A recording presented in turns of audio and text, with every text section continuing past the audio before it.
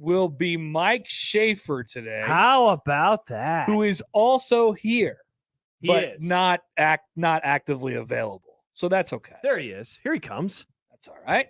What's up, Josh? Nothing, man. How are you? Great. Awesome. Excellent. I'm so good. The Nuggets won a championship. Then I watched some baseball. Watched the Royals to even me out last night. Yeah, I hear that they had a win. No. Oh, they lost? You heard wrong. Oh, I thought they won. No, they tied, and then they lost. Oh, okay. Well, That's why he said to even him out. He didn't want to be too happy. I thought for a second, Nick, that it was going to make me double happy. I thought there was a moment in time where I was going to be like, oh my God, the Nuggets are going to win a title. And then 10 minutes later, I'm going to watch the Royals get a walk-off hit in the 10th inning. This is going to be awesome. And instead, no dice. Well, I told the whole story earlier. It's not maybe not that interesting to you, but it's the crossover. So here it is. Sure, why not? So they were down 5-4 in the 10th, had runners on second and third with one out. This is usually a very good situation. Runners in scoring position is the term. Yes. A base hit wins the game. A fly ball to the outfield ties the game. Yeah. Sometimes. And then even better, Josh, a home run. The batter for the Royals named Edward Olivares got in a 3-0 count. Oh, wow. This is great. This is an incredible situation. My dad always said in 3-0 count, just leave the bat on your shoulder. You could do that. That's an option. If you're Gary Sheffield, leave the bat in your little weird thing. Yeah, or you could swing if you'd like to. But what he decided to do was step out of the box for a long time. Oh, no. At which point he got a pitch clock violation. 3-1. And then he popped up, and then there were 2 outs. And then the next guy popped up, and then there were 3. And the game was over. Wow. And that's how the Royals lost. And then I watched more baseball with Stanford and Texas, and the guy said, "Oh, I can't see the ball. Where's the ball? Where's the ball?" Yep.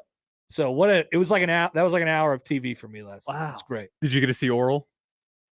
Was Oral didn't play last night. Oh, that wasn't last night. Oral didn't play last night. Oral was done by Saturday. Oral was done on Sunday. Sunday. Sunday's a good day for Oral. I've always said that. Yep. Hi, Schaef. Hi, Schaef. Good. How are you? Not great. Not great. Turns out you like your vehicle to get over 80 miles an hour when you're on the interstate. Oh, no. I had that thing once. It's the worst. Where it didn't get over my 80 foot miles. is all the way to the floor. It didn't get over 60 on my way to Denver. Okay, that'd be terrible. It was double as worse as you. So Schaefer. I assume you had to have someone look at it. Correct. And what was your issue? The issue was that the gas wasn't high enough quality and that the car didn't like it. So it said, no, thank you. It said, no, thank you. I can only go 60 miles an hour today. Interesting. On this swill gas. Yep. I have a conspiracy theory that they're intentionally using cheaper gas, but raising the prices so they make even more money than they need to. But it's lately, because there's like winter gas and summer gas, and they've just kept the winter gas in. Shay, this is a different mix. What? On the I winter don't have gas? thoughts on the winter gas. Or It's the my summer theory. gas. It's my conspiracy theory, and I'm standing by it. Different mixes, and they're keeping the winter mix in because it's a little more watered I don't down. have thoughts on quality. Northwest gas. What a from theory. yesterday.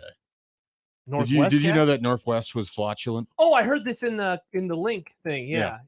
And You were remember like, Northwest? Oh, Northwest. Yeah. I couldn't understand what you were saying. I was making a play off of the gas, the winter gas, the summer gas, the North gas. Okay, so what have you so run some diagnostics? I go to get I go to get on the interstate from what is that exit 420, I think. Exit 420. Nice. That's a weed comment. That's the Alvo Eagle route that I go now. And you have that long runway. Like you have that long runway to get up there. And my foot is on the floor and it's 65 miles an hour. Mm-hmm. And I'm just thinking, what in the word I'm not going to say? Thank you. Good job. Thank you for your service. And it proceeded it just like I had everything turned off so I could just hear the engine, and it just sounded like it could not catch to get to that next level. Yeah, that's so exactly what happened. I have a Nissan, and they have the CVT, the continuously variable transmission, and so it's supposed to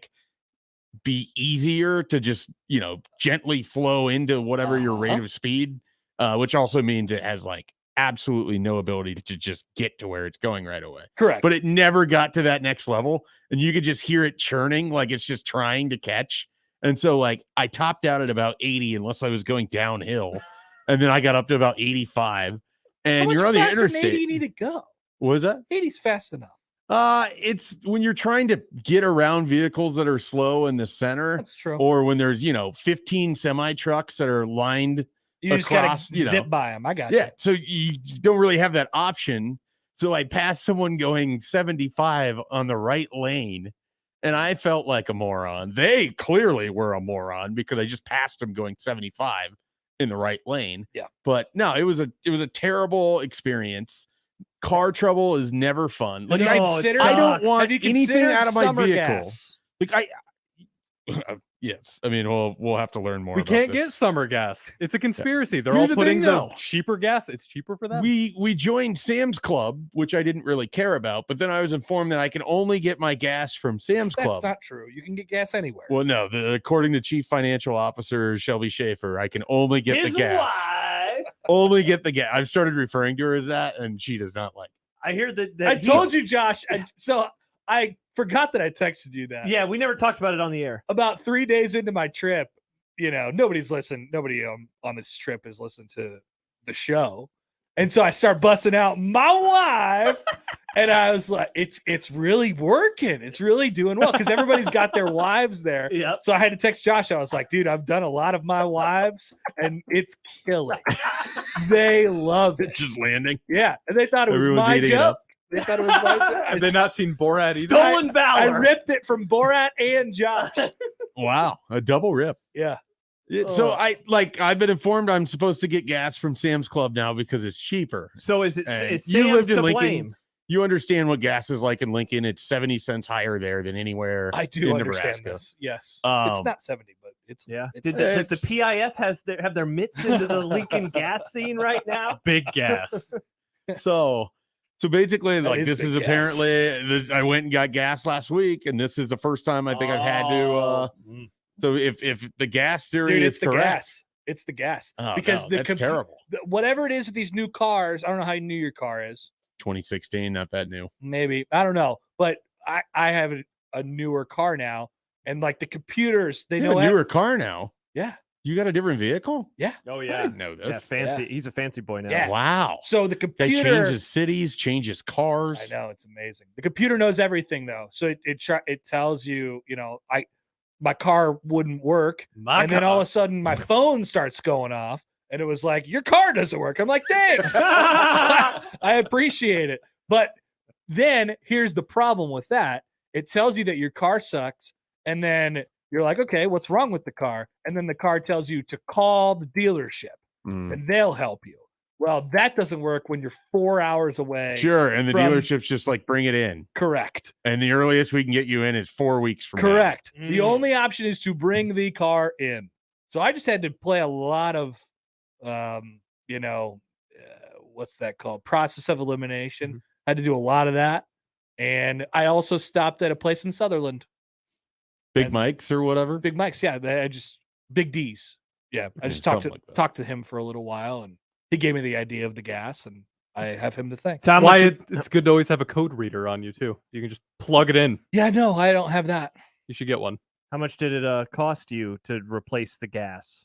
Do you feel comfortable sharing the number? $0. So they just drain the gas. I just drove to Denver and then got new gas. So just time to drive around Omaha, I guess. Well, I mean, I've got like 100 miles left, so in theory, I should just put in new gas, and that would help if this is the issue. Reliquefy the gas. So Yes. what I'm gonna do Commingle. is I'm gonna try to drive this junker off of the lot here today, and get onto the interstate, and we will see if it is still problematic, and then there are more than enough gas stations. It will along be. the way. And there will be a moment, if it's the same problem as me, there will be a moment where you think it's fixed and you think it's going well. Well, that's and when then, I realized I was going downhill. And then exactly. And then it will happen to you again Yeah. and it will stop you again and you will say, no, damn it. And, So yeah. And I even tried like setting it in cruise control to see if it could maintain the Same. speed there. And it is a helpless feeling when your needle is just Oh, going down and you know that thing is set. oh It was man. just awful. It's amazing. All right, so It- just new gas. Try new gas first, Get and summer gas. It doesn't exist. I don't know. doesn't Look, exist. we might have a corporate restructuring if I can't get gas from. that's true. You From need to find a Sam's local table. Sam's Club, and then The CFO will not be happy about this revelation. you get points for it or something. No, well, you know, it's like just so in 5 Lincoln, cents cheaper. it's about Yeah. 20 cents cheaper, so Okay. it does make a difference. All But right. So it's more just about the Oh, it's you pay for the Sam's Club membership, so you need to use. The yeah, Sam's we have Club not gas. even gone into Sam's Club yet. So you just buy it for the gas. Just for the gas, for the I- 20-cent I discount wasn't the on one that gas? decided we needed to Shelby, get the what are we Sam's doing? Club membership. Come on. Interesting. So I see Yeah. the people at Costco, and they had to install like lanes on Yeah. the gas Ridiculous. station. I never go there. It's ridiculous. It's out of control. It's- I love my Costco membership, but it takes so long to get the gas. It's not worth it. I did it last year. Remember during the College World Series when gas was like $5 a gallon? I do. So one of those days I need. I was like, you know I what? don't I'm think gonna. it was ever $5 a gallon. It was was a close lot. here. It was only. $5. It was Yup. over 4 for sure. It's because there's more people here, and then the gas stations I are don't like, we can remember make more this. money off of people. It also would Summer defeat the gas. whole With idea that winter Lincoln's the gas. most expensive place. in the Lincoln state. definitely has more expensive gas in Omaha. So I go there during the College World Series, and it took me 45 minutes, and I was like, never again. Never. I'm never going to do that again. It was Definitely like, not it was during a 10 gas. cents Well, I'm not going to go cheaper. there anymore if they have this weak summer gas. Yeah, seriously, you need the winter gas. So Yeah, wait, get- does he need the summer gas, Nick? Which gas does he have right now? No, you want the summer gas in the summer, but the problem is the gas stations are getting the winter gas yet. It's a different mixture, Hmm. and it's cheaper for the gas stations to get the winter gas. And they're probably like, hey, we can just make more money by increasing these prices, but using the lower so quality what gas. level of percent do you actually believe this? Like 30. Okay, because Oh. you seem like you're selling it more than you're actually Is this a believing Reddit it. theory, Nick? No, it's my own theory. Oh, okay. Even he worse would than a never get Reddit anything theory. There are Reddit. different mixtures for summer and winter, though. That's a thing. They do use different mixtures This is a because grim of original. temperatures.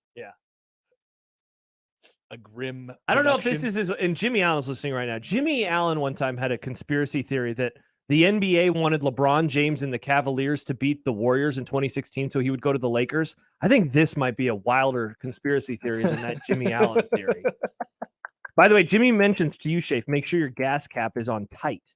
Is Oh, it not? Yes, because sometimes the car doesn't like Ooh. that either. That's crazy. That it's like Yes. I'm not driving Okay. fast enough for you. That was might the- be worth checking too. Oh, That was the this could be a first thing. commercial break thing I that could we go out check. and check Yeah, for you. I can we're- press the button. We're marching out there during break. Cool. It's going to be a King of the Hill like moment, except And none then of you us can know see what my we're new doing. car. Yeah, I didn't even know you. How long have you had a different car? January. I was gonna say we went out to a Wow. bar together, and you had the new vehicle at the bar. It was brand new. Wow, Yeah. you let the new vehicle go to the bar? I Yeah. did. It was a great night. We had many great nights. at that Also, bar. yesterday I found out that at some point I either backed into something, which is highly unlikely, Oh no. or I got hit by something, More or someone likely. else that had my vehicle Oh. hit something. And who has your Because there vehicle? is like this large dent Which is the that I most had never likely? noticed until yesterday. Which is the most likely out of the three options? Probably the third one. Oh no, I was gonna say the Oh, second. Someone I was- stole it? So there was like a charity car wash at this golf thing that Is I this played the in a few CFO? weeks ago. And you're just supposed to leave. Nope. You're just supposed to leave your keys with the people doing the charity car wash. I wonder if they bumped into something. A I little- feel like I'm having a Curb Your Ah. Enthusiasm. Is this moment. like a teenager, like a teenage yeah, it was boy? like for the Lincoln East dance team or something. Wow. And they set this thing up at this golf event, so everyone playing in it. bunch feels of little Jack obligated to- Mitchells. You're just trapped. Yeah. That's basically. a bummer. And Would they I- were would smart I about have- it. They had like Venmo out, so you couldn't even be like, oh, I don't carry cash. This is the event that I would have been trapped at. Yeah, you'd have been trapped. Glad I wasn't trapped. I was in. Yeah, you were Florida. typically you were rolling out my wife. My wife. My wife. It was killing, man. It was great. It's really funny. It's still funny. Do you Holds up remember very well. Do you remember a former person we used to work with who had summer and winter tires? Schaefer. Oh yeah, no, I definitely do. yeah. Definitely, That do. guy was crazy. Is that the guy from the West Coast? That who guy went to didn't school have on the East summer Coast? and Yes. he didn't have summer and winter outfits, no. but he had summer and winter tires. He's got to put my summer tires on. Yeah. That guy back in Cali now? Is He that what he is. did? He is. That guy had his whole life planned out, and then he was like, screw this plan. He's Wasn't excited. that- He's excited about UCLA joining the Big Ten. Oh, okay. Yep. Good. That's good. That's Wasn't awesome. he like lifting tires as part of a workout because he couldn't get to the gym or whatever? He didn't. Is this a COVID thing? He didn't have access to a gym. Yeah. So yeah, I believe he had a tire in his small apartment. Yes. So he was just work out using the tire. Wow. What a Yeah. guy. I never met this guy. One of the weirdest funniest people ever. Oh Yeah. yeah, he's hilarious both in what he would say, but also just like the presentation of himself, if that makes Interesting. sense. He had a thought on a lot of things. Oh, Yeah. thought exercises. Thought exercises. I love if thought you will. exercises. I love Much like thought you. Yeah, I yeah. think you would get along well. Now Nick is DMing me and only me. Yep. Gas stuff. Gas stuff. This is just lovely. Gas boy. Yep. Gas I stuff. think I'll just close that browser window out there, Nick. Sorry. Send me That's the fine. gas stuff, Nick. I'll send you the gas stuff. You want to read? Do you just want to read it to us on the air? Yeah, I can read it to you. Okay. This is from energy.gov. It's a government website. It's, That's what they want you to believe. winter Mm. grades of gasoline can have slightly less energy per gallon than summer blends. Battery performance decreases in cold weather, making it harder for the alternator. It's different quality to help in colder environments, but it's a lower quality, but to help it start better. But it is specifically designed for the environment that Yes. it is in. yes. So your theory, though, to go back to the original discussion, is that they're giving us the wrong gas. Yes, because I think it's cheaper for them to get that gas, but then they're still hiking the prices. I And think you they're just hiking the prices, Nick, because they're evil people. And you think this small change between winter and summer gas could be responsible for Schaefer's car not working? I think it could be responsible for a lot of things. My car's had issues Oh. with bad gas before. Hmm. Different mixes, different waters. Gas quality has been bad the last couple of years. has it? It has. Have you tasted any? Well, no, but I drive old trashy cars, and old trashy cars usually feel the negative effects How do you of know bad it's gas. the gas and not just a trashy car? Yeah, Nick, your car is horrible. Because I know cars. I know what's wrong with my trashy I know. cars. I don't know anything cars. about cars. I just want them to work. Like that's the whole. I Like, know I don't what need anything other than when I start the car that it works and then I can get from point A to point B and nothing happens in between. That's what I want too. That's all I want out of a car. Yeah. Nah, you're a car guy. It seems like you have He is different a things car that guy, you want. though. He knows about cars. I'm not Which picky is about what makes cars. his car so sad. I can't afford another one. Every I'm time I not- have I enough know, that's money, what I I'm have saying, Nick, medical it's bills. sad. Maybe instead of like, the people that if they want a dog, they're like, you're going to the Humane Society. Like maybe that's how Nick feels about his car. He's never going to get a new car. That's not how I He's feel about always cars. going to go to the Humane Society for his vehicle. No, I cannot. Because Adopt, he don't doesn't want shop? him, he doesn't want him like, I've had it's a old no used kill cars. situation with cars. Here's his rescue. yeah. I've had Piece old of used junk. cars my whole life, and I Can just you want imagine? a new car. I Nick want just a new starts car. introducing his car as a rescue car. I love this idea. Remember, It's a fun way to This is my describe it. rescue car. I bought it at I bought it on auction. It The was car gonna that be I'm crushed. driving now was not supposed to last through college. And It's- here it is. I have to keep it alive. I have to keep it on life support. What was the government program that they did? Glunkers and junkers? Cars for Clunkers kids. for cash. Clunkers for cash. That was it, Schaefer. I remember that one too. I think you could Nick. turn in an old bad environmental Cash car. for clunkers. Yes. Cash for clunkers. Yeah, So the you reverse. not clunkers for cash. But everybody apparently was turning in their clunkers. By for the way, cash. a text from Sean, fuel delivery problems. This includes a paragraph. A dirty or clogged fuel system can starve an engine of fuel and is always a likely cause of low engine power.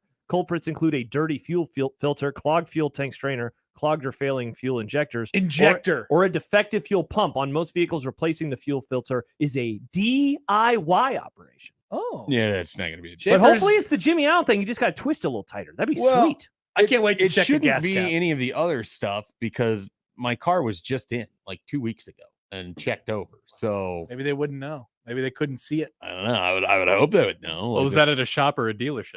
It's a dealership. Interesting. I've Oh, been Nick's going got a there theory for- about this too. I trust shops. I'm very picky about the shops that I go to. You trust shops? I trust not dealerships. I dealers? trust They shops sell the over cars dealerships. I I trust dealerships for the exact opposite reason that you trust shops. I don't trust shops at all. You got to go to the right shop. So you got to go to a Yeah, and shop. so everyone says that, but how do you know the right shop? It's Exactly. like you talking about how you know which gas is good when you're driving. So your how Vespa. you know the right shop is, so I grew up in a very small town conservative area, Sure. but those Let's not people get into know, I did politics, too. Nick. they know cars. People in that area, What, my you saying home area, they libs know don't cars. know cars? They I'm a also lib, know I know what little people cars. don't know cars, and they take advantage of those people. Odson, put out a i.e. poll me. question. Do libs not Do know? libs know cars? There are libs know cars, but I trust because that's what I grew up around. So Nick I says, Dibs when, or I, cars? when I go get my car fixed up, I want to see a MAGA flag and a calendar with he is January saying that. 6th circle. He is that's saying kind that. of what I'm saying. He is saying that. The yes. best shop experiences I've ever had because they're honest with you when it comes to like cars and How stuff. do you know the mechanics at the dealership aren't the same way? I guess I don't. I've never been to a dealership Mick mechanic. walks in, hey, what is your thought on January 6th? And they're like, overrated. Well, He's like, oh, here's my vehicle. Overrated.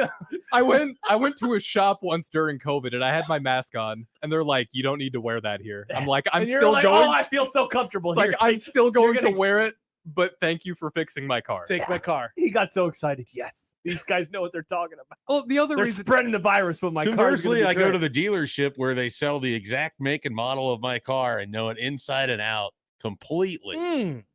So I don't know. Like that's part of the appeal to me. But another thing I like about shops too is sometimes like they'll fix it, but it won't always be like the exact part for the exact model of the exact car. They can figure out ways to kind of MacGyver things so it still works. I don't want any MacGyver. Yeah, okay. I want the part. I want the I real feel part. like we're on different wavelengths of how we want the car shop experience to go.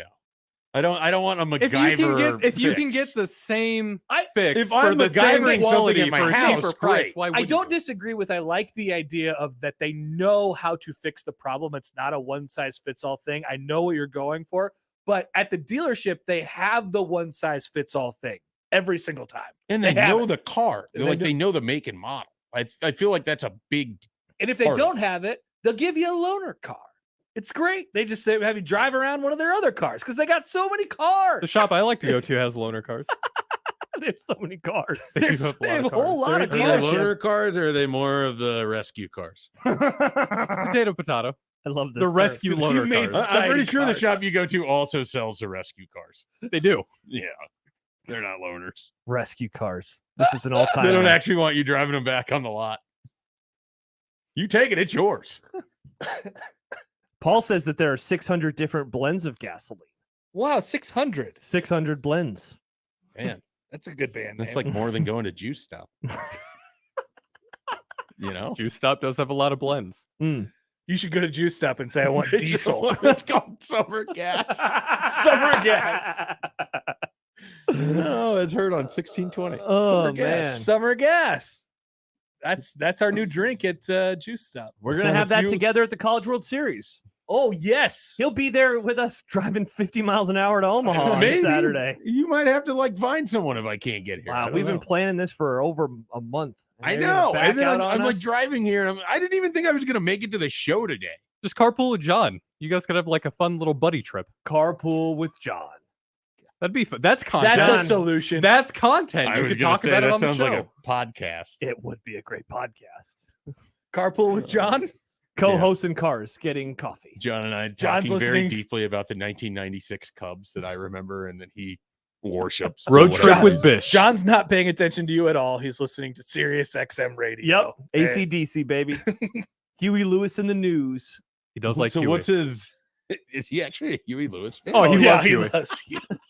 He specifically asked me to play Power That of is Love the VOB other day. for sure. Oh, yeah. That's oh, when yeah. he did his voice. Uh-huh. Oh, Wow. for sure. Oh. Yeah. I just Oh. thought that was the FM radio guy voice. Yeah, it is. It But then he is. was doing it for Huey Lewis. Oh, Yeah. He did a really He good was job with talking the about the ramp. ramp. The It was- post. that was perfect. And then the song started. That was really good. He knows the song by heart. Yeah, he does. He certainly does. Wow. I feel like we're leaving the crossover and you're in a better place mentally. You seem happier now. I like Seems the like we idea that might have this is figured out not- the issue. I like the idea that this doesn't have to be an expensive fix. That'd be really nice. I I don't like think the so. idea that I could just No go get more guarantees. gas and everything is fine. Mm. I like the idea that I'm going to go outside in a couple minutes and just tighten And the it'll work. gap. That'd be Oh, great. I can't wait. I hope that that's what it is. By the way, so you know- seem mildly excited about the idea of not having your car work so you can not come to the College World Series. No. Okay. I don't want that. yeah, like, we don't my either. car not working is at the top of the list of things that like would It bother sucks. me. It sucks. Good list. Incredibly. Top 5 for Josh. tomorrow? Josh, Top 5. think about that a little bit. Yeah, or it would that be a sucks. bottom Top five? five things that would bother me. Yeah. It sucks. Like what? So I forgot to tell you the story. So I recently had to replace something, and it was $1,500. A headlight? No, that was the part. I did get a new headlight though. But I complained on the air about how I had to spend $1,500. Well, then a listener emailed me like 2 days later, like, you're complaining, but I just had to spend $4,000 on my car. I hope it's like I don't like we're not measuring things right now. It's like when you man. whine about traffic and someone's like, "Have you ever tried to drive in Pittsburgh?" I'm like, "No, I don't live in Pittsburgh. I live in I'm Omaha. sorry. I left my house hoping to get somewhere in 15 minutes, and it took 45 minutes, and I don't live in Pittsburgh." But thank you. I'm sure the traffic is bad there. And then someone else is just like, "Have you ever tried to drive around Thanksgiving weekend in LA?" No, I haven't. Can't speak to that.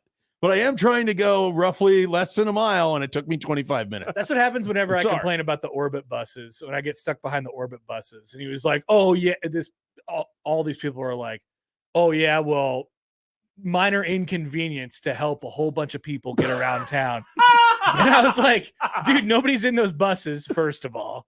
And second of all, yes, I'm complaining about my minor inconvenience. It's my life. It's my minor inconvenience. My life. Have we Minor talked about- inconvenience sounds like either a good podcast. I was going to say it's a great podcast. like a just a you Welcome have to a Minor different Inconvenience. person. Every episode's a different person complaining about something. The that idea happened. guy. Man, In you have there, the guy. idea. Schaefer is great. so good at this. Yeah, you. Speaking of minor inconveniences, Write it on the board. 72nd and Dodge is garbage. It's Oh, the it's worst not place not on a minor earth. inconvenience. That's a major Have you inconvenience. seen this crap right now? I haven't It been. is stupid. I haven't been exactly there, but I Dude. mean, I have spent enough time around it. It's horrible right now. I'm glad they How many planned this lanes around are closed? CWS. Well, you know what? 4 lanes? You know what's going to happen? It's about to get worse because they're about to wreck out that do space and put the library there. Oh, do spaces?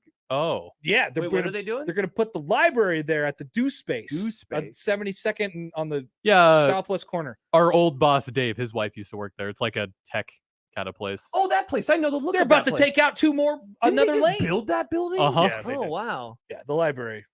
Well, because they took out the library downtown to make way for a big skyscraper nobody asked for. I thought they were putting another library downtown. They're not doing a library downtown? Maybe. I don't know. This is what I was told. Okay. What's going to happen to all the libraries in Florida? What do you mean? What a question. What a question. They're going to have a big book burning party, I think. What do you What, mean? you don't need a building for no books. He They're doesn't getting rid of read all the much about books. putting finger on. I What don't happened to the think. libraries and gonna happen? idiocracy? What are you talking about? What's In with the Florida, book? they're banning every book that's Yeah. ever been written. Ron DeSantis is banning They're every book. banning books? Uh-huh. I just bought a book in Florida. I'm surprised. It's one of the last ones. I'm surprised that they didn't just assume you were burning the shop down when you walked in there. Oh, maybe they were cool with it because they thought you were buying it to burn it because that's how they just operate. got into books. I just got into books. I don't like this thing, so I'm You know going to how, buy like, it and burn it. Every gas station start of spring has the like logs, the starter logs for your fire pit. Yeah. The gas stations in Florida are just going to have books. Starter books. It's a U.S. history book. Oh, they teach the Civil War. Going in the pile. Outside every house, All there's right. a big pile of books. It's like you could take these and burn them. No history book in Florida goes past 1956 anyway. No, Yikes. the ones they got to burn do. Okay. All the Wow, history this is books I had news. growing up didn't go past they barely went past 2001. I don't know what's going on with the sanctimonious. Nice. Oh, Pudding fingers. I just wanted to make the library joke. In It was a good Florida. joke. It's a good They got joke. everything You're I reading had. now? I picked up that one book. The Chuck 90s book. Klosterman one. Yeah, the Chuck Oh, Klosterman I book. love that book. Yeah. I read it in like 5 You days. didn't know about this because it was on the crossover with Gary and I that you were talking about. Oh, Yeah, I missed this. my bad. And I That's was okay. just stunned because the Happer I knew did not read books. Yeah, look, he's getting older now. I went And into a this book bookstore. does not have pictures in it that I'm aware of. No, he's maturing. Oh, You very gonna go for mature now. Boxcar Children next? Oh my gosh, what a reference, Nick. What's that? That's how I Kids- learned how to kids read. chapter books. Yeah. Oh, I felt I like was I've heard of making a that joke. before. Yeah, Who's no. the guy who wrote the sports books when we were a kid? Matt Christopher. Matt Christopher. You ever read his? I never Like- heard of that. I book. was. Did you ever get The into catcher with Goosebumps? the glass on. Yeah. No, I the was boy not. who only hit home runs. I was not a Goosebumps kid. I loved Goosebumps. R.L. Outfielder that Stein. What a couldn't guy. see. I was I read in middle He plays school. for Texas. I read the book, all the series books. Series of unfortunate events. That's it. Those books are great. Those books were great. I agree. Big lemony and I snicket was guy all over excited here. about that movie with Jim Carrey, and then it wasn't good. I thought it was okay. Oh, by the way, multiple people are saying Happy New Year. So happy New Year. New Year. Let's go check Schaefer's gas tank. Yeah, let's do that. All right, program Oh, starts no. when we return here on 1620 The Zone. Your Omaha area forecast presented by Funplex Water Park and Rides from the KETV Newswatch 7 Weather Center on 1620 The Zone. Another nice day on the way Tuesday, warming up quickly in the morning with mostly sunny skies. Winds remain fairly light most of the day with highs in the low to mid 80s. I'm meteorologist Sean Everson from KETV Newswatch 7. 1620 The Zone's Unsportsmanlike Conduct, brought to you by a great friend of the program, Union Bank and Trust. The cigar enthusiasts at Hearth Cigars and Pipes are a pretty diverse bunch of humans. Some enjoy an adult beverage or two, others pass the time with a competitive yet friendly game of dominoes. Still others enjoy shooting some pool downstairs, while more than a few are just satisfied with each other's company. The common thread with all of them is the awesomeness that is their favorite cigar from the humidor.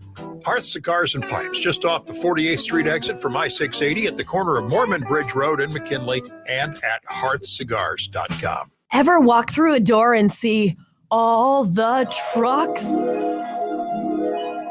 Yeah, it's kind of like that at Gretna Auto Outlet. Half-ton trucks, three-quarter-ton trucks, dualies, gas or diesel. Gretna Auto Outlet will be happy to show it to you. They don't call it truck heaven for nothing, you know. Stop in the climate-controlled comfort of the indoor showroom or online with the virtual showroom at GretnaAuto.com. Gretna Auto Outlet, open Sundays too, just north of Nebraska Crossing on Highway 6 in Gretna. Peerless Energy Systems is Nebraska and Iowa's locally owned and operated authorized solar air compressor distributor. Peerless Energy Systems provides products and solutions for compressed air systems, helping companies in manufacturing, food processing, transportation, auto body repair, car dealers, and more. Driving industry efficiency through service, support, and relationships, let Peerless Energy Systems help you increase efficiency with your compressed air systems today. PeerlessEnergy.com.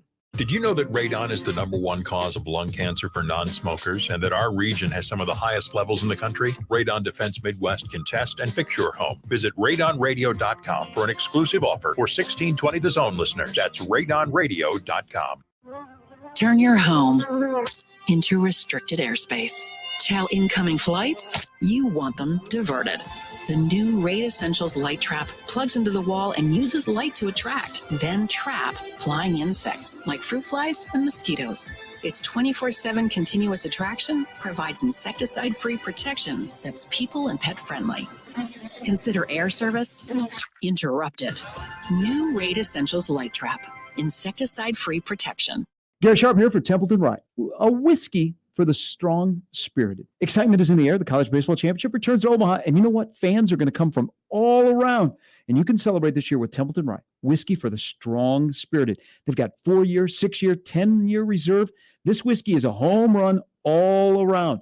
Now, you want to learn more about Templeton Rye, you can check out their Instagram, Templeton Distillery, or visit the on-site distillery just a short drive outside of Omaha. Enjoy responsibly. Templeton Rye Spirits, Templeton, Iowa, Rye Whiskey. Hey everybody, it's Michael Swift for Ted and Wally's, 2 locations, one in the O Market and in Benson. What goes better after a wonderful meal? Say you're in Benson looking for a great place to eat. You roll into Taste of New Orleans, you get your po' boy, maybe have a little bit of gumbo, and what goes with that? Ice cream, ultra premium ice cream from Ted and Wally's. You swing into Ted and Wally's, whether it's a quart or a half a gallon or just a couple of scoops, you're going to love the ice cream at Ted and Wally's. So many different flavors and so many locations. 2 of them, in fact, Old Market and Benson. And when you go there, tell them Severe sent you. The Zone Hotline is powered by 42 Degrees. The Source. By your mom's house. This edition of Unsportsmanlike Conduct on 1620 The Zone is proudly presented by Union Bank and Trust. The program starts now. KOCN. Unsportsmanlike Conduct on 1620 The Zone. Husker Athletics, Creighton, and yes, UNO. Don't miss a moment, they'll give you your fix. They're on every day from 2 until 6. Spend your afternoons with John, Josh, and Nick.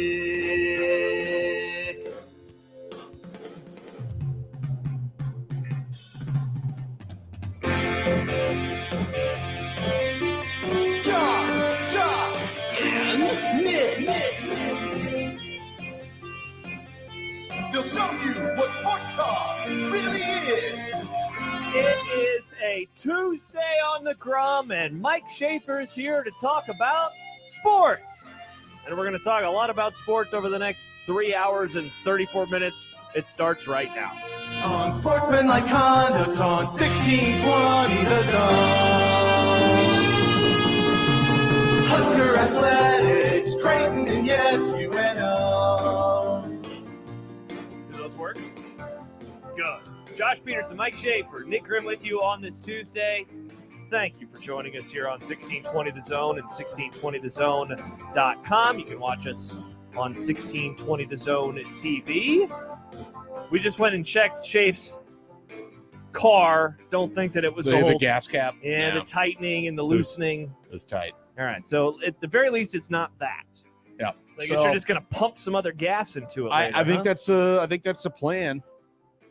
I think I'm gonna get on the interstate after the show. We'll see if we can, if it's doing anything at that point, then we'll just go to a gas station. Okay.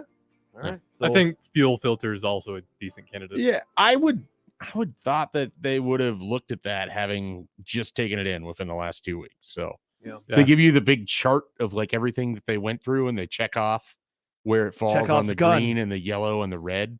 Mm-hmm. Red means replace immediately. Yellow means we think you should replace this, but you're going to be cheap. At least that's how I view it. That's how I always view it too. And green means you're good to go. Yep. And I didn't have any yellows or red, so I don't know.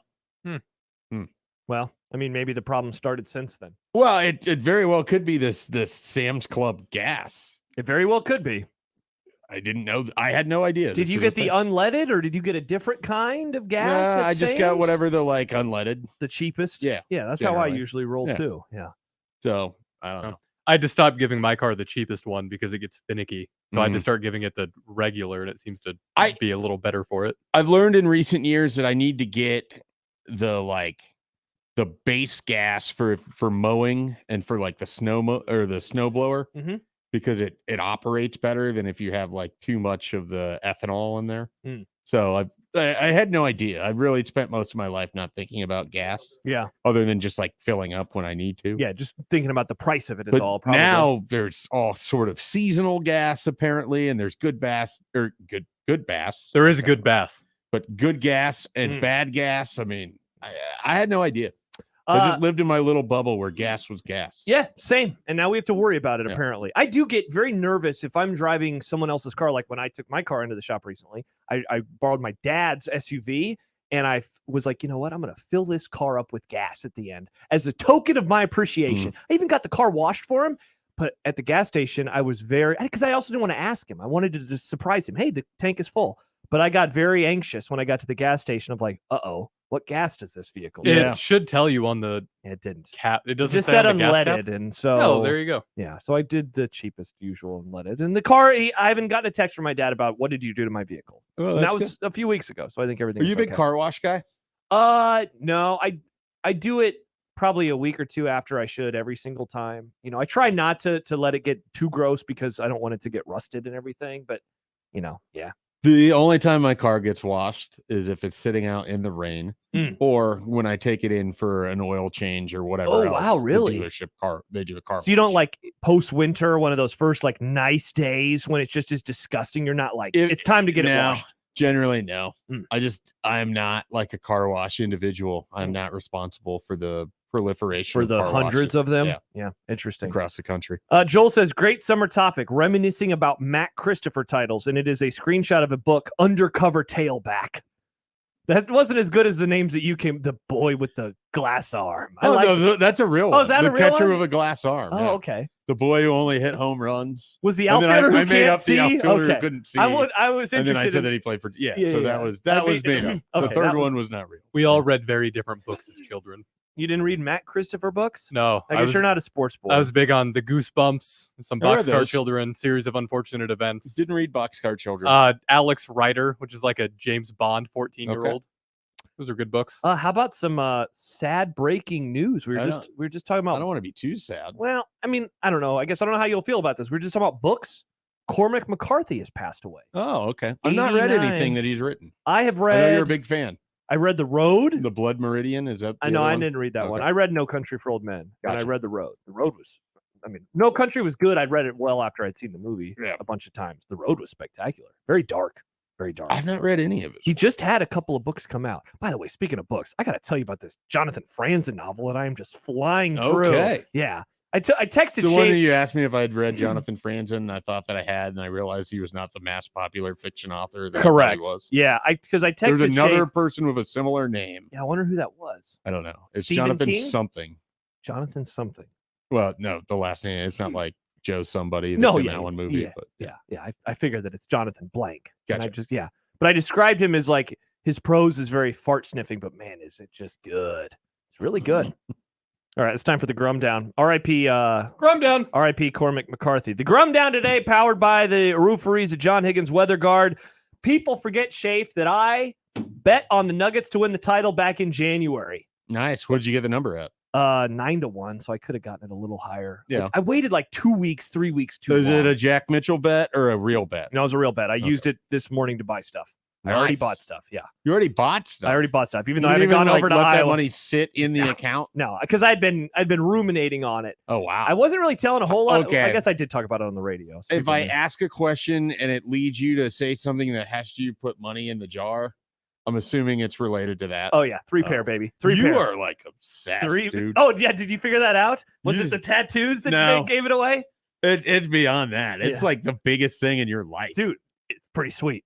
Wow. Yeah. So yeah, I already spent money is made money. That's not a phrase. So I bet on them. We'll talk about the Nuggets. The College World Series field is set. It is set. Texas is not coming. Are we sad about Texas? We'll talk about that. Your colleague Michael Bruns stops by. Tom this morning. Is he happy for Denver as a Broncos fan?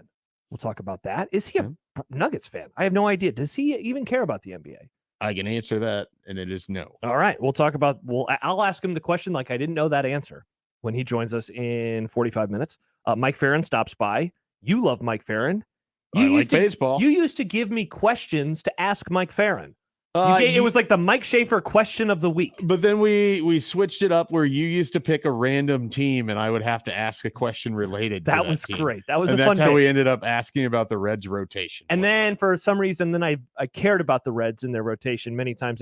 Did they have a guy named Brad Hand? Was that no, them? that was Cleveland. Did they have Ham? Something Ham? No, they No? did not have a hand. Okay, because I remember a Hand. Brad Hand was on Cleveland. So that's a real Yeah. guy. Yeah. All right. Wow. That's a great baseball name. Brad he was, Hand. he was a good closer. Here's for a while. Brad Hand. Now he's on your Rockies. He is on my Rockies. He's a reliever. I knew that. Something that I came up with and I didn't tell you about because I think you were on the road. The GOATs in the NFL, a topic that I read my setup for this story later is going to be very funny. I think Okay. you're going All to right. enjoy. I'm Yep. just not even going to say anything. Cool. And then what do we know about college football in 2023? What don't we know about college football in 2023? We will tackle that in the happy hour. Tackle, nice. That is the no pun intended, but I guess the pun was intended. That is the lineup powered by the rooferys at John Higgins Weather Guard. You can give us a call today if you'd like, 402-951-1620 on the 42 Degrees The Source hotline by your mom's house, Schaef. 402-951-1620. You can also shoot us a text there at that number, 402-951-1620. This one from Thomas. My car started despite being parked on a downslope for a couple hours. Kind of sad. Isn't that good that it started? Is that what's up with downslopes, Nick? It's just generally not supposed to, but Oh, interesting. Yeah. All right. Well, I had no idea. I guess Why is he guess sad it- that his vehicle's working? I don't know. Maybe he doesn't like his vehicle. Interesting. It was a rescue vehicle that he wanted Yeah, to take just back. take it to a rescue place. Don't, Not Don't everybody can neglect your afford brand vehicle. new cars, Schaef. That's how I learned the most about I cars is having to understand. constantly fix my rescue cars. People forget that if you drive a new car off the lot, it loses a lot of its value immediately. It Yeah. does. Yeah. Depreciate is the term. That is the term. Yep, there you go. You can also email us, Equitable Bank Inbox, Josh at 1620thezone.com or Nick at 1620thezone.com, or you can find us on the JTech Construction Zone Twitter feed at USC 1620. We will talk about the Denver Nuggets when we return. College World Series field is set as well. Just a whole lot of things. So many things. Good so many things. things. Also, I do want to talk to you about Carter Nelson All right. and his recruitment and stuff. So all that and And more. stuff. He's Mike Schaefer. He writes for Husker 24/7 Sports. I'm Josh Peterson. I host this radio program. Nick Grimm is our producer. It is Unsportsmanlike Conduct on this Tuesday, 1620 The Zone. The best way to catch all the action is on 1620 The Zone. And no line for the bathroom. We're live at Funplex in Omaha asking some experts what the best part of summer here is at the park. So, what do you guys think? Motion Ocean, the slides, the lazy river, splash, double trouble. Whoa, one at a time. Whoa! We got this. Riding the waves of the Motion Ocean. Next, double trouble. A trapdoor drops, and suddenly you're rocketing down a slide feet first. Yeah, but what about music and lights inside Rockin' Rapids? Okay. I guess the experts have spoken. This summer, let the fun drop at Funplex. Get your tickets now at fun-plex.com. Dust. It's in the living room, the bedroom, and the bathroom. It's also in your lungs. Let's fix that, shall we? Duct Defense Midwest offers a comprehensive system that cleans, disinfects, filters, and purifies the air. They'll make your home healthier and improve the life of your HVAC system. So improve the health of your home and everyone in it. Go to cleanairradio.com right now for a special air duct cleaning offer for Zone listeners. cleanairradio.com. As a business owner, you work hard to keep the lights on. At Emprise Bank, we do too.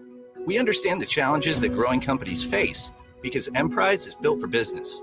Whether you need to borrow capital, finance real estate, or get advice to reach your goals, our commercial bankers are here with flexible financing solutions to make banking easy and to help you switch from your current bank seamlessly.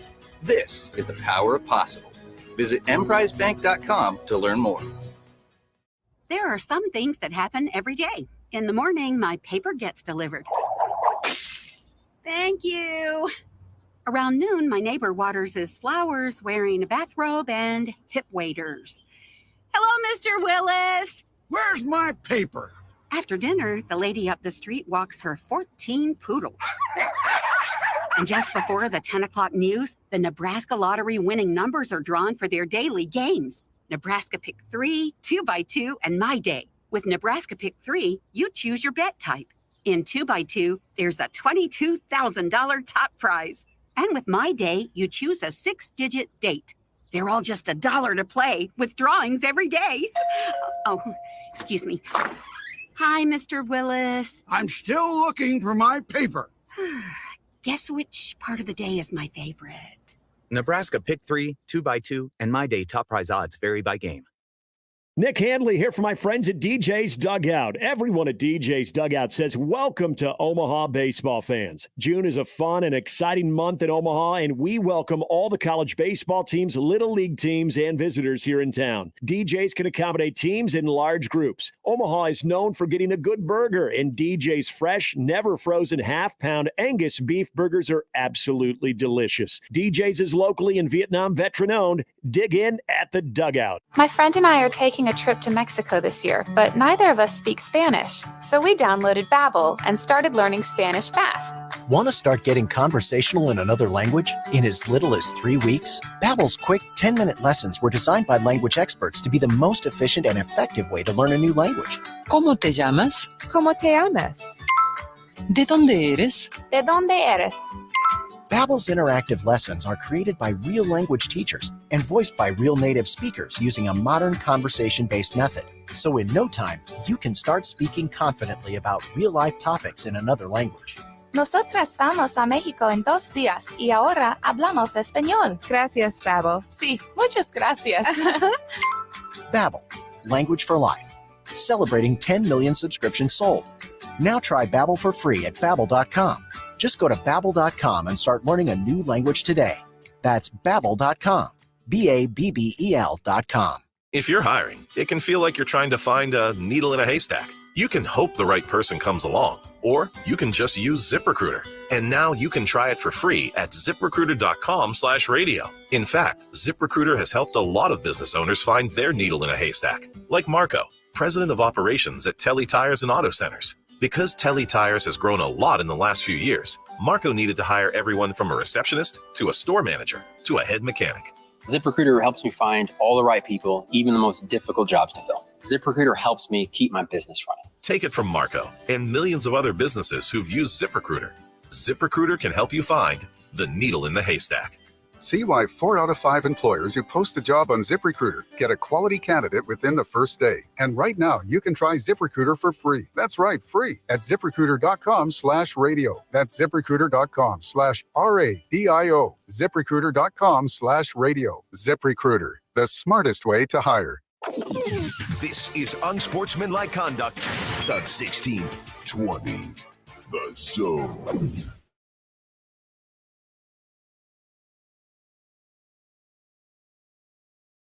Josh Peterson, Mike Schaef for Nick Grimm on this Tuesday. It is Unsportsmanlike Conduct here on 1620 The Zone. We appreciate you joining us.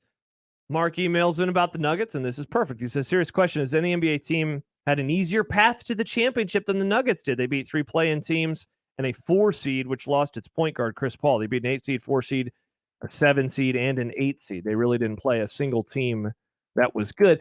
Okay, I definitely wouldn't describe it as not playing a single team that was good. I mean, it was only a couple of months ago that we were going into the playoffs, and a lot of people were picking the Suns as the team to win the NBA championship, even though, they lost in the second round. Oh, and they also have to be good enough where the 8 seed from the Heat beat the Bucks. They beat the 1 seed, the Celtics, the 2 seed, and the 76ers? No. Knicks, which were the 5 seed, I believe. Yeah. So, and then the Lakers obviously beat the 2 in the West. Yep.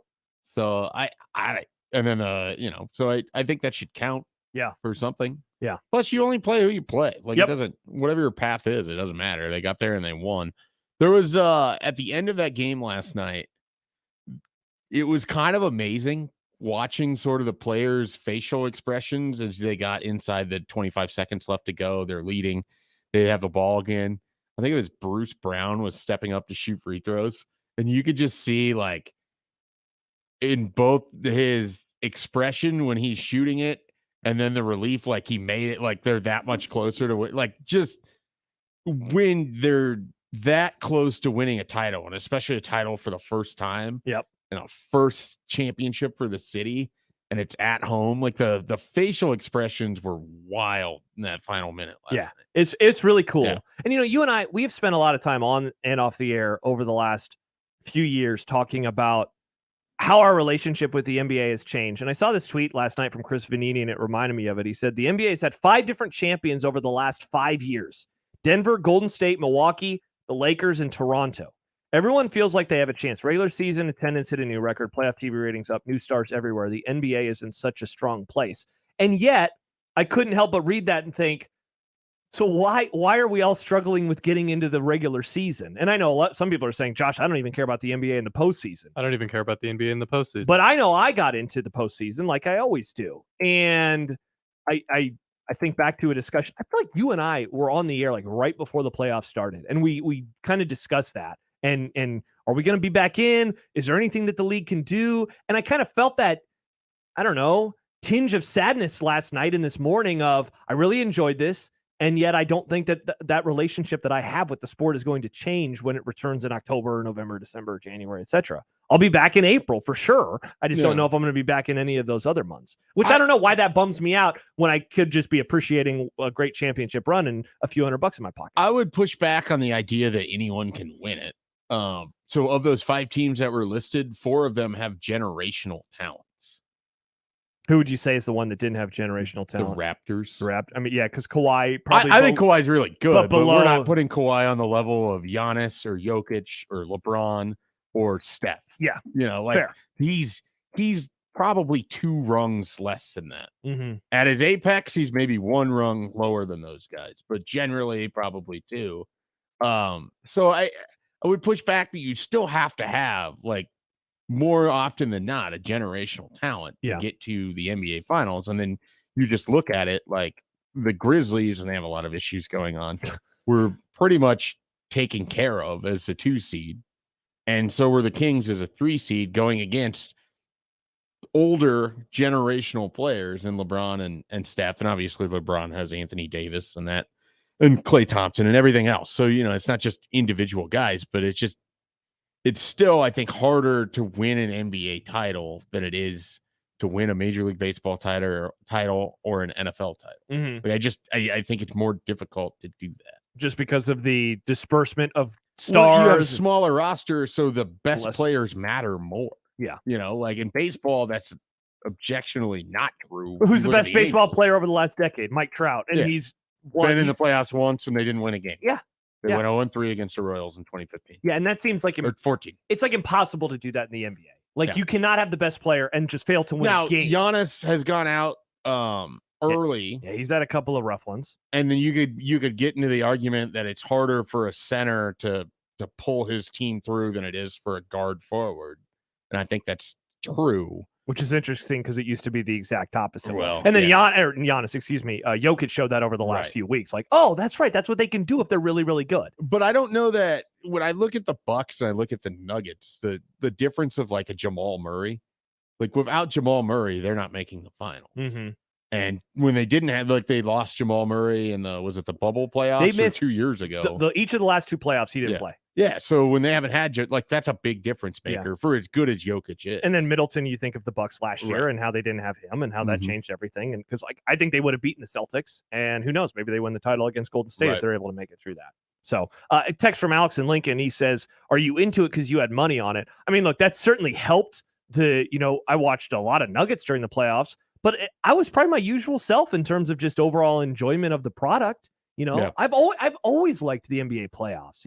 Of the professional sports, the NBA playoffs have been my second favorite for years, only behind the NFL. And if I was to rank my favorite postseasons in all the sports I care about, NFL playoffs is far and away number one. I've always liked the NBA playoffs more than March Madness, which I know around here people are like, no way. But even at my peak college basketball enjoyment, I always liked April through June much more than I liked the couple. But I mean, you and I think have a similar viewpoint on March Madness. It's really about the first 4 days versus, the first early versus late. Yeah, for sure. Exactly. I like the NBA playoffs as something to have on the TV, but it's not like anything that I get like super jacked for anymore. I mean, there's the magical year of 2011 is still one of my favorite playoffs of any sport ever. But other than that, a lot of it I just don't have. Without having a team in it, there's just no emotional connection to it. And so I'm trying to think of where it would rank for me in terms of playoffs. And it would certainly be behind the NFL and Major League Baseball, which would be my 1-2. NFL first.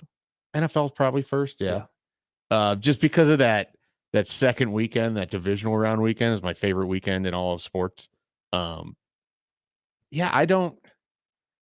I think the NBA probably is right there with like March Madness, and it's tough because I want to throw in stuff like the World Cup, but that's every 4 years. Yeah. And I love it because I work from home and it's 1:30 in the afternoon. And you got soccer on. I'm like losing my mind because Morocco is giving Spain a run for their money. And nobody else has that. Not nobody else, but people don't generally have that opportunity. Yeah. As easily. I don't know. That's a really interesting question. Like favorite playoffs in sports. And it's so funny because college football. I'm thinking only team sports, like not the individual stuff. Yeah. But whereas college football's postseason would be like pretty far down. Tier, though this past year was good, the championship game aside, but the actual the playoff, the I don't know what you call it. Yeah, the semis. Yeah. The semifinals were amazing. Yeah. Final four. Yeah. And I hope that when it expands to 12, that we're like that the playoff structure gets me as excited as I am for the regular season. Right. Because I love the regular season of college football, and then the postseason just leaves so much to be neither of us desired. are hockey guys, so we don't lose our mind over the Stanley Cup. Has that been decided? People don't really say it's the best playoffs in sports anymore. I haven't seen that on my Twitter feed recently. I haven't seen you or Stibbs saying that on Twitter. So. No. Are we the only people you follow these days? Have you muted everybody? No. Take that, Matt Rule. You're muted on Schaef's I would timeline. only see it when it was you guys mocking other people saying it. No, I thought Stibbs believes that, though, I think. I thought Stibbs was mocking. No, people. He's a huge hockey guy. I know he likes hockey, but I think he was just making fun of like the way that it. Maybe it was you making fun. I don't remember. Stibbs mocking people? That doesn't sound like the Stibbs that we know. He would never. Yeah, exactly. So congrats to the Nuggets. I'm happy for the Nuggets, and I'm happy for people in our lives like Connor Happer wearing his jersey to work. It was interesting talking to him yesterday, and you could tell that he would be okay with them winning the title, but did not care. I loved how much. you asked him about that. Yeah. Is this like a 2 out of 10 on the Royals scale? I'm always like fascinated by this because my teams have never actually finished the job. Yeah. Like I've witnessed multiple World Series collapse and Game 7 losses and all of these things. So I don't know what that next morning is like after a win. Yeah. And so I'm fascinated because it's like I view Happer as a Nuggets fan in so much as like he knows the team. Yeah. He watches the game. And he's happy when they win. Right. But like very clearly not something that would matter that much to him, which is impossible for me to identify with because if somehow either the Guardians or the Vikings won anything of substance, I would be like unbearable for people to be. Be very fun to see you on Twitter, especially man. I want So I want you to see Viking success for the record. I want them to win the title for you, mainly because the dunking that you would do on Packers fans, I think would be very enjoyable. And just that because then, count the rings, bro. Like immediately it would have turned into that. It's like, I would just enjoy. Which is just the lamest comeback ever. I would enjoy how you would react to those types of things. Like a billion years of great quarterback play, and you won 2 titles. Congratulations. Yeah. So you that's why Eli Manning all yourself. Plus, I like football more, and so I feel like I would have I'd be happier for you. But if Cleveland won, that'd be cool for you too. Thank you. Yeah. So go, Mike Schaefer. I don't think either look particularly likely in the next decade. So You usually have a really good handle on, especially the Vikings before the year. When you're bullish on them, they usually are good. And when you're super pessimistic, they are usually a non-playoff team. Yeah, I think they're very much a division-winning 10-win. Like, I don't think they're going to be that good. Oh, that's right, because you're down on the Lions. The Lions aren't that good either. Yes. This comes up every time we do a show now. Yeah. Well, look, you are really high on the Lions. And I was last year, and I'm excited right. for you to take this money that you won on the Nuggets and then put it on the Lions to win the NFC Remember, Central. I already spent it. Or NFC North. I already spent it. NFC Central, what year is it? 1994. I guess we have been talking about Jonathan Franzen novels, so maybe it's 2001 all over again. All right. When we return, some College World Series stuff as the series is set. People seem very bullish, Schaef, on the star power in the College World Series, so we can talk about it's got LSU, and that's what most people care about. And it also has draft picks, future draft picks. So we'll have some of that. Mike Farron will join us in a little bit. Brunts will stop by in 30 minutes or so, and gosh, who knows what else. When it's a Josh Peterson, Mike Schaefer show, you never really know what to expect for all of the good reasons. Yeah. Right. We won't even talk about secession today. We won't. No, we will not compare characters to quarterbacks in the NFL. Which secession character is which College World Series team? Now that's a topic. Maybe we'll do that Thursday when we are back on the air together. He's Mike. I'm Josh. More to come on 1620 The Zone. Live from the Host Coffee Studio, this is 1620 The Zone. Your neighborhood is more than blocks of buildings. It's the people who live there that make it special. At Union Bank and Trust, we're not just creating home loans. We're making neighbors. We're not just small business lenders. We're small business shoppers. We don't just live in your community. We help you build it. Because our people are your people. Visit ubt.com/neighbor to learn more. Union Bank and Trust. Member FDIC. Hi again, everybody. Kent Pavelka courtside, getting ready for hail season with the rooferees at John Higgins Weather Guard. When hailstones fall, be sure to make the right call. Just one call to the experts at John Higgins Weather Guard to work directly with your insurance provider. With an A+ rating from the Better Business Bureau for the highest level of customer service. There are so many reasons, so many fans have used the winning team for their roof at John Higgins Weather Guard. Remember, when hailstorms fall, make the right call. The rooferees at John Higgins Weather Guard. Shop Woodhouse Buick GMC first and experience the difference from inventory to service. The large indoor showroom at 119th and I allows you to shop during all kinds of weather conditions to find the new and pre-owned vehicle that fits your needs, from stylish SUVs to capable trucks to great offers like on the 23 GMC Sierra or the 23 GMC Acadia. See dealer for further details. They've got something for everyone today. They've made it simple. In person, 119th and I, or online at WoodhouseBuickGMC.com. GMC, we are professional grade. Let me get you up to speed on the service that you need. At Omaha Transmission, we don't have a warehouse full of transmissions waiting to be sold. We will diagnose and then repair or remanufacture your transmission. It's how we've always done it and how we'll always do it. Treating people the way that we want to be treated is how we do business at Omaha Transmission. Omaha Transmission, shifting to running smooth.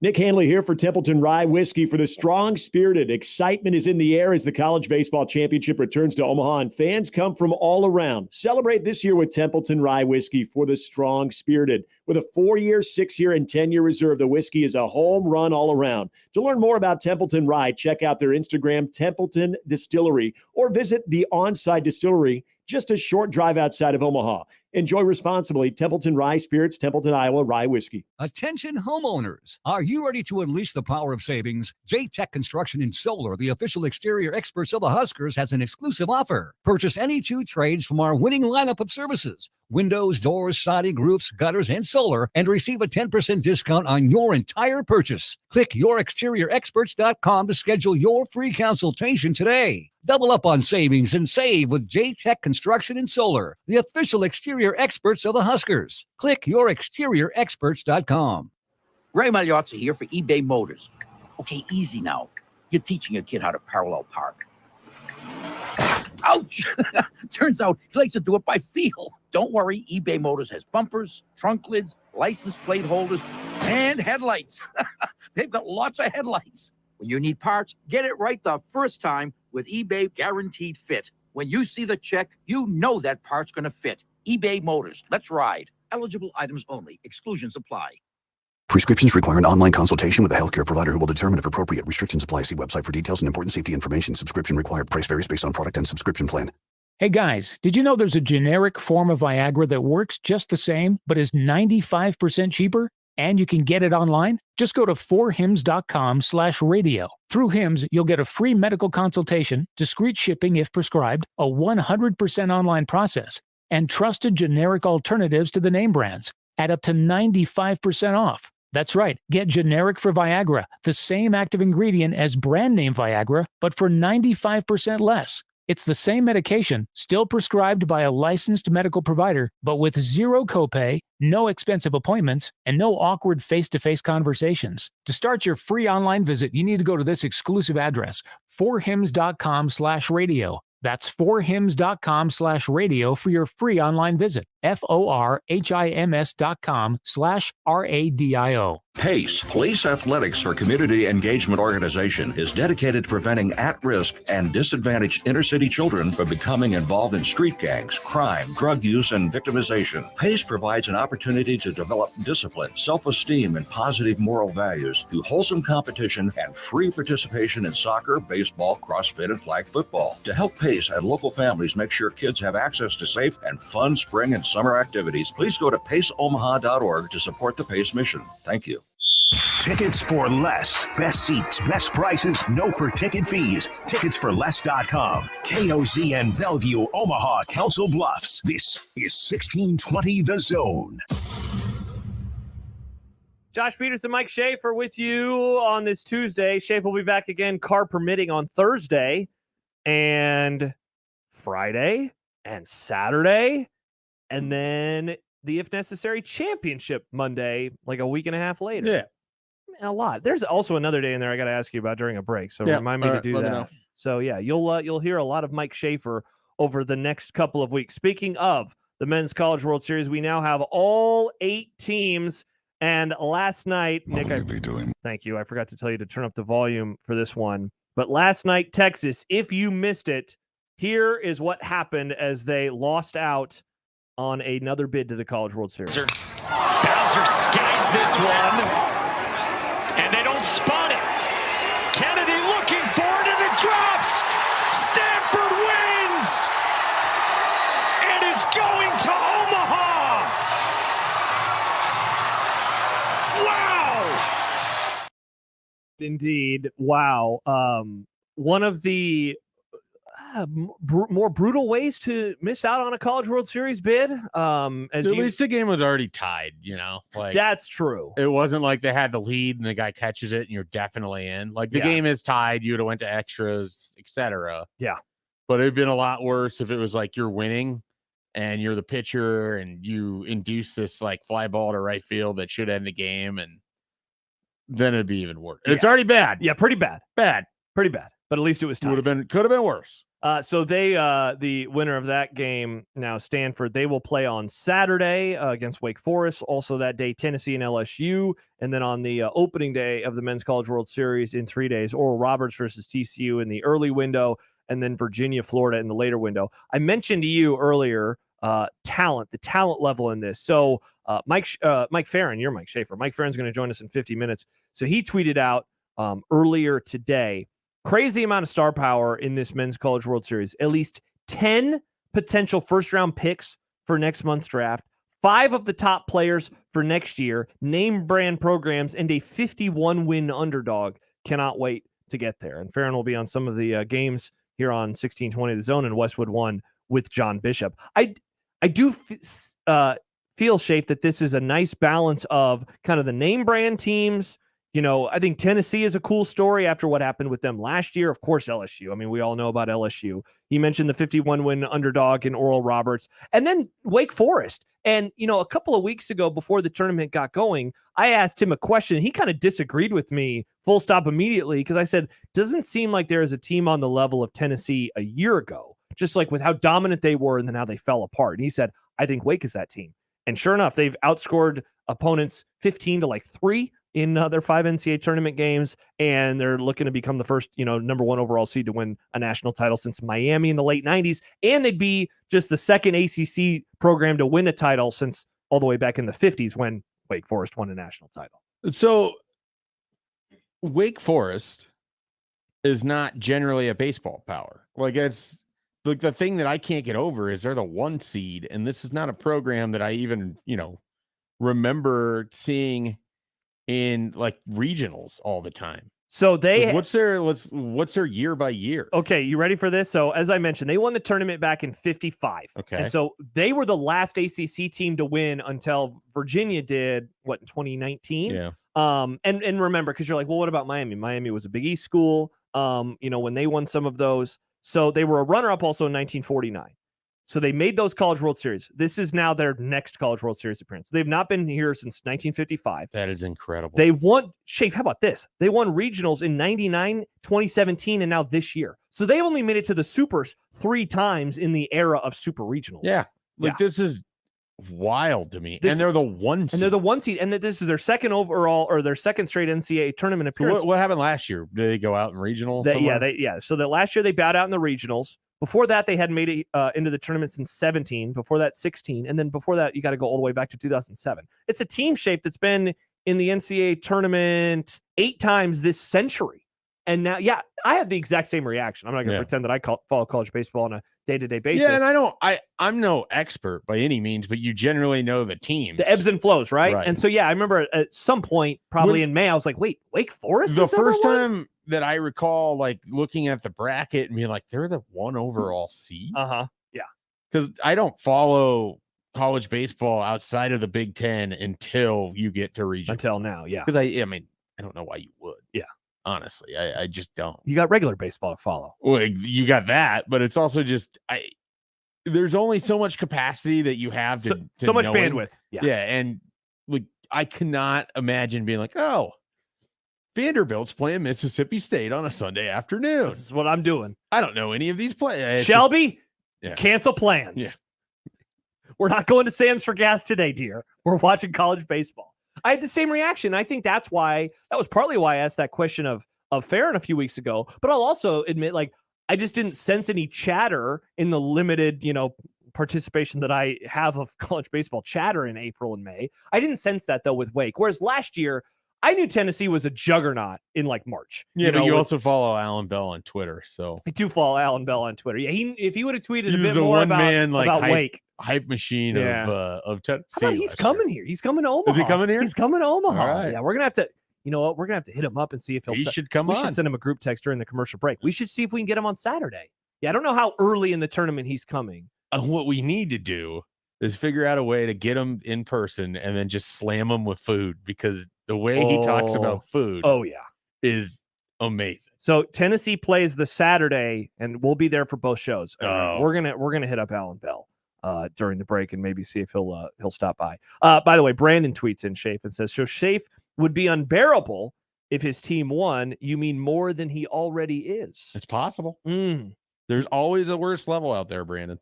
Man, I love the idea of you upsetting someone and they haven't even met peak upsetting them Schaefer.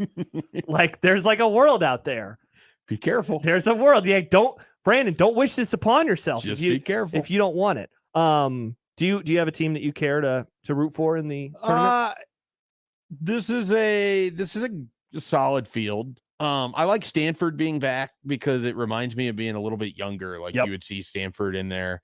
a fair amount. I mean, I like the idea of Wake Forest because when I was a kid and Tim Duncan was playing for Wake Forest, Nice. and I was watching college basketball, it seemed like the most exotic. Like when you're 8 years old and you're learning to, all these different schools like Wake Forest and Villanova just seem like wild. Georgetown. Because they're on the East Coast? Well, yeah, but they're like, what are these things? Like that's what you're like. Because growing up, and especially growing up with the Big Eight, everything's associated with a state. Nebraska, that makes Colorado. Sense. That made sense to 8-year-old Mike Schaefer. Not just these random people or Yeah. things. What's Like, a what Oral the hell Roberts? is a Villanova? Yeah. Like what's a temple? Yeah.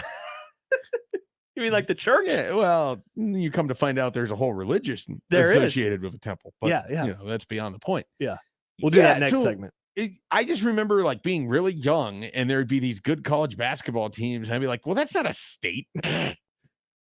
Wake Forest isn't a state. So because of 8-year-old Schaefer, you're rooting for Wake. Well, and then my brother was like, well, idiot, you don't have to be a state to have a school. There's lots of schools inside a state. Yeah.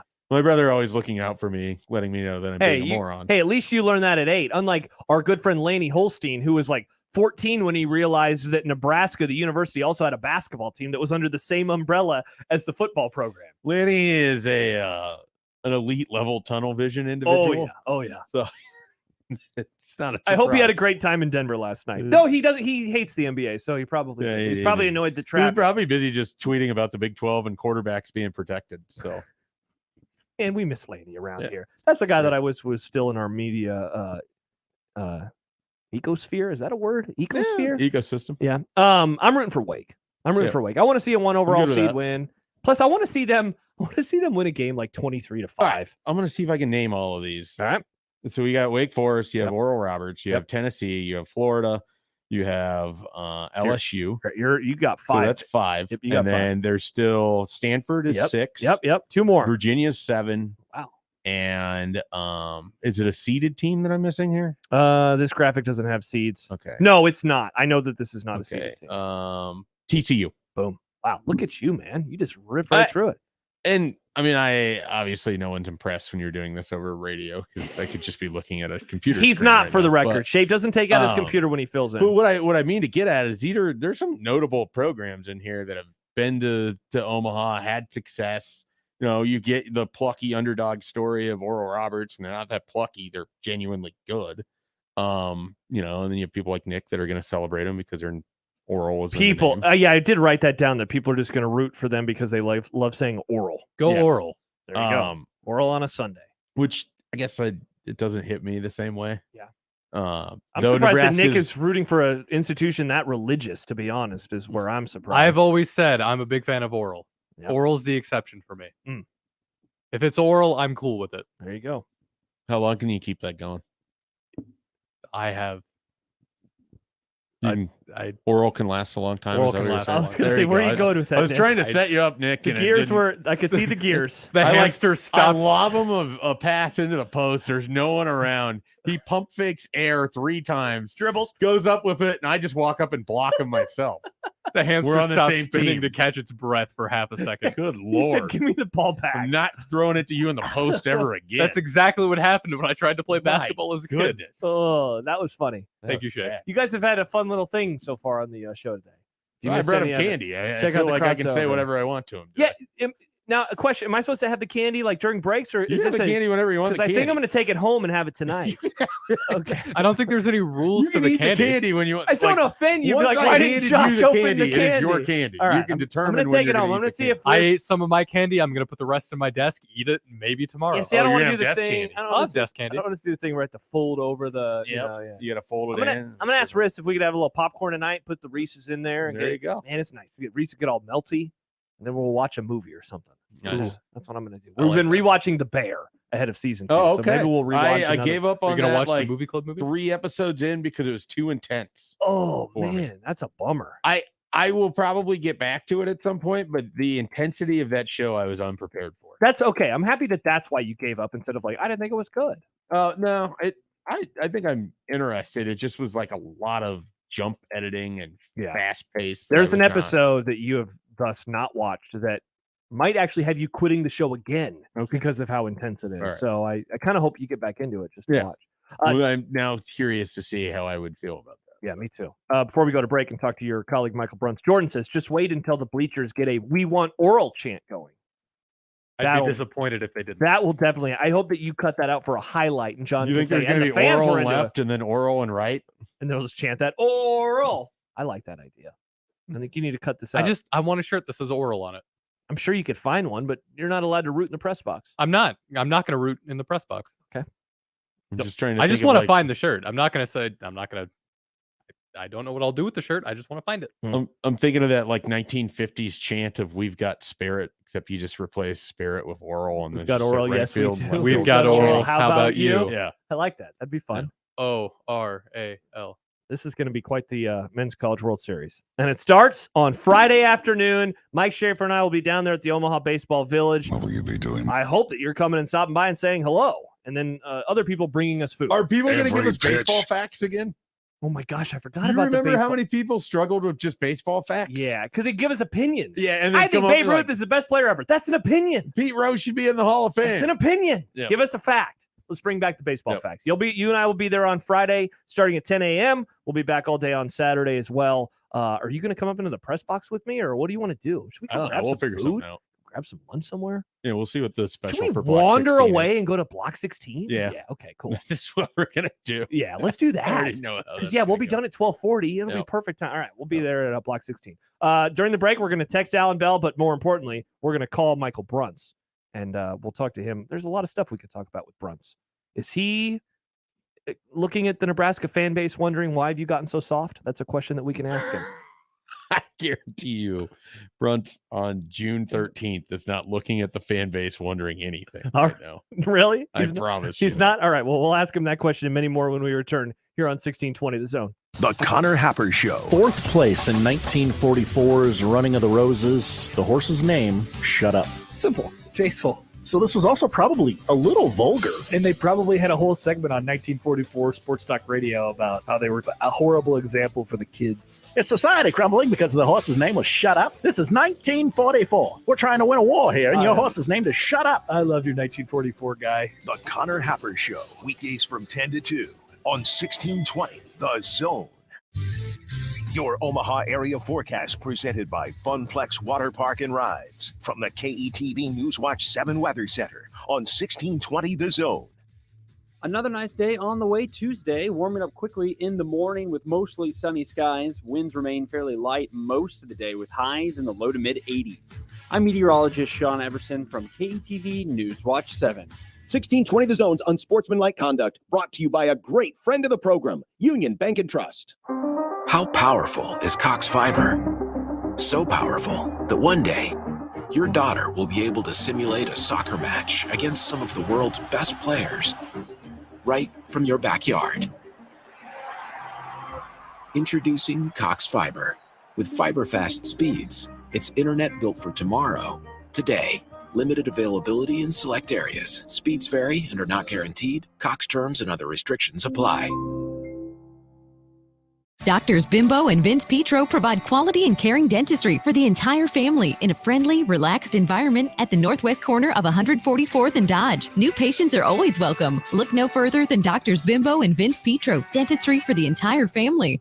Hey, it's Nick Hanley for Woodhouse Mazda. Take on summer adventures with the Mazda CX-50. This rugged CUV combines iActive all-wheel drive and an available turbo engine to take on any terrain. And the available panoramic moonroof allows nature to collide with the comfort of your vehicle, and the rear doors open nearly a full 90 degrees to make climbing in and out of the vehicle and loading your gear simple. Shop the 2023 Mazda CX-50 at Woodhouse Mazda in Bellevue or Woodhouse Place Mazda off 144th and Giles Road. Woodhouse Mazda, a drive worth experiencing. Your family's comfort and safety are a top priority.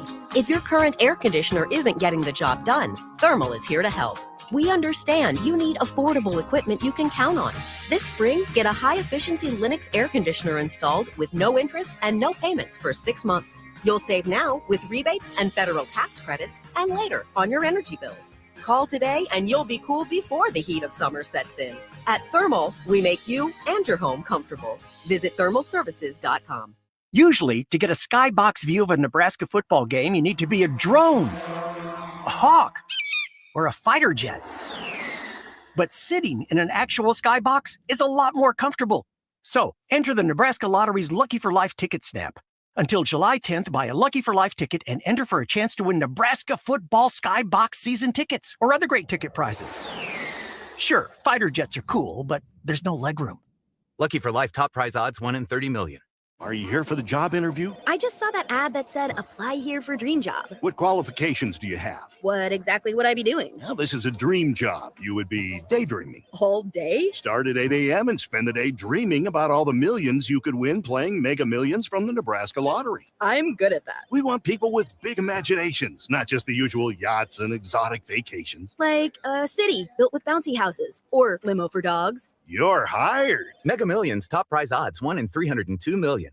Does eating at home have you singing the blues? Stop by Cobb's at the Shadow Lake Town Center, 180th and Center, or 72nd and Jones to grab a delicious pizza, burgers, fresh salad, and some tasty charred wings. They even offer keto crusts and an extensive variety of shareable appetizers. Dine in, carry out, or delivery. Cobb's, now with 3 convenient locations to serve you. Shadow Lake Town Center, 180th and Center, and 72nd and Jones. Click cobbspizza.com to see the menu, pizza, and so much more. It's time to wake up your taste buds. Introducing my new Fiesta Line Chicken Pizza. Spicy taco sauce, generous amounts of chicken, green peppers, onions, jalapenos, mounds of cheddar and mozzarella cheese, and finished with a tangy lime sprinkle. Add your favorite one-topping pizza and my sweet cinnamon monkey bread. Fiesta Feast. Now that's a fiesta for your mouth. Godfather's Pizza. Do it. Tired of having a website that doesn't reflect the quality of your brand? At JM Online, we specialize in custom websites for unique business needs. Your website should be more than just a digital billboard. It should be a powerful tool that grows your business. Awarded Omaha's best web developers in 2023, we're dedicated to local business success. So if you're ready to take your website to the next level, go to jmonline.com and request a call. The Zone Hotline is powered by 42 Degrees, The Source, by your mom's house. This is unsportsmanlike conduct. Leia, you whore! The 1620. The Zone.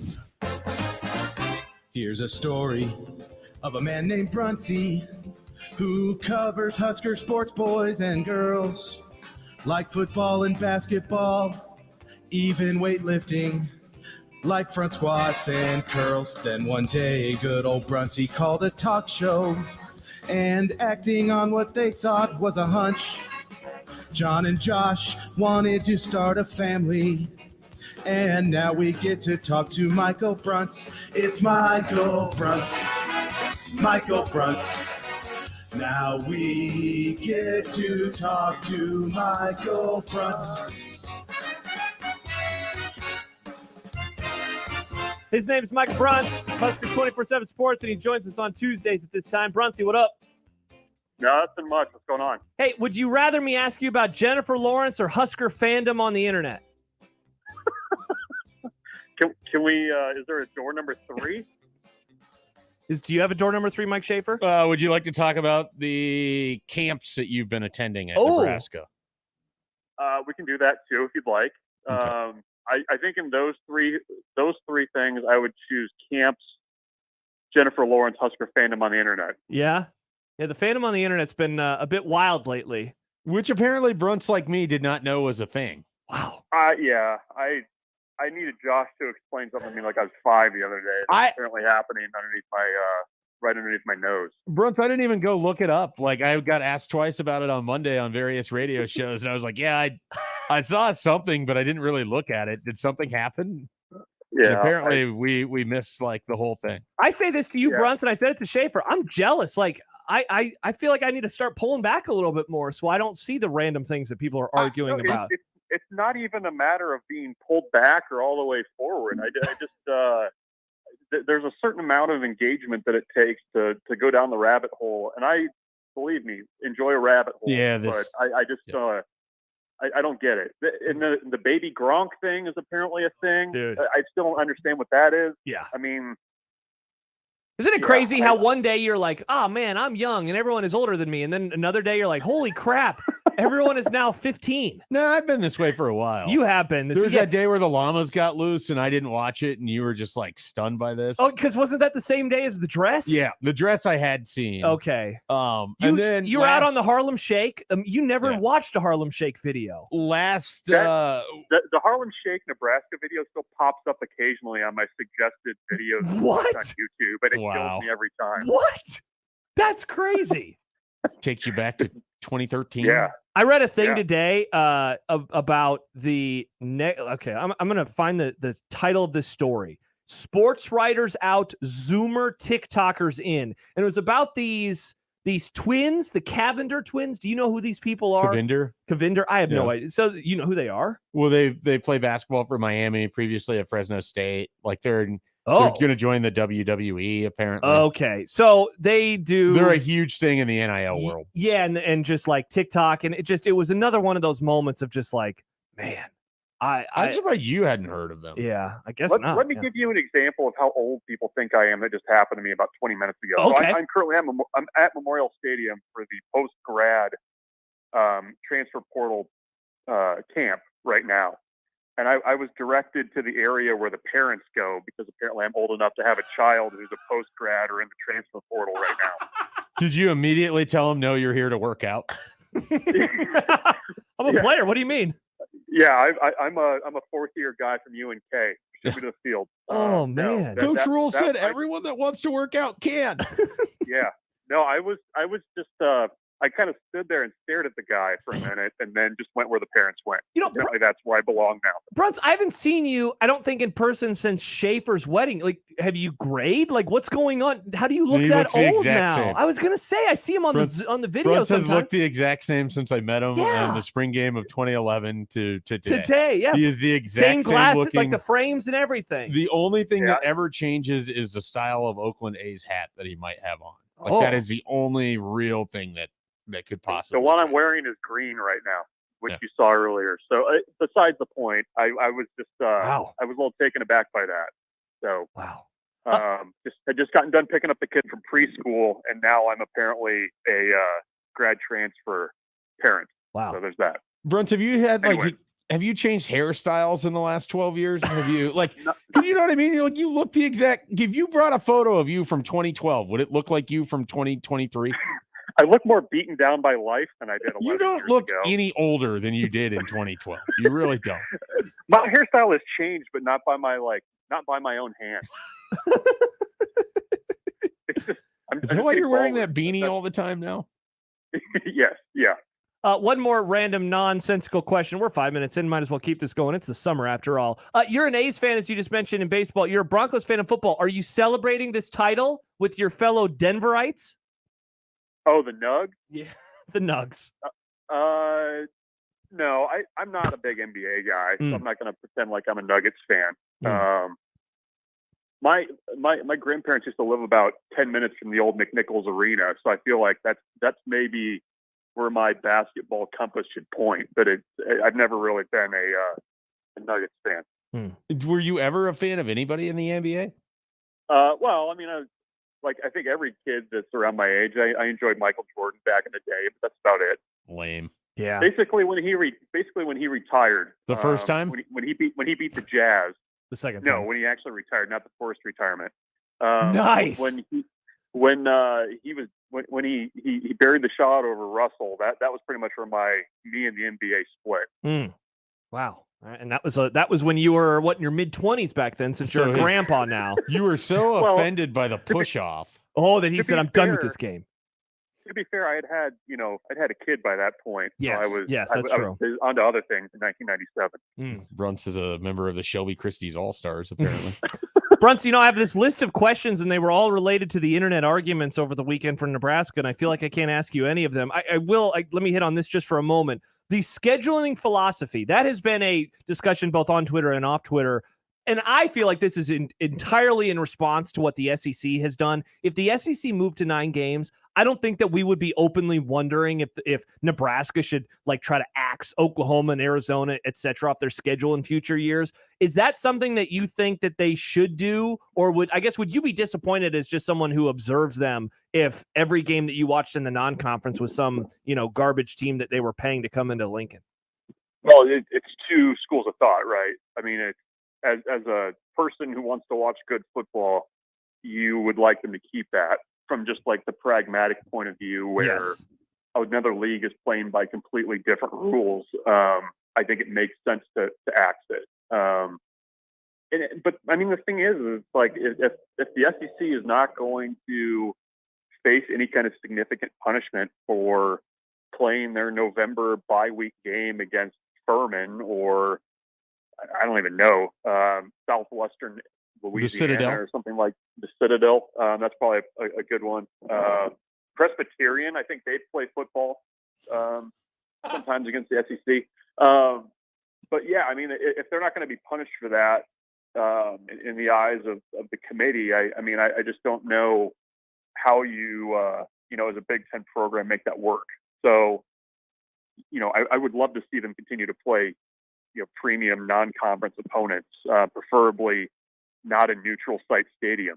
But I just don't know how feasible that is if you're, as a conference legitimately trying to compete for titles and getting into the college football playoff. Bruns, you've been at camp. You have followed the stories that were going on. You were there Sunday. Well, this guy was also there. What's the latest with Derek Brown Jr.? And I guess the real question should be, who the hell is Derek Brown Jr. and why does Nebraska seem so excited about him? Derek Brown Jr. Came to Lincoln this weekend, stayed the whole weekend, worked out at Nebraska camp, and completely, blew things out of the water. He's a kid who was supposed to be in the 23 class. He reclassified to 24, was going to take kind of a grad year on the East Coast, as some prospects do, to reset their recruitments a little bit. And, I think he's a guy that's very, very high on Nebraska's linebacker board right now. I mean, I think, the thing that I think we've kind of started to learn this week with the way that the staff is going to evaluate at camps, they are going to really value and put a premium on in-person evaluation. Like if they can run a kid through the paces, they can see how he moves. More importantly, how he takes coaching, because that's a big part of the developmental piece of things. I think they're going to be a little bit more willing to offer than seeing a kid just work out in the spring once at his high school or going off of film. So even that camp on Sunday, I was a little bit surprised at the number of offers that were made, but you kind of go back and look at some of the 40 times that were run, maybe, the type of tools that a kid has, size, if he's got, a longer reach or something like that. I mean, I think, a lot of those make sense. So that's been kind of my takeaway, is that, if you're looking to get offered by Nebraska, it I think behooves you to come and work out in person, because you're going to get a much deeper evaluation from the staff doing that than any other avenue. Bruns, what else have you learned? I think, now that it's been 6 months since this staff has been on the job, what else have you learned about how they approach recruiting? They're going to trust their approach. I mean, I think that, when you talk to these assistant coaches, there's, a very clear approach to the way they do things and what they value. And not only that, but the things that they look at to kind of confirm, I guess, what they're seeing with their eyes. I mean, I don't think, that a really good personal PR in track and field is going to necessarily get you an offer, but it's going to confirm what they see with their eyes. And I think they see a lot of value in stuff like that. So I just think that, there's a system that has worked other stops for the staff, and I think that they are continuing to do that. I mean, you look at some of the offers this week, and it's, kids that have really projectable frames, or, legit 4.4 speed, stuff like that. So, and not necessarily guys that, are no brainers. I mean, that they're not going to be afraid to offer a kid that only has FCS offers if, what they're seeing matches what they look for. So that's kind of what I've taken away, I guess, so far. Nebraska quarterback commit Daniel Kalen heads to Los Angeles for the Elite 11. Brunch, do you think he will have a better performance at the Elite 11 than fabled Michigan quarterback Shane Morris once upon a time? I'm trying to. How did that go? Not well. So this was televised as a Johnny Stanton year. Shane Morris famously made fun of the fact that they had to do so much stuff on the grease board, which he did very poorly in. And then I believe the quote from Trent Dilfer at one point was that he threw picks every third rep. So I'm thinking Daniel Kalen should do a lot better, particularly on the grease board. A lot of, I don't think people really understand how much of the Elite 11 is like the non-throwing stuff. Yeah. Like that's what gets the attention, but a lot of it is how you think through things as a quarterback, how you, recognize things. They try to put you in really uncomfortable situations that most high school quarterbacks don't normally deal with. I talked to Zane Flores this summer about his experience in the Elite 11. And he said the hot yoga that they made him do was the toughest thing that he did that week, which I was not expecting that to be what he's going to say. But he said those types of things they do there are more mental tests than anything with mechanics or putting the ball where it needs to be, that kind of stuff. I mean, that stuff's important, but it's more of a holistic approach to things. So, I mean, you talk to Danny Kalen. He's a smart kid. He's a conscientious kid. I think he kind of looks at things a little bit differently than kids his age. And I can call him a kid because I'm, 57. But I think that will do him. He'll do well there. I think. I really think in the off the field stuff, he's going to shine. And he's got some arm talent too, which helps. Bruns, before I let you go, I was looking for something else to watch instead of a Northwestern Classic on BTN, and I stumbled upon... Who was the Classic? It was the bowl win that they had a couple years ago, their first bowl win since the 40s. And I stumbled upon this, though, NFL replay, Arizona Cardinals at Denver Broncos from October 5th, 2014. Peyton Manning throws for 479 yards and 4 touchdowns on a record-setting day in Denver at the previously undefeated Cardinals fell 41-20 to the Broncos. I have no idea why this game is on, but I guess we're going to watch a little Broncos football the rest of the show. Who was that bowl? The Northwestern bowl game, was that in the that was in the Tax Slay or Gator Bowl, right? Wow. Let's see. It was. Good Lord, Bruns. Good God. The only reason I know that is because I was coming back from a Nebraska bowl game in Florida, and there were a lot of really juiced up Northwestern fans on that flight coming from Jacksonville. Oh, did you see like really Wilbon and Greeny? Yeah, they're all there. They're all there in their slacks. Rachel Nichols. Yeah. Oh man, good for them. Good for them. Happy day. They're up right now 7-0 on Mississippi State in the first quarter. Also, I mean, talk about dating yourself. You just said I was coming back from a Nebraska bowl game. Like, wow, What year is it? I am old if I remember that. Yeah, so. Seriously. Bruns, we appreciate your time. I don't think we'll talk to you next week because of the College World Series schedule. So we give you next week off, sir. Sounds good. I'm going to go. I'll rest my back. All right, perfect. Bye, Bruns. Thanks, guys.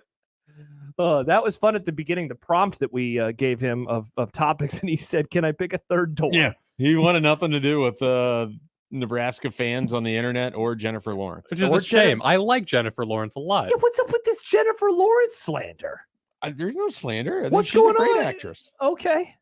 I just said that like I'd never been attracted to her, and you were just completely thrown off by this. Or I said this new movie coming out is like the first time I've been like, oh, she's attractive. Yeah, and it's the first comedy in many, many years, apparently. Yeah. I mean, comedies don't go to theaters anymore. No, it's got like a... Remember the movie Bad Teacher? It kind of seems like it's got a similar comedic. What's this movie theme. called again? I don't remember. Something. There's these parents and they hire her to date their teenage son. Yeah. To bring him out. She of needs the money. show. Okay. Interesting. Yeah. Yeah. And that's Talking Comedies. Talking Comedies. All right. We have Mike Farron coming up in a few minutes. We have to get to our spirit of the day as well. Or what? Our spirit of the day. And I think you're going to like this one. We'll explain to you in a little bit. Okay, is it a liquor spirit? Like Yeah. So we'll do wine that. and spirits, that kind of thing. Bingo. You nailed it. And we appreciate Bruns for joining us on the 42 Degrees The Source by Your Mom's House hotline. Josh Peterson, Mike Schaefer with you on this Tuesday as we get ready for the Men's College World Series. More to come here on 1620 The Zone. Hey, everyone, Josh Peterson for my friends at Kugler Vision. Perhaps you'll be at the ballpark on Friday, Saturday, Sunday, and beyond, or maybe you're just going to other events, concerts, sporting events, and more over the next few weeks and months. Don't you want to be able to enjoy those with that clear vision? Well, if so, Kugler Vision can help you out. Whether it is LASIK, whether it is PRK like I had, or one of the other 5 procedures, they offer 7 of them in total. You can get back to your normal life quickly, and you can do so with crystal clear vision. You can get all the details today by scheduling an eye analysis at their website, kuglervision.com. You can also give them a call at 402-558-2211. Maybe you've been hemming and hawing. You've been thinking about fixing that bad vision of yours. The eye analysis is your first step. And I know that you're going to have a lot of questions. I know that I had a lot of questions when I went through the process now 5.5 years ago. They had all the answers. I felt incredibly comfortable going into that day where I had my procedure done. And looking back, it's one of the best decisions that I made in my entire life. Make it one of the best decisions that you make as well. 402-558-2211 or kuglervision.com. Big names, big games. We've got them all. 1620, The Zone.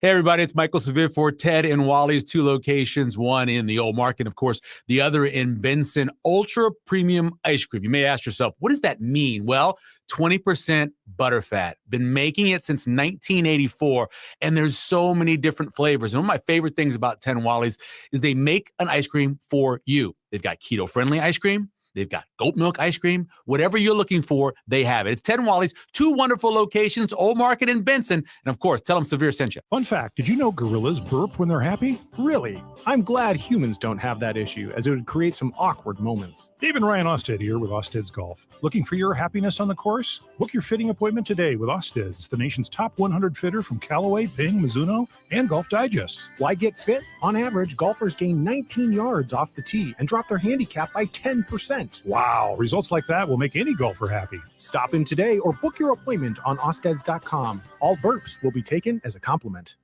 Gary Sharp here for Templeton Rye, a whiskey for the strong-spirited. Excitement is in the air. The College Baseball Championship returns to Omaha, and you know what? Fans are going to come from all around, and you can celebrate this year with Templeton Rye, whiskey for the strong-spirited. They've got 4-year, 6-year, 10-year reserve. This whiskey is a home run all around. Now, you want to learn more about Templeton Rye, you can check out their Instagram, Templeton Distillery, or visit the on-site distillery just a short drive outside of Omaha.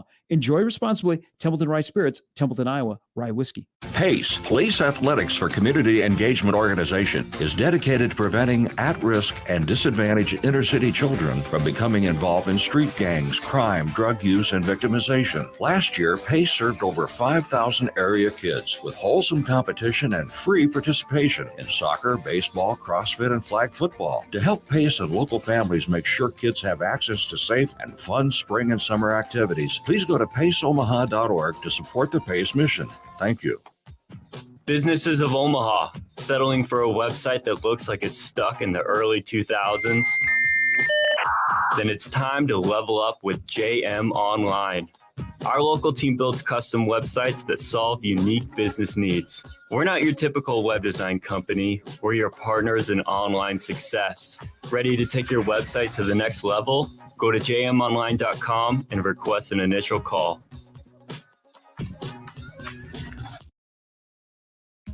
It's time to wake up your taste buds. Introducing my new Fiesta Line Chicken Pizza. Spicy taco sauce, generous amounts of chicken, green peppers, onions, jalapenos, mounds of cheddar and mozzarella cheese, and finished with a tangy lime sprinkle. Add your favorite one-topping pizza and my sweet cinnamon monkey bread. Fiesta Feast. Now that's a fiesta for your mouth. Godfather's Pizza. Do it. As a business owner, you work hard to keep the lights on. At Emprise Bank, we do too. We understand the challenges that growing companies face because Emprise is built for business. Whether you need to borrow capital, finance real estate, or get advice to reach your goals, our commercial bankers are here. with flexible financing solutions to make banking easy and to help you switch from your current bank seamlessly. This is the power of possible. Visit emprisebank.com to learn more. 1620 The Zone's Unsportsmanlike Conduct is brought to you by Union Bank and Trust.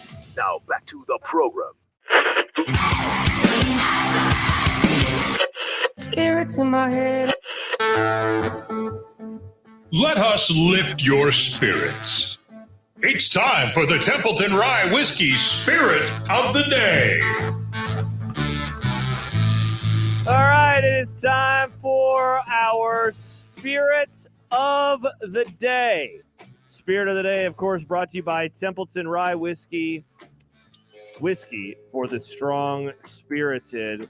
And today, Mr. Mike Schaefer, we are incredibly happy to award it to someone that had a pretty solid night last night in the city of Denver, Colorado. Brett Kane? Brett Kane did have a really good night. I was very happy for Brett. No, we're awarding this one to Nikola Jokic. Why, you're saying? Why is Mr. Jokic? Why is Mr. Jokic going to win the spirit of the day? There you go, Brought to you Nick. by Templeton Rye Whiskey. Well, because listen to how excited he was about winning the NBA Finals. You are an NBA champion, Nikola. How does that feel? It's good. It's good. The job is done. We can go home now.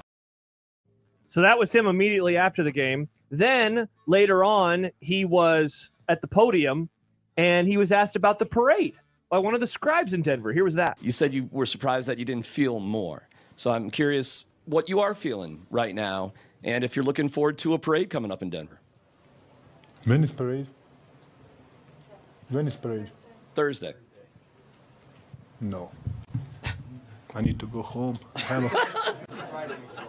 Okay.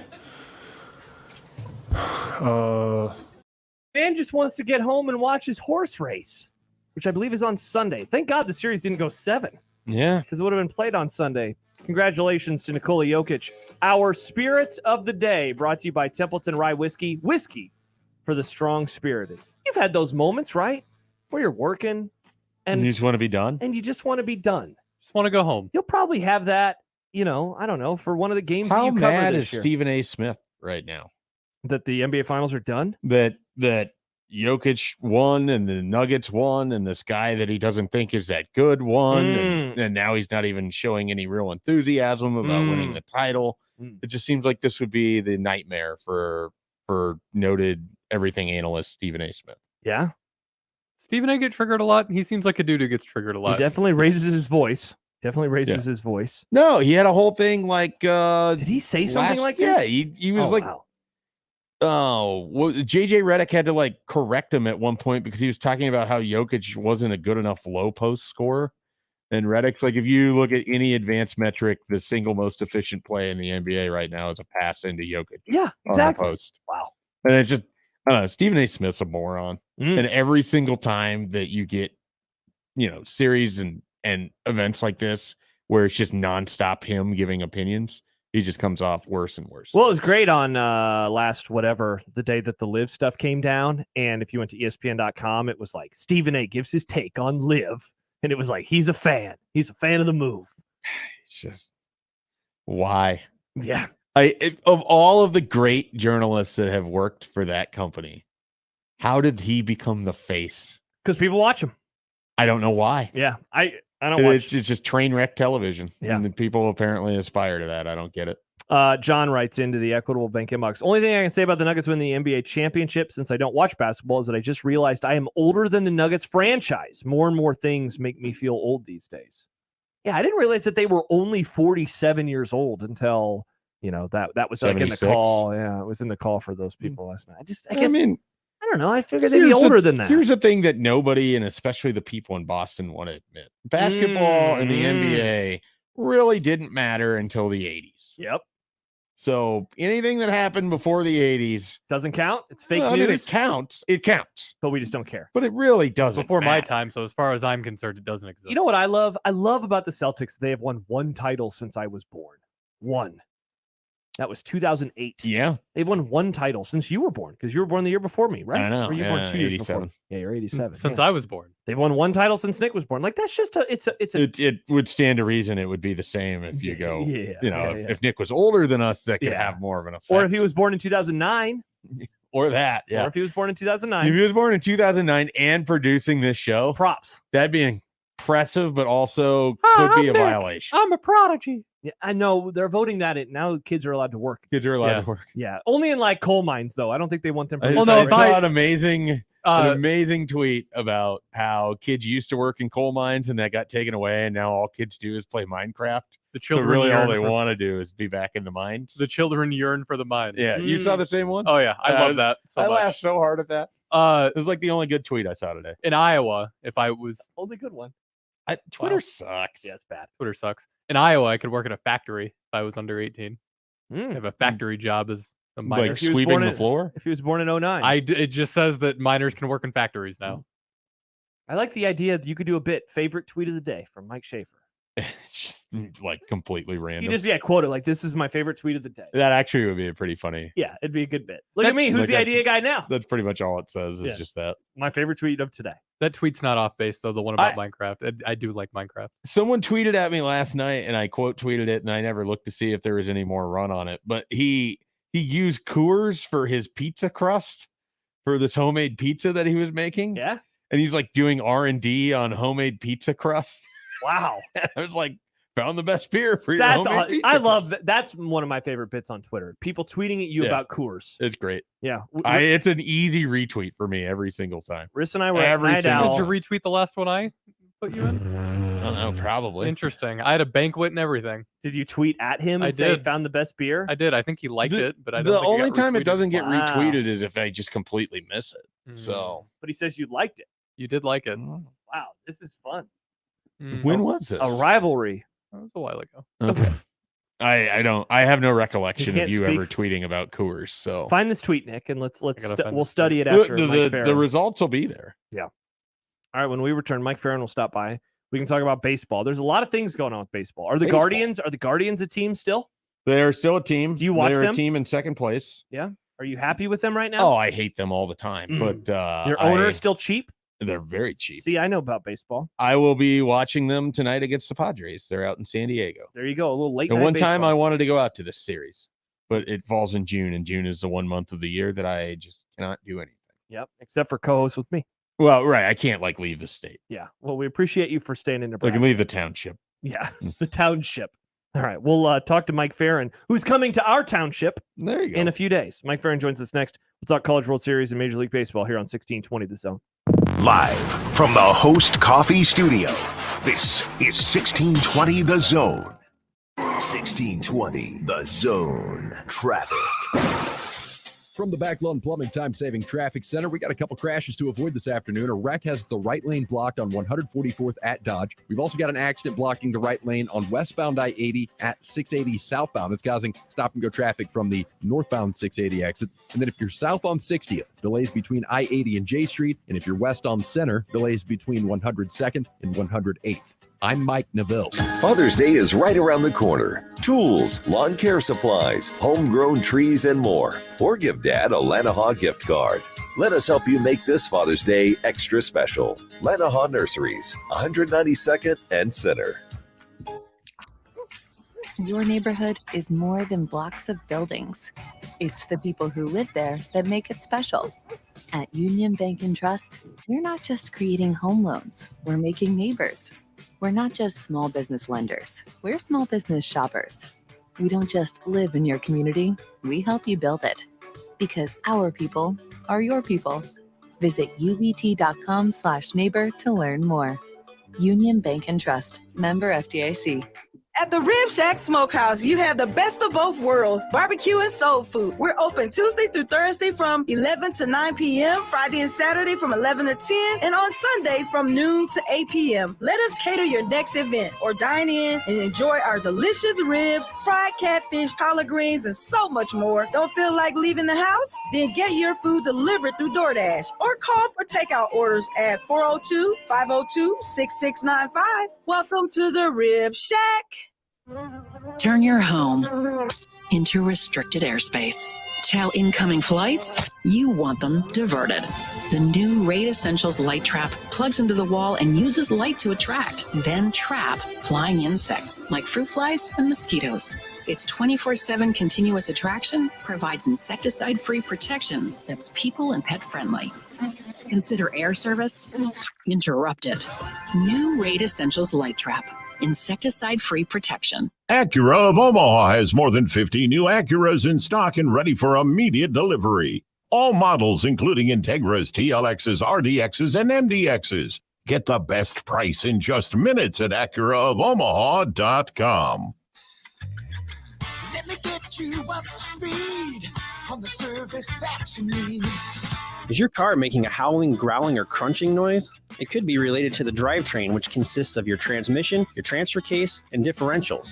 Omaha Transmission is specialized in diagnosing and repairing all those components. Don't diagnose it yourself. Take out the guesswork and have us tell you for sure. Omaha Transmission, shifting to running smooth. Templeton Rye, whiskey for the strong-spirited, reminds you this baseball season to play it safe. Things are heating up, and there's bound to be a foul or two. So don't strike out and always drink responsibly. A message from Templeton Rye Whiskey and 1620 The Zone. Tickets for less. Best seats, best prices, no per-ticket fees. Ticketsforless.com. KOZN Bellevue, Omaha, Council Bluffs. This is 1620 The Zone. This copyrighted telecast is presented by authority of the Chicago National League Ball Club, which has the right of approval of the announcers and is intended solely for the private, non-commercial use of our audience. Any publication, reproduction, retransmission, or other use of the pictures, descriptions, and accounts of this game without the express written consent of the Chicago National League Ball Club is prohibited. Mike Farron, Sirius XM MLB Network Radio. Ladies and gentlemen, now singing the Mike Farron Open, it's Mike Stibbs. Just make sure it sounds sexy, Stibbs. Oh my. Lord Almighty, how can you stand Arizona? Your fair skin must be burning down into your absent soul. Mike, Mike, Mike, Mike, we can barely hear you. It sounds to me like you called us from inside a hole. But your phone calls lift me higher, like the ERA of Mark Pryor. Your hair looks like it's on fire. You're Mike Farron. You're just a hunk of burning love. You're just a hunk of burning. His name is Mike Farron, and he joins us right now in the video stream. Hi, Mike. Mike Schaefer is with me, so it's good. We traded one baseball guy out for an even smarter baseball guy. Oh, thank God. Yeah, so... I was worried you might have to talk about baseball today. No, yeah. I figured I'd just hand it off to Mike for the next half hour, if that's okay. Probably a good idea. Yeah, I can definitely pick up the giant level of slack that Josh has here. Yeah. So he's going to ask you about the Guardians a ton. And when I think slack, I think Josh. I want to point that out. Just in terms of, just in general, I think of Josh and Slack together. Yeah. When are you traveling to Omaha? I am flying out tomorrow afternoon. I actually was just on the phone with my good friend Michael Patrick Rooney. We were comparing flight times, so he gets in a little before I do, and I'll be in late tomorrow night and ready to go Thursday for the workout day. So, Mike, I told this story with Schaef earlier today, and I've told it on air a couple other times. But when we talked to you right before the tournament got going, I asked you, like, it doesn't seem like there is a juggernaut like Tennessee was a year ago. And you really quickly were like, you're wrong, it's Wake Forest. And I've thought about that a lot over the last couple of weeks as they have bludgeoned their competition. And I think today I came to the realization that it was partly because it didn't seem like there was as much chatter about Wake going into the tournament like there was Tennessee. Like, now you've seen them in person, you know how they're playing. Like, what is it about this team that has allowed them to get to this spot where, you know, they are going into the Men's College World Series, unlike Tennessee last year, who didn't make it, but just playing their best baseball of the entire season? Yeah, I mean, I think there's a couple things. Like, I think to address the why didn't Wake get more attention, I think a lot of it has to do with the fact that they were really good all season long. You know, they didn't lose a weekend all year. Like, going all the way through super regionals, they didn't lose a weekend series all year. But the problem was for most of the season, they were the number 2 team in the country behind LSU. And because LSU kept winning weekends, Wake wasn't moving past them, right? Mm-hmm. So LSU drops a weekend, and as soon as that happened, Wake moves to number 1, and that was, 6 weeks ago. So there wasn't this year-long buildup like we saw with Tennessee last year or even with Arkansas in 21. And so I think that's part of why there hasn't been the same attention. As to what they do well, everything. Like they are the top pitching team in the country by nearly a run in ERA over Tennessee. They are one of the top offensive teams in the country. They slug like few others do. I mean, they hit 9 home runs in the final of the Super Regional, which, part of that is that they're at a really offensive ballpark in Winston-Salem. But, Nick Kurtz and Brock Wilken, who's the ACC's all-time home run leader, have legitimate power. They don't walk hitters. They get outs. They attack guys in the strike zone. They play really solid defense. They just do everything well. And I think, one of the things that we have learned through statistical evaluation of teams over the years is that, it used to be like when we were kids, you'd hear, well, good teams win 1-run games. Well, no, actually the case is that good teams win games. Great teams blow out their opponents. Wake has played 4 1-run games this year. 4. They're 53-10, right? Yeah. So they're 3-1 in those games, but they don't just beat opponents, they bludgeon them. It's a really good team. It's a really likable team. It's going to be a lot of fun watching. That side of the bracket is no joke, right? Like you've got Tennessee, LSU, Stanford, and Wake, but man, they're going to be fun to watch. One of the great things with the College World Series is when it lines up, you get to see some of the talent that's going to be going in the Major League Baseball draft. Should I be more excited? Which of the 2 LSU guys should I be more excited to see? Cruz or the pitcher Paul Skenes? Is that how it's pronounced? Paul Skenes. Yeah. I mean, I think like if you're just watching for one outing, I think Skenes has the chance to dominate, and because he's a pitcher in a way that gets your attention more. I mean, if you're really locked in, and if LSU makes a little bit of a run, I think you'll see the beauty of Cruz, which is just he's a tremendous all-around player. So, I mean, I think it's like Skenes, it's the easy one to see, right? He throws 102 miles an hour. He holds his velocity through games. He just blows people away. Like he's the best college pitcher since at least Steven Strasburg. Like it shows up really easily. But just to kind of dovetail on what you were saying, there are no less than 10 likely first rounders that are going for this year's draft that are going to be playing in this Men's College World Series. And there's at least 5 potential first rounders for next year's draft that are going to be playing in it as well. And, I've been to Omaha every year in the last decade plus. I had some major league time, which cost me, 6 years worth of traveling to Omaha. But I don't think you can go like maybe when Trey Turner and Carlos Rodon were sophomores for NC State and were there, like maybe you were close to this number of first round guys that were part of a tournament because UNC had, I think, Colin Moran had gone early in that, or maybe with Vanderbilt in 14 or 15, when they had Bueller and Fulmer and Dansby Swanson and, Bregman was there for LSU, like maybe then, but I'm not sure that you can find a recent tournament that has had this level of star power to it. And that goes beyond, Cruz and Skenes, who are the likely top 2 picks in the draft. I mean, Wake has a pair of first rounders in Lauder and Wilken. Florida has a pair of first rounders in Waldrop and Langford. Like it just goes on. And that's like 7 teams that have likely first rounders on it. And then there's Oral Roberts, which all they did was win 51 games this year. And they're the underdog, right? So like it's an amazing collection of talent overall that we're going to see. I wanted to ask you about that because you tweeted about it earlier today, just like the field, whether it's the draft picks, whether it's the storylines, the name brand programs as well, like comparing this field, all of that together versus the other ones that you've seen. I mean, not to mention you're going to be on the call for a bunch of these games too. Like this has to rank amongst the most you've ever been excited for. I'm so fired up about it. Like, I just think that the talent level is as good. We have arguably the top 3 teams in the country that are there. I know LSU was seeded 5th, but I mean, I think you can make a case that they could have been ahead of at least Clemson, if not Arkansas too. And I really liked that Arkansas team a lot. But you have these 3 monster teams. You have Tennessee, which is the year after they were supposed to win it all, right? TCU and Oral Roberts, who are meeting in the first game, are the 2 hottest teams in the country. They've lost 3 combined times, I think, in their last 45 or 46 games, right? So like, and TCU has a legit first rounder for this year in Braden Taylor. So it's a really, really deep, talented, exciting field with quality teams, quality players. And it's just got it's got a chance to be a really, really special 10 days. The kind that takes college baseball and puts it at another level in the public eye.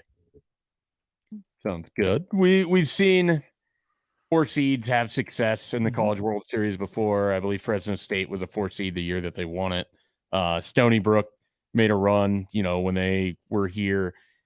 Why is this Oral Roberts team so different than those other ones? Because it seems like they're probably underseeded at a 4 if what they've been doing to everyone. And they ran through their regional, and then they handled Oregon in the super regional for the most part. I mean, I think you can make that case with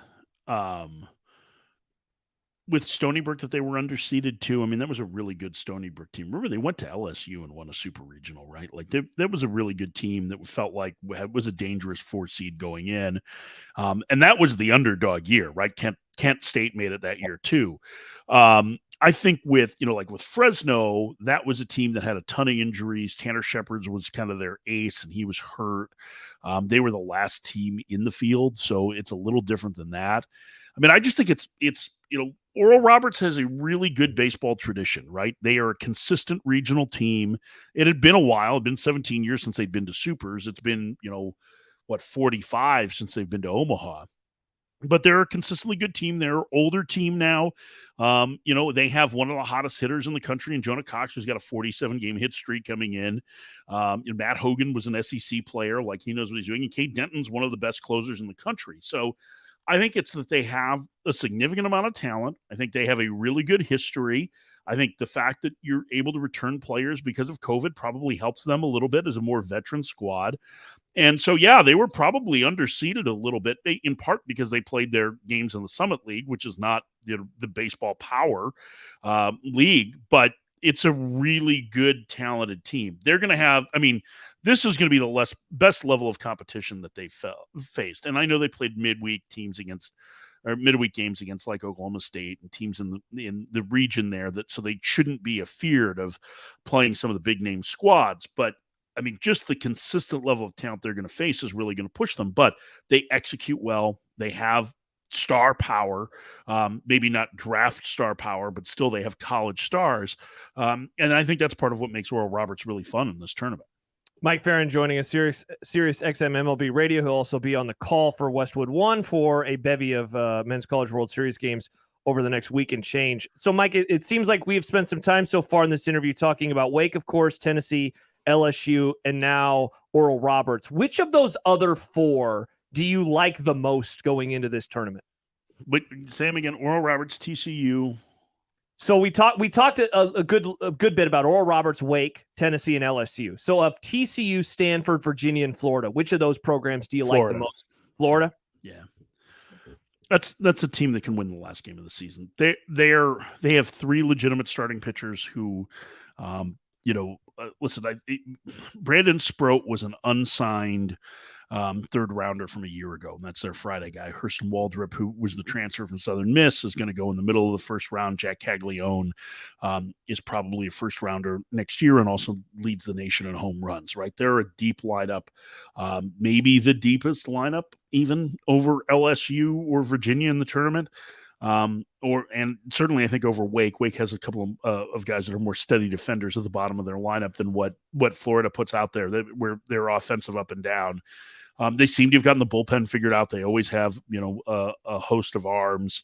I think they're a really, really complete team. I mean, I think a Wake Florida final, which would be the top 2 seeds, would be amazing, just in terms of the amount of talent and the way those guys have played. And Florida, Josh, to your point earlier on Wake, like Florida quietly went 20-10 in the SEC this year. Like there wasn't that much attention on them, right? Quietly, they were the number 2 overall seed. And then they lost, in one of the early regional games and had to come through the losers bracket after losing to Texas Tech in order to get to this point. But man, they are mucho talented. And I think, Virginia has a very good offense. TCU's offense is playing very well, and they're getting great work out of, a freshman starter in Keckler, but they're a little short on the mound with Louis Rodriguez being out. So, I really think that Florida is one of those teams that, like, if you went into this and you told me right now, I think Florida is going to win the national championship, I don't think I could argue with you. I think there is much a favorite or more so than what Wake is. Hey, Mike, why does it feel like the baseball that is being used in college baseball now is the same one that Major League Baseball allowed the Yankees to use for Aaron Judge all of last year? I appreciate the conspiracy theory, but the real answer is they are using the Rawlings baseball, which is the one that they use in Major League Baseball. That's been a big change as to why. It totally changed the complexion of college offense. Like it's exploded. This is the biggest home run season in Division I history, even more so than the old Nitro Bat Drop 5 era. So we're not quite to gorilla ball levels, but we're close, I think, overall. But I think the change in using the baseball and the manufacturer is a major reason why we've seen this increase.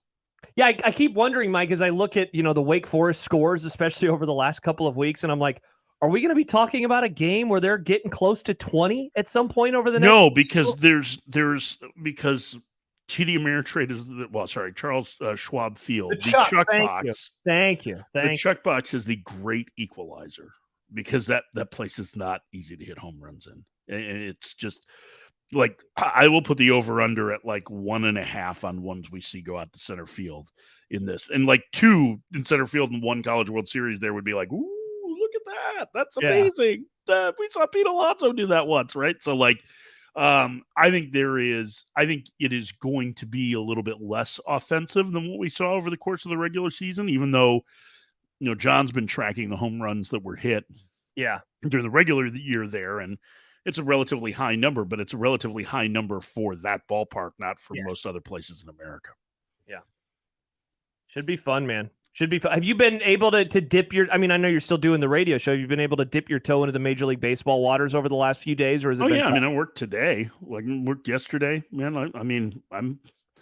I am as current as I can be. All right. With that being said, give us your prediction, biggest name that's going to be traded this summer. No way it's Shohei, right? No. I don't think it's going to be a particularly big name that gets dealt. I don't think that there's not anybody that I can see right now that's like does Aroldis Chapman count? Like he's a name. Like the Royals are going to trade him. He's been very good for them, but everybody wants to make like the White Sox sellers. The White Sox are 9 games under 500. They're 4.5 games out of first place. Right. So like if they get to that point, they could move like Lucas Giolito or Lance Lynn. I think Liam Hendriks' name would have been bandied about ahead of the trade deadline if he weren't now on the injured list because of elbow inflammation, and it seems like there's some concern there about his long-term health. And not, as a pitcher, not otherwise. He's already overcome stage 4 lymphoma this year, which is pretty remarkable that he was able to get back to pitch at all. But I don't think that there's going to be, there's nobody that I look at as a really sexy name. I suppose you could see like contender for contender deals. Like Cleveland could move Shane Bieber because that's kind of what the Guardians do. Whether it's this year at the deadline or in the winter, I would think that he's probably not an extension candidate at this point. So maybe he goes. And if so, that would be the biggest name, I guess. But I don't, as of right now, it doesn't look like it's shaping up to be a particularly riveting deadline unless you're going to start seeing contenders make trades with each other on a need-for-need basis, which I actually think would be the healthiest thing we could get. What's your biggest concern about working with John Bishop for an extended period of time? How long do we have? We could go at a break and then come back for another 15 if you'd like. I'm just waiting for like the like terrible dad joke that he tries to drop on me to get me to like bite. And then when I stonewall him, for him to like be flustered, like that's my worry is that if he doesn't have a receptive audience, like all of a sudden, is he going to turn into like when Principal Skinner tries to do stand up on The Simpsons, right? How come you always run out of tardy slips before you run out of permission slips, right? That's what I'm looking for. Your guys' chemistry just falls apart because you're not laughing at his jokes. So it's a little bit like your show. Got You know, like Tirico him? Oh, with Kornheiser back in the day? Tirico Kornheiser thing? Oh, that was awkward and uncomfortable. Yeah. That'd be pretty good. I don't think I'm talented enough to pull a Mike Tirico. So no, I'm just looking forward to working with John. Like, I mean, I know, man. We've been friends for a long time, so it's going to be fun. I can't wait. First of all, wow, you described him as a friend. I can't wait to get in my car. Well, as far as your audience knows. There you go. And drive home and listen to you. And then I'll get home and, I'll ignore it. Yeah, I'll read a book or something. But I'm excited to listen to the pregame show. So I'll tell you that. But we're excited to have you. It's going to be a lot of fun. To be here. I'm excited to get on the plane tomorrow. So I've only got 26 and a half hours. All right, perfect. Well, pack well, and we'll see you in Omaha over the next couple of weeks. All right. Sounds good, All guys. right. Bye, Mike. Bye, Mike. Right. Mike Farron, Sirius XM MLB Radio. He will be with us for a handful of games. I don't remember the exact number, but it's quite a few games. He'll be on the call with John, and then Gary will be involved, and Hanley will be involved, and Happer will be involved, and I'll be at the OBV, and you'll be at the OBV. We're going to have a lovely time. Jordan writes in, what's crazy is how good last year's Vols team was, but it's this year's team that made it to Omaha. We see this happen in sports a lot, where the year before is supposed to be the team. 7. And then 7 games. 7 Oh, Farron? Mm-hmm. Awesome.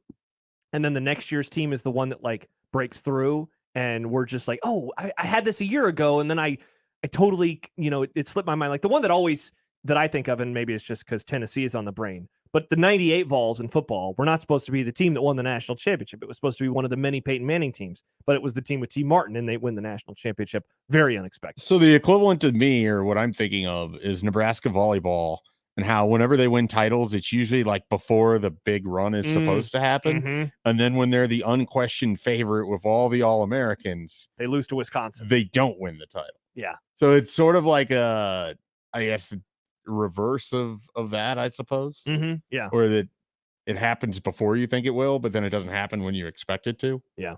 So we'll see if Tennessee is able to do it. I'm rooting for Wake. I think that would be really cool to see, and I hope that their offense is able to mash a little bit. But as Farron said, the ballpark's going to make it a little difficult.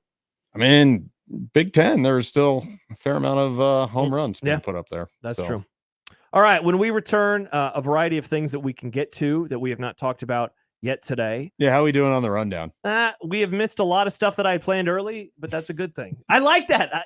I like that. I don't think in the history of us doing a show together, any show that you have ever planned, we've hit like 5 straight items in a row. Definitely not. There's a few things in particular that I would like to hit as we wrap up. Well, you're in charge. The 4 o'clock hour. I guess I am kind of in charge. My name is on the marquee first today.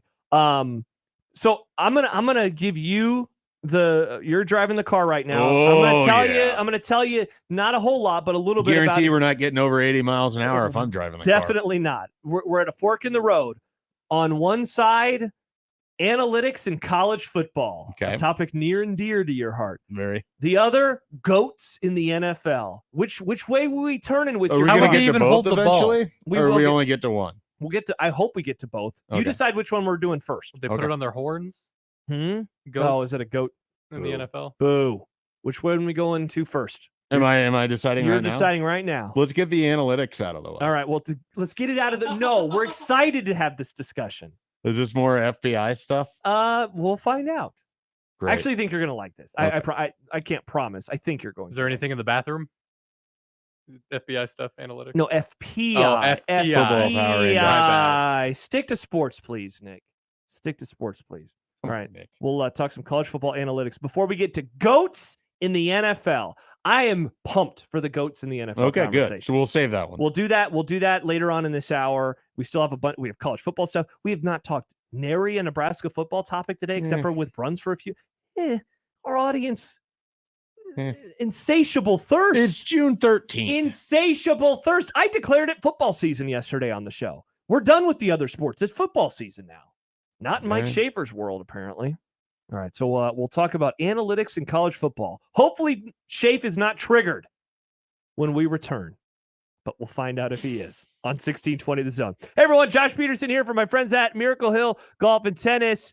You sometimes are triggered, and you're like, I'm about to play golf, and it's going to be a great day, and I'm going to be outside, and then it rains, and you're like, well, this sucks. I can't play golf anymore. But you can at Miracle Hill Golf and Tennis because they have the top tracer building, which means that you are covered, you are comfortable, it is cool there right now inside, and of course in a few months it'll be warm in there because it'll be cold on the outside. Not to mention great drinks, great food, and they have televisions in there as well, so you can watch, I don't know, a baseball tournament that's about to start, you can watch a golf tournament that's a couple days from starting, football when that sport returns, whatever it is, you can watch it inside of the Top Tracer building, and you can play virtual courses from all around the world, among other things as well. You can figure out what's going on with that 6-iron. You have a little bit of a hook, you can work on that. You can figure out the distance that you have on your 9-iron right now so you know what to do on an approach shot. Anything in between, you can do it inside of the Top Tracer building. And, of course, the full 18 for you there as well. Give them a call today, 402-498-0220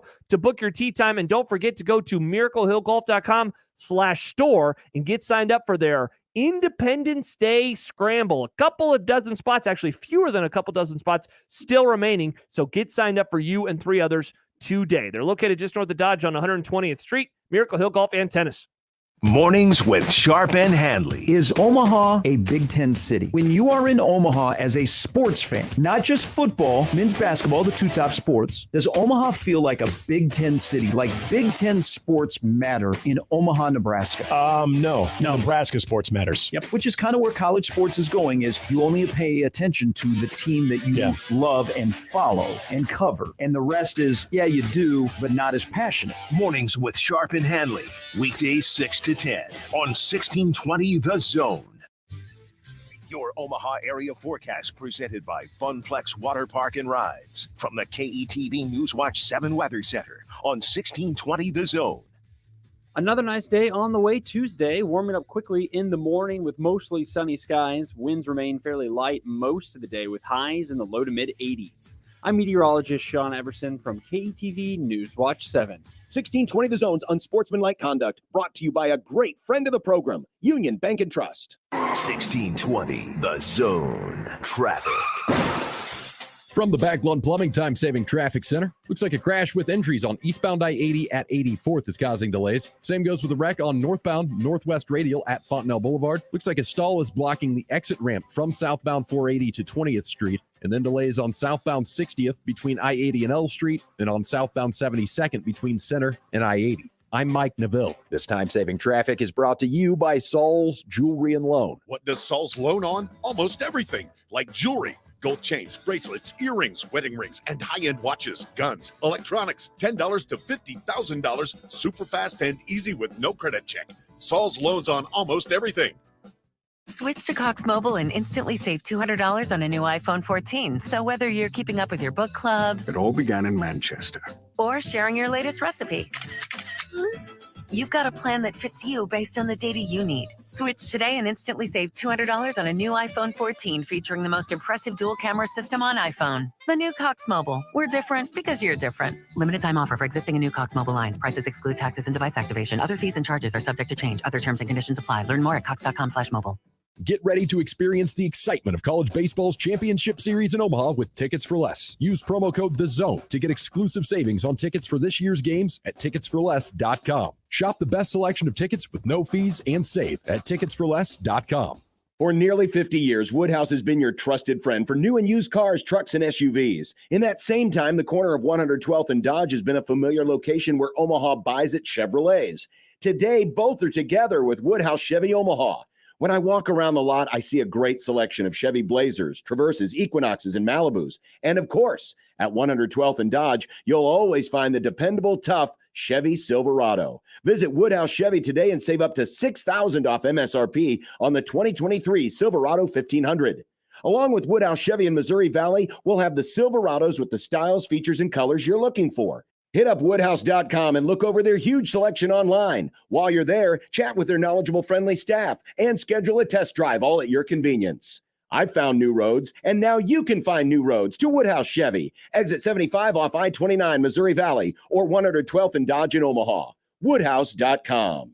With approved credit, see dealer for details. Expires 6/30/23. During the CWS, celebrate the College Baseball Championship with Templeton Rye. It's whiskey for the strong-spirited with an all-star lineup of 4-year, 6-year, and 10-year reserve. Templeton Rye is crafted with a strong community spirit, the perfect way to celebrate your favorite team. Templeton Rye, whiskey for the strong-spirited. Available near you. At the Rib Shack Smokehouse, you have the best of both worlds, barbecue and soul food. We're open Tuesday through Thursday from 11 to 9 p.m., Friday and Saturday from 11 to 10, and on Sundays from noon to 8 p.m. Let us cater your next event or dine in and enjoy our delicious ribs, fried catfish, collard greens, and so much more. Don't feel like leaving the house? Then get your food delivered through DoorDash or call for takeout orders at 402-502-6695. Welcome to the Rib Shack.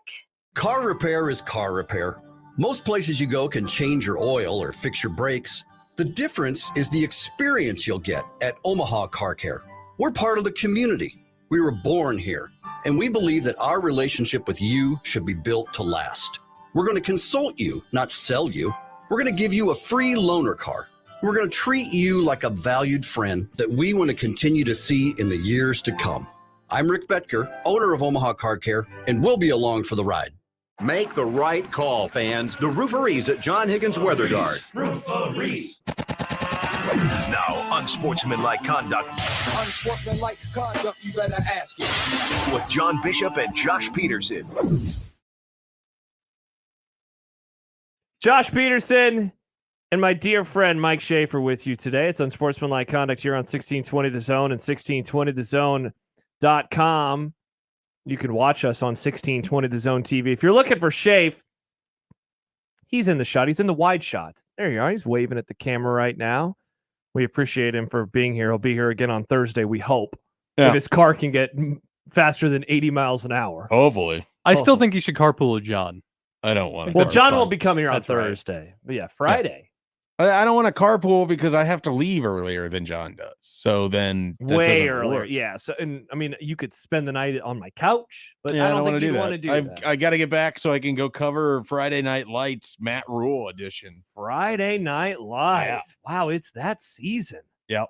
All right. I promise that we're not going to stray away from this topic. So Okay. maybe we can get to Friday Night Analytics Lights. and football. So, and college football. are you ready for this? Bill Yes. Connolly made a declaration today on Twitter.com.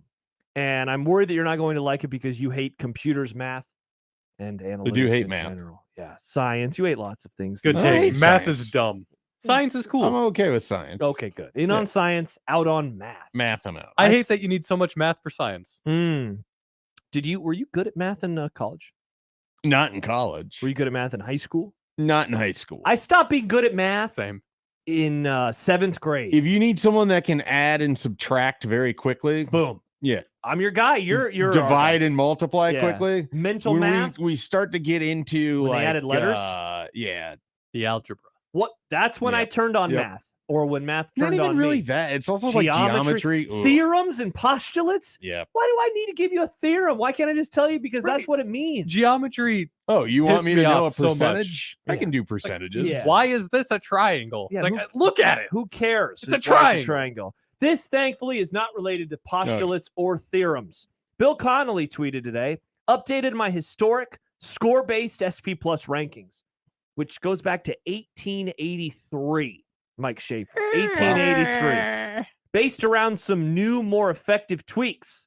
Writing about it this week and sharing a batch of data, but in the meantime, congrats to the new #1 team of all time, 1971 Nebraska. Wow. He adds, hang the banner. I feel like I'm now out on SP Plus. Does this go back into time? If you can go back with me in time. To 1883? No, not that Careful. far. Man, we're it's going to go smell back back to then. roughly 2006. when Kirk Herbstreit lost his mind on a fan vote that had this team beating, I believe, the 2001 Miami. It made and Kirk all he could talk so about was mad. all the first rounders that he could bring to the line. And Lee Corso told him to pipe down a little bit. Yeah. There was a little dissension there. There was, yeah. And so maybe the voters.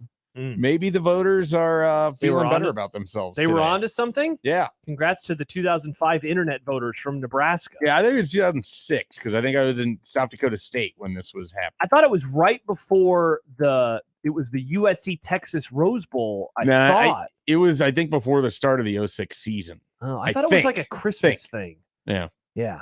Well, there's records of these things. There are. We can go to the internet. I'm sure there's, if you just put in whiny Kirk Herbstreit, Nebraska, it'll pop up. Actually, right away. you'd probably find it for you. I'm just a little upset by this news because I've long been a 1995 Nebraska supporter, not so much 1971 Nebraska supporter. Yeah, why do you hate 71 so much? Just a bunch of olds. Is it bad that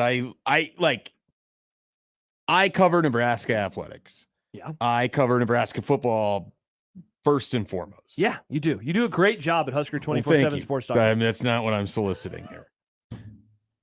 I have reached the point where I wonder where this is going. I don't have the capacity to file names away or particularly care that much about the teams that occurred before my lifetime. Oh, wow. Like I've kind of hit my breaking point with Nebraska history. Like I just don't.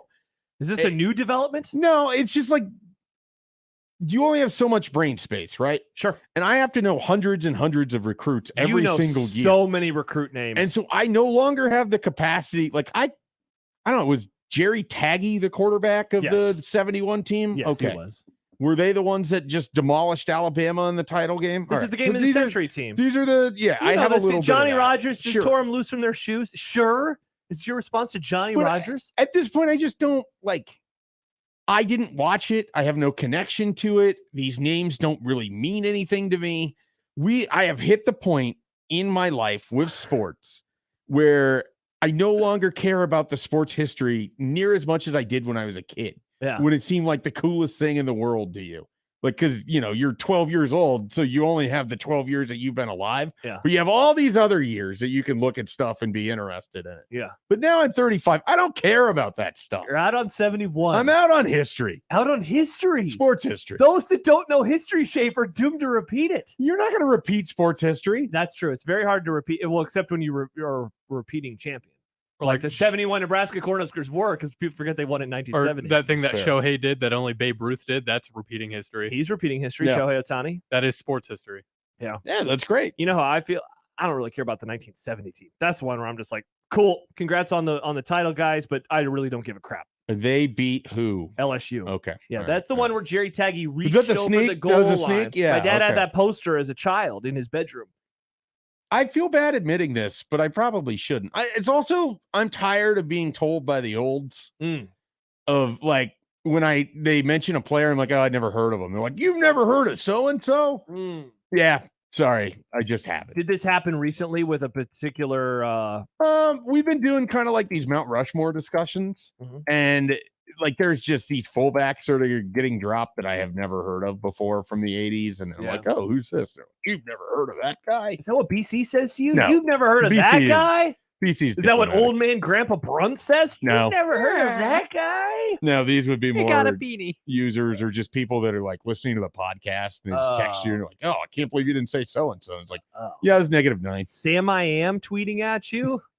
He's You a- don't know he's who a Willie board member. You don't know who Willie I don't think he's Miller on is? Twitter, but Yeah. he is on our message board. You yes. don't know who Corey Schlesinger is? I am familiar with Oh, Corey okay, Schlesinger. good. Jeff Makovica? I know. I don't know So any of you're these working names. into the time period see- of which I live. Yeah, no, I don't know. Tom Rathman? There's one I don't know that well. Yeah, I mean, I know the played in name. the- Yeah. But I Obviously hired him as a head coach in Madden some years. What about Johnny Smith? That was probably a player, right? Johnny Smith. Probably That was a probably player. a player. I mean, at I don't know Nebraska. who he played for. My 80s history is a little more suspect than I would like to be. But yeah, you get me into the 70s and I'm like, I know they beat Oklahoma in 78. and I know about the titles in 70 and 71, and there's this big gap where Tom Osborne never beats Oklahoma, and he coached for his job in the Blue Bonnet Bowl against Texas Tech. That's what I know about the 70s. I can give you random names of like I Am Hip. Nice. And like Jarvis Redwine. Great name. And Wander Mons. Yep. And those are the names that I can give you of guys that I think played in the 70s beyond just the more famous ones. I think you're right. Yeah. And that's about the extent of what I That's our 70s. Isn't it nice to admit these things out loud? It's nice to finally just be like, I don't care. Yeah. And I don't care. Plus, you know what? There are people now on the beat way younger than us. So like they're the idiot kids and we're just, the idiot 30-year-olds or whatever. If you want me to espouse about Alonzo Whaley, I can do that. Yeah. I couldn't name a linebacker that played in 1971. And he takes on Alonzo Moore. You covered him. Very good athlete. Yeah. I believe the last time I saw Alonzo Moore, he was at the Lincoln Zoo. Oh. And they have this thing where they show you how wide a eagle can spread its wings. And, the kids are supposed to go up there to see what their wingspan is. Yeah. And then Alonzo Moore went up there and he just shatters it because he just has this enormous wingspan. That's awesome. Ryan comments on our YouTube page. You were saying you don't know random fullbacks from the old days. Frank Solich. Ever heard of him, Schaef? I have. He deserved to be fired in 2003. Whoa. Just going to light them. Yeah, I'm just going to throw it out there. All right. Johnny Smith was a player for Air Force in the 80s. There you go. Johnny Smith. Who could forget? What a career. What a career. The only Here's Johnny a running Smith back. you could find was a fullback in the 80s. Running back. Running back in the 80s? There was something I found on Iowa State's website, but they didn't have any stats Details. or anything. Yeah. KD tweets in, Schaef, a J-sker confirmed. Fairweather fan forgetting the true history of Nebraska. Oh. Yeah. All right, so that's the Bill Connolly topic. Too for busy you. spending my time reading about Paul Silas and Creighton from the 70s. Dude, you always text me about Paul Silas. the biggest Paul Shut Silas up. fan. I don't care about Paul Silas. Just people need to know more about Paul Silas. Yeah, you're always letting me know. By the way, speaking of old things, for some reason on NFL Network right now, there is about to be a 2006 Dallas Cowboys Atlanta Falcons game, and Jim Mora is the coach of this era. Jim Mora Jr. I have no idea. Okay, are we sure he is Jim Mora Jr.? I thought that we found out that he wasn't Jim Mora Jr. So his dad isn't Jim Mora? No, he goes by Jim L. Mora. He is not Jim Mora Jr. Interesting. Yeah, we were all wrong for so many years. Are we sure that it isn't actually Junior and he just removed it? Maybe he did. I mean, on his Wikipedia Is this a Mandela? page, it's James. See, I'm wondering, Nick, like why we called him that. I have no recollection. Maybe it was of a this game. bit that just kind of went too far, and then Maybe. it just got so ingrained in the zeitgeist. Yeah, maybe You think it he was. just didn't want to be affiliated with the playoffs? Playoffs? Yeah. Dude, I watched that game that begat that press conference. The Colts lost to the 49ers. There in is 2000 and 2000.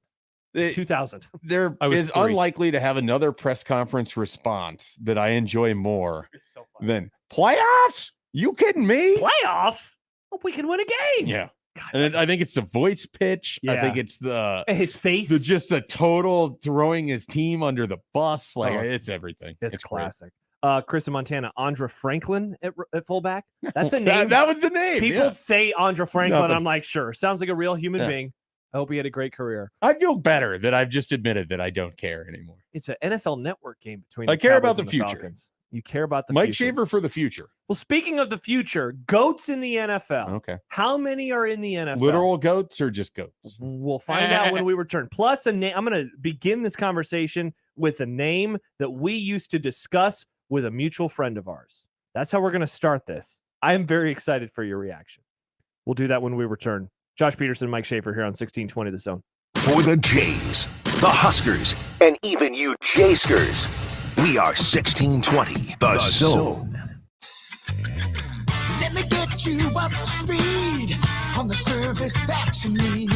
Katie was recently told by a competitor that her transmission needed to be replaced. She thought the cost seemed a little too high, so she called us. We towed it from that shop and verified the transmission was in fact bad. We did the job and saved her over $1,500. Sometimes a second opinion can save you a lot of money. Don't overpay. Call Omaha Transmission. Omaha Transmission, shifting to running smooth. Hi, this is Doug Nodgard with Equitable Bank. Great service never goes out of style. When the digital age dawned, many said computers would be able to handle many of the interactions that used to take a person. Boy, were they wrong. How many times have you called your bank and gotten a recording to press 1 or 2? Not at Equitable. Not only does Equitable answer your call on the first ring, it's answered by a human being. That's because Equitable Bank values its customers. Equitable Bank, we take banking personally. Member FDIC. You never know who might be hiding a problem with sports betting because it can affect anyone. Dads, moms, teachers, lawyers, blue collar, white collar, PhDs, community heroes. But there's one thing we want you to know. It doesn't matter who you are. What does matter is getting help. Contact 1-800-BETS-OFF. No judgment, just help. Be number one at getting help. Brought to you by the Iowa Department of Public Health and Heartland Family Service. It's time to wake up your taste buds. Introducing my new Fiesta Lime Chicken Pizza. Spicy taco sauce, generous amounts of chicken, green peppers, onions, jalapenos, mounds of cheddar and mozzarella cheese, and finished with a tangy lime sprinkle. Add your favorite one-topping pizza and my sweet cinnamon monkey bread. Fiesta Feast. Now that's a fiesta for your mouth. Godfather's Pizza. Do it. Do you find yourself stuck in a timeshare? Get the real facts about the timeshare industry and your options for cancellation. Chuck McDowell, founder of Wesley Financial Group, has put together a free information guide that reveals the secrets the timeshare industry doesn't want you to know, including the 5 ways to get rid of your timeshare. Call now and get this timeshare cancellation guide absolutely free. Call 800-462-3333. 800-462-3333. 800-462-3333. Fun fact, did you know gorillas burp when they're happy? Really? I'm glad humans don't have that issue, as it would create some awkward moments. Dave and Ryan Osted here with Osted's Golf. Looking for your happiness on the course? Book your fitting appointment today with Osted's, the nation's top 100 fitter from Callaway, Ping, Mizuno, and Golf Digest. Why get fit? On average, golfers gain 19 yards off the tee and drop their handicap by 10%. Wow, results like that will make any golfer happy. Stop in today or book your appointment on Osteds.com. All burps will be taken as a compliment. Lowe's knows the best deals for dad. That's why this Father's Day, you can shop our best gifts from the brands he loves, like Craftsman, for less. Right now, get a V20 drill or impact driver kit for just $69. And save $50 on a V20 string trimmer and blower combo kit, now only $99. Shop Father's Day deals today, in-store and online. Lowe's knows dads. Lowe's knows home improvement. Valid through 6/14 while supplies last. Selection varies by location. Attention homeowners. Are you ready to unleash the power of savings? J-Tech Construction and Solar, the official exterior experts of the Huskers, has an exclusive offer. Purchase any 2 trades from our winning lineup of services. Windows, doors, siding, roofs, gutters, and solar, and receive a 10% discount on your entire purchase. Click yourexteriorexperts.com to schedule your free consultation today. Double up on savings and save with J-Tech Construction and Solar, the official exterior experts of the Huskers. Click yourexteriorexperts.com. Nick Handley here for my friends at DJ's Dugout. Everyone at DJ's Dugout says welcome to Omaha baseball fans. June is a fun and exciting month in Omaha, and we welcome all the college baseball teams, little league teams, and visitors here in town. DJ's can accommodate teams in large groups. Omaha is known for getting a good burger, and DJ's fresh, never frozen half-pound Angus beef burgers are absolutely delicious. DJ's is locally and Vietnam veteran-owned. Dig in at the Dugout. 1620 The Zone's Unsportsmanlike Conduct is brought to you by Union Bank and Trust. Now back to the program.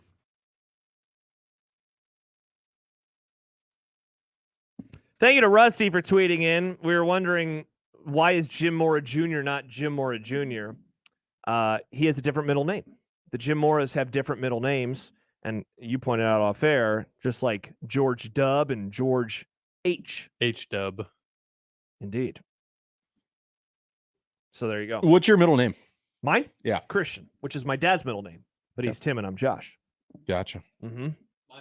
Mine's Daniel. Daniel. And yours is? James. James. I was going to guess my John. dad's name. Yeah. Mike J. Schaef. My middle name's also my dad's name. Yeah. Look at us. I think that's a very common, like, low energy middle name. Yeah. It's like, all right, you're here now. Sure. Everyone puts all the effort into the first name. Mm. And then it comes time for the middle name, and it's like, we had a grandpa named Tom. You're going to be Tom. His name is my name, too. Yeah, that's a lot of my dad's brothers are like that. Some responses real quick before we get into goats. Aaron writes in from Papillion. He says, I'm really good at numbers, but realized how really smart people are when I got to college. I started as a physics major, and I remember one problem where the professor started on the left-hand side of the wall on the chalkboard, and the problem covered the whole front board and then continued on the side wall and took up 3/4 of that wall. I got a 23 on one exam and got a C because I was in the middle of the curve. I switched my major after a year. Pretty sure. Oh, sorry. Oh, I don't know that I've ever had a math class where they use the entirety of the. No, that sounds like hell. Yeah. Or, well, I certainly never took physics. I was very smart about science when I got to college. I took geology, astronomy, and I took geography.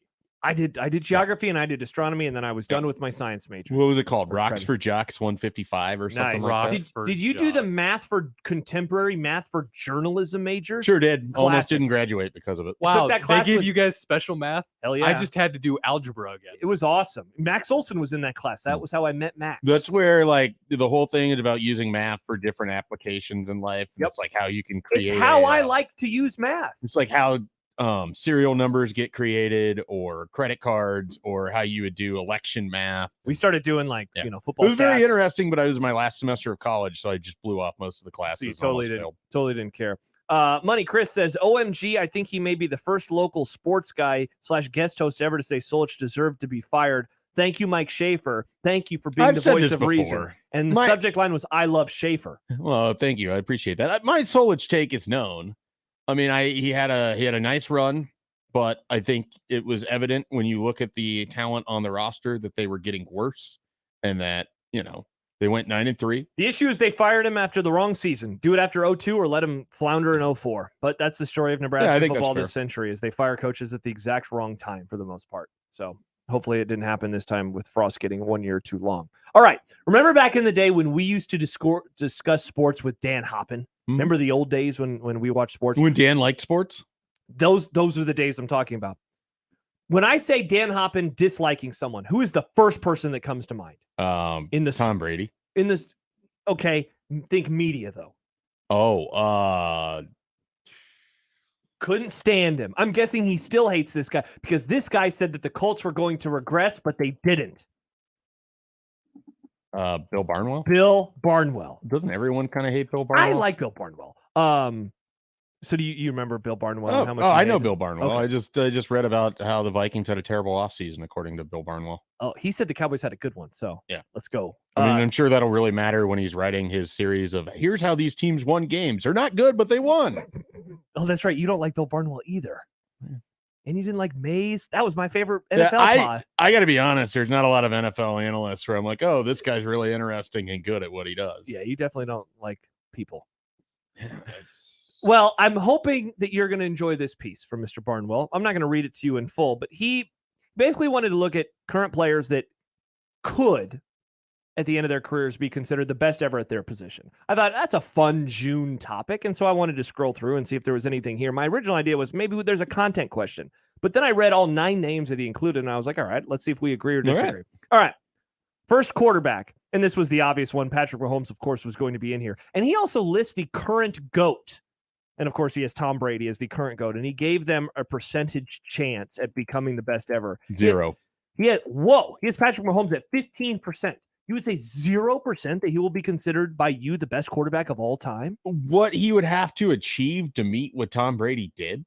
Now, like, if we're doing the whole LeBron can never be Michael Jordan thing, like, it's going to be really hard for Patrick Mahomes to be Tom Brady. First of all, he's going to have to play forever. That's going to be. He's going to have to do it in an era where players are only getting bigger and stronger, and injuries seem like they are more prevalent and longer lasting. So there's going to have to be that. He's going to have to adjust his style of play at some point, for sure. And I don't know. So you think about this more like resume, or because like I think Mahomes. Like, I watch him and I'm like, that's the best quarterback that I've ever watched. But I view it as there's going to be a new Patrick Mahomes at some point. Like, there's going to be a new quarterback that takes over by storm. And the thing that always made Brady amazing is that even when there was Peyton Manning, even when there was Phillip Rivers, even when there was Ben Roethlisberger, even when there was Aaron Rodgers, even when there was Patrick Mahomes, Tom Brady won at the end. Yeah. So to do that, it has to be the resume. And he beat him because twice you can always in the be the playoffs, best too. quarterback at the moment. But that doesn't mean that you are the best quarterback of all time. And I think Patrick Mahomes is clearly the best quarterback at the moment. Yeah. But is he still going to be the best quarterback in the NFL in 5 years? I don't know that that's as simple to say. Isn't that what makes Brady's career all the more? I don't even like Tom Brady. Like if you were Mike, pick one quarterback and you're playing aliens and you have to pick the quarterback that you think best has the chance to beat them, blah, blah. I'm always going to take Peyton Manning. Yeah. Peyton Manning to me, in my mind, is the guy that most encompasses what I want out of the position. But the single best quarterback that I've ever seen kind of has to be Tom Brady. Because even when he's not at his best, he won a title with that Bucs team. Yeah, I know. And you buried him. You hated that Bucs team. I hated that. I tried to tell you from day one they were going to be amazing. I hated that Bucs team. That title is one of the more annoying titles in my lifetime. And it came against Mahomes. And that's the thing. And He he beat was him horrible. He beat him 2 times in the playoffs. Yeah. And I don't even hold that against Mahomes. Like, I don't think you have to. No. But his players what are I'm dropping saying, passes left and right in the ladder. Why I said 0%, we've never seen anyone do what Tom Brady's done. 7 titles. I mean, it's laughable. And the longevity and like the ability that, okay, even if he wasn't the at the moment best quarterback when that mantle kept getting passed around, he was still there every time. Every time. And the amount of like incredible comeback wins and like it's just, and I'm never going to be painted as a Tom Brady guy, but it's hard for me not to just scoff at the fact that you'd even put a percentage higher than 5%. So he had 15 there. Let's see what you think of this one. He moved to wide receiver. Okay. Jerry Rice, of course, is the best. For the record, I think Jerry Rice is the best football player of all time. Oh, wow. I don't think he's the best wide receiver of all time. Oh, you're a Randy Moss guy. That's right. Sure am. He says that the player who could become the GOAT, Justin Jefferson, he gives a 1% chance that Justin Jefferson to be able to replicate what Jerry Rice did. And then the reason I always hold Randy Moss higher is I think he changed what we think of at wide receiver. I think he changed the whole position. Yeah. So the numbers are never going to be what Jerry Rice's were. And I acknowledge that, but like what he did to football radically changed how we thought of wide receivers, how wide receivers were developed and recruited and pursued, how the offensive game changed with that too. But yeah, I mean, obviously you can't go wrong with either one of those. And I love Justin Jefferson after boldly claiming that he was going to be a failure. But I just don't see any way that he could be the best. He's not even going to be the best Vikings receiver of all time. I mean, he might be by numbers. The craziest part for me about Jerry Rice is like you said something a couple minutes ago about how there's always going to be another Mahomes. The most passing yards record will be broken probably a handful more times in our lifetime. Jerry Rice played in such a different era, and he is still over 5,000 yards better than number 2, who is Larry Fitzgerald, which is nuts. I mean, first of all, it tells a story about his longevity, but also, again, he did it.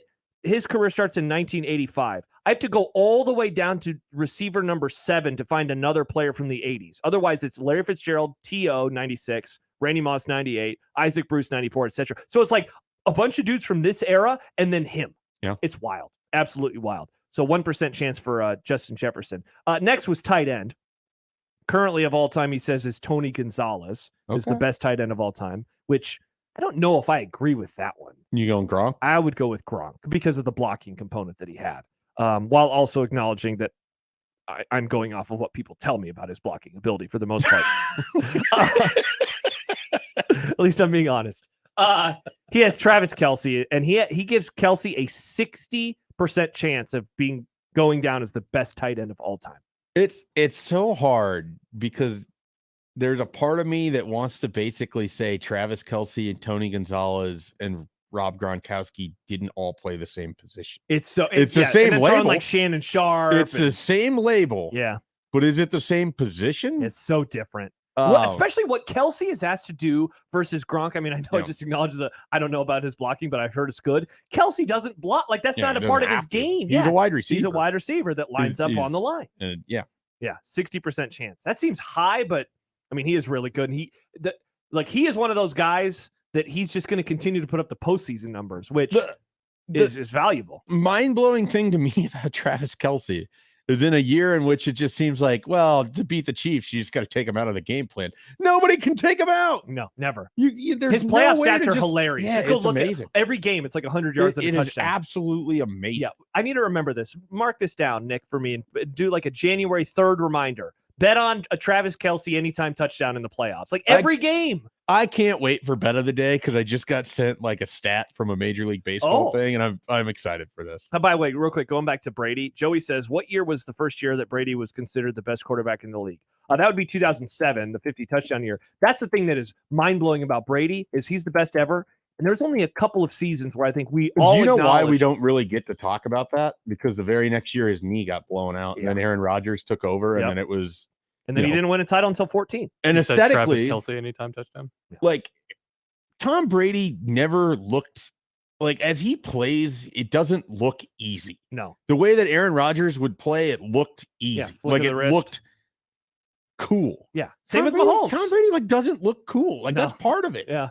Like it's a very He's huge shoulder pads, his big old because wrist he was at the stuff. tail end of the super bulky era. But he just he looks funny when he But even runs. just that photo from the combine of Yeah. him just standing there in the boxers and, And just he's sort of, that's the best ever. like he just looks like young Bill Hader in that thing. And Nice. It's just Barry, such a bummer of a final season. Best guard of all time. Of course, you know this name. John Hanna, Bruce Matthews, or Randall McDaniel, considered the best guard of all time. He says it could be Zach Martin from the Dallas Cowboys. 35% chance. Sure, cool. I have no idea. Me I neither. can't offer anything. All right, let's move on then as quickly as possible. Edge rusher. He says the current GOAT is Lawrence Taylor. Some people consider LT the greatest defensive player in the history of football. He has two players that could be considered the GOAT by the end of their careers. Micah Parsons, 3%, and Nick Bosa, also 3%. Man, that'd be pretty cool if Micah Parsons became the best edge player of all time. I think 3% is pretty fair here because I don't think either of those guys they're both going to be fortunate if they have like a Jared Allen type impact. I'm worried that Nick Bosa's body's going to fall apart. Yeah. I mean, he gets hurt all the time now. It's hard to stay healthy. It's in this very league. hard to stay healthy. Defensive tackle. This was my favorite one. Current GOAT, Aaron Donald. And then at the end, chances he'll end his career as the GOAT, 100%. Like, there's no argument with Aaron Donald. I mean, he's the other guy that people are like, he's the best defensive player ever. I don't know who I would consider a better defensive tackle. I don't have a name. JJ Watt was. But he wasn't. He is a 3-4 end. Yeah. For so much. He didn't even mention anybody else. I mean, oh wait, here we go. Mean Joe Green, Bob Lilly, Randy White. I mean, so it's a bunch of olds, and then I mean, Aaron Donald's ridiculous. And then kicker, Adam Vinatieri, considered the current GOAT. Fair. Justin Tucker. The only thing Tucker is missing is he just doesn't have any of the playoff. Like Vinatieri has the snow game and then 2 Super Bowls. Where he hit the game winner, and then he won another one with the Colts. Like that's just he did it in the snow than the Tuck Rule game.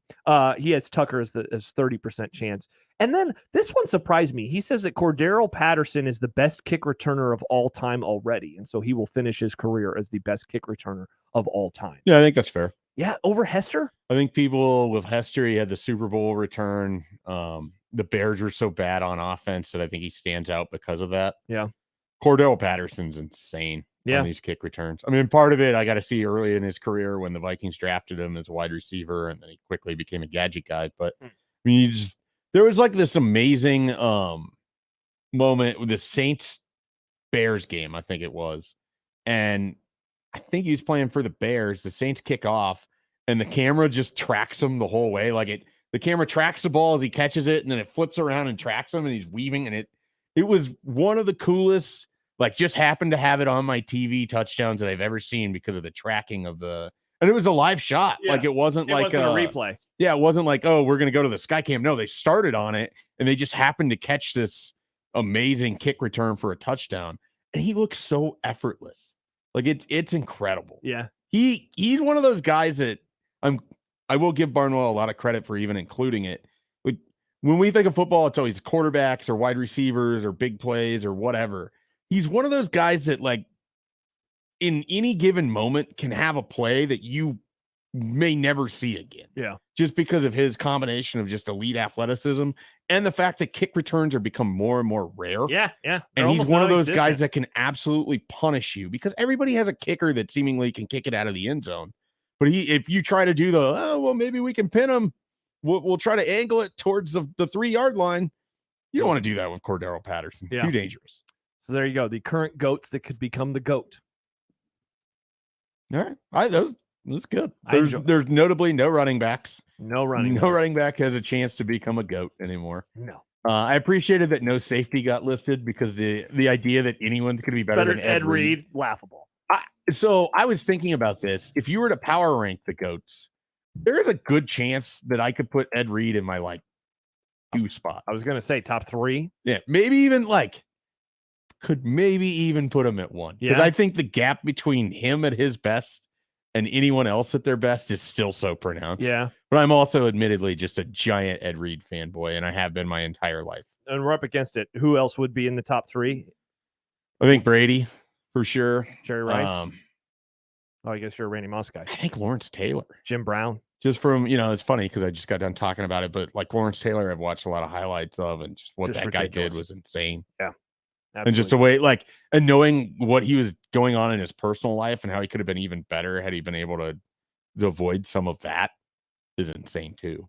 Happy Hour's coming up next. Want to remind you that Nickelback is coming to Lincoln. They bring their Get Rollin' 2023 tour to Pinnacle Bank Arena on October 3rd. You can get entered to win a pair of tickets to the show right now at 1620thezone.com. Live from the Host Coffee Studio, this is 1620 The Zone. 1620 The Zone. Traffic. From the Backlund Plumbing Time-Saving Traffic Center, it looks like that stall still has the exit ramp from southbound 480 to 20th blocked. A crash with injuries on eastbound I-80 at 84th, still causing delays. Same goes with the wreck with injuries on northbound Northwest Radial at Fontenelle Boulevard. And then if you're west on I-80, expect significant delays between 42nd and 108th. And if you're south on 680, delays between Center and I-80. I'm Mike Neville. Father's Day is right around the corner. Tools, lawn care supplies, homegrown trees, and more. Or give Dad a Lanahaw gift card. Let us help you make this Father's Day extra special. Lanahaw Nurseries, 192nd and Center. Prescriptions require an online consultation with a healthcare provider who will determine if appropriate. Restrictions apply. See website for details and important safety information. Subscription required. Price varies based on product and subscription plan. Hey guys, did you know there's a generic form of Viagra that works just the same, but is 95% cheaper? And you can get it online? Just go to 4hims.com/radio. Through Hims, you'll get a free medical consultation, discreet shipping if prescribed, a 100% online process, and trusted generic alternatives to the name brands at up to 95% off. That's right. Get generic for Viagra, the same active ingredient as brand name Viagra, but for 95% less. It's the same medication, still prescribed by a licensed medical provider, but with zero copay, no expensive appointments, and no awkward face-to-face conversations. To start your free online visit, you need to go to this exclusive address, 4hims.com/radio. That's 4hims.com/radio for your free online visit. FORHIMS.com/RADIO. Your neighborhood is more than blocks of buildings. It's the people who live there that make it special. At Union Bank and Trust, we're not just creating home loans, we're making neighbors. We're not just small business lenders, we're small business shoppers. We don't just live in your community, we help you build it. Because our people are your people. Visit ubt.com/neighbor to learn more. Union Bank and Trust, member FDIC. Celebrate the college baseball championship with Templeton Rye. Whiskey for the strong-spirited with an all-star lineup of 4-year, 6-year, and 10-year reserve. Templeton Rye is crafted with a strong community spirit, the perfect way to celebrate your favorite team. Templeton Rye, whiskey for the strong-spirited, available near you. Hey everyone, Josh Peterson here for my friends at Kugler Vision. Let us talk about the 3 most surprising things about modern LASIK at Kugler Vision. The first, how fast that LASIK procedure is. With Kugler Vision's leading-edge technology, we're talking just a few minutes per eye. Incredibly speedy. And how about this for number 2? How comfortable the procedure is. So often from their patients, they hear, wait, that's it? It's over? They make sure that you're relaxed and comfortable, as well as knowing exactly what is happening. And this for number 3, how quickly you can get back to normal life. Patients typically drive themselves to Kugler Vision the very next day for their follow-up visit. So you're back in action less than 24 hours later. Kugler Vision right now, they have special pre-summer savings on modern LASIK or any of their other advanced vision correction procedures. If you've ever thought about fixing your bad vision, the Kugler Vision Eye Analysis is your first step. Do so today. Schedule one online at KuglerVision.com. Tell us how you feel on the J-Tech Construction and Solar Zone Twitter feed. Reach Gary, Nick, Connor, Josh, and John anytime on the J-Tech Construction and Solar Zone Twitter feed. Contact the official exterior and solar experts of the Huskers. J-Tech Construction at yourexteriorexperts.com. Tired of having a website that doesn't reflect the quality of your brand? At JM Online, we specialize in custom websites for unique business needs. Your website should be more than just a digital billboard. It should be a powerful tool that grows your business. Awarded Omaha's best web developers in 2023, we're dedicated to local business success. So if you're ready to take your website to the next level, go to jmonline.com and request a call. Ever walk through a door and see all the trucks? Yeah, it's kind of like that at Gretna Auto Outlet. Half-ton trucks, three-quarter-ton trucks, dualies, gas or diesel. Gretna Auto Outlet will be happy to show it to you. They don't call it truck heaven for nothing, you know. Stop in the climate-controlled comfort of the indoor showroom or online with the virtual showroom at GretnaAuto.com. Gretna Auto Outlet, open Sundays too, just north of Nebraska Crossing on Highway 6 in Gretna. Tickets for less. Best seats, best prices, no per ticket fees. Ticketsforless.com. KOZN Bellevue, Omaha, Council Bluffs. This is 1620 The Zone. It'd be nice to have a boat. Throw. It would be nice to have a boat. Throw. It would be nice to have a boat. Throw. It would be nice to have a boat. Throw. It would be nice to have a boat. Throw. It would be nice to have a blow through. It would be nice to have a blow through. It would be nice to have a blow through. The happy hour is on the air.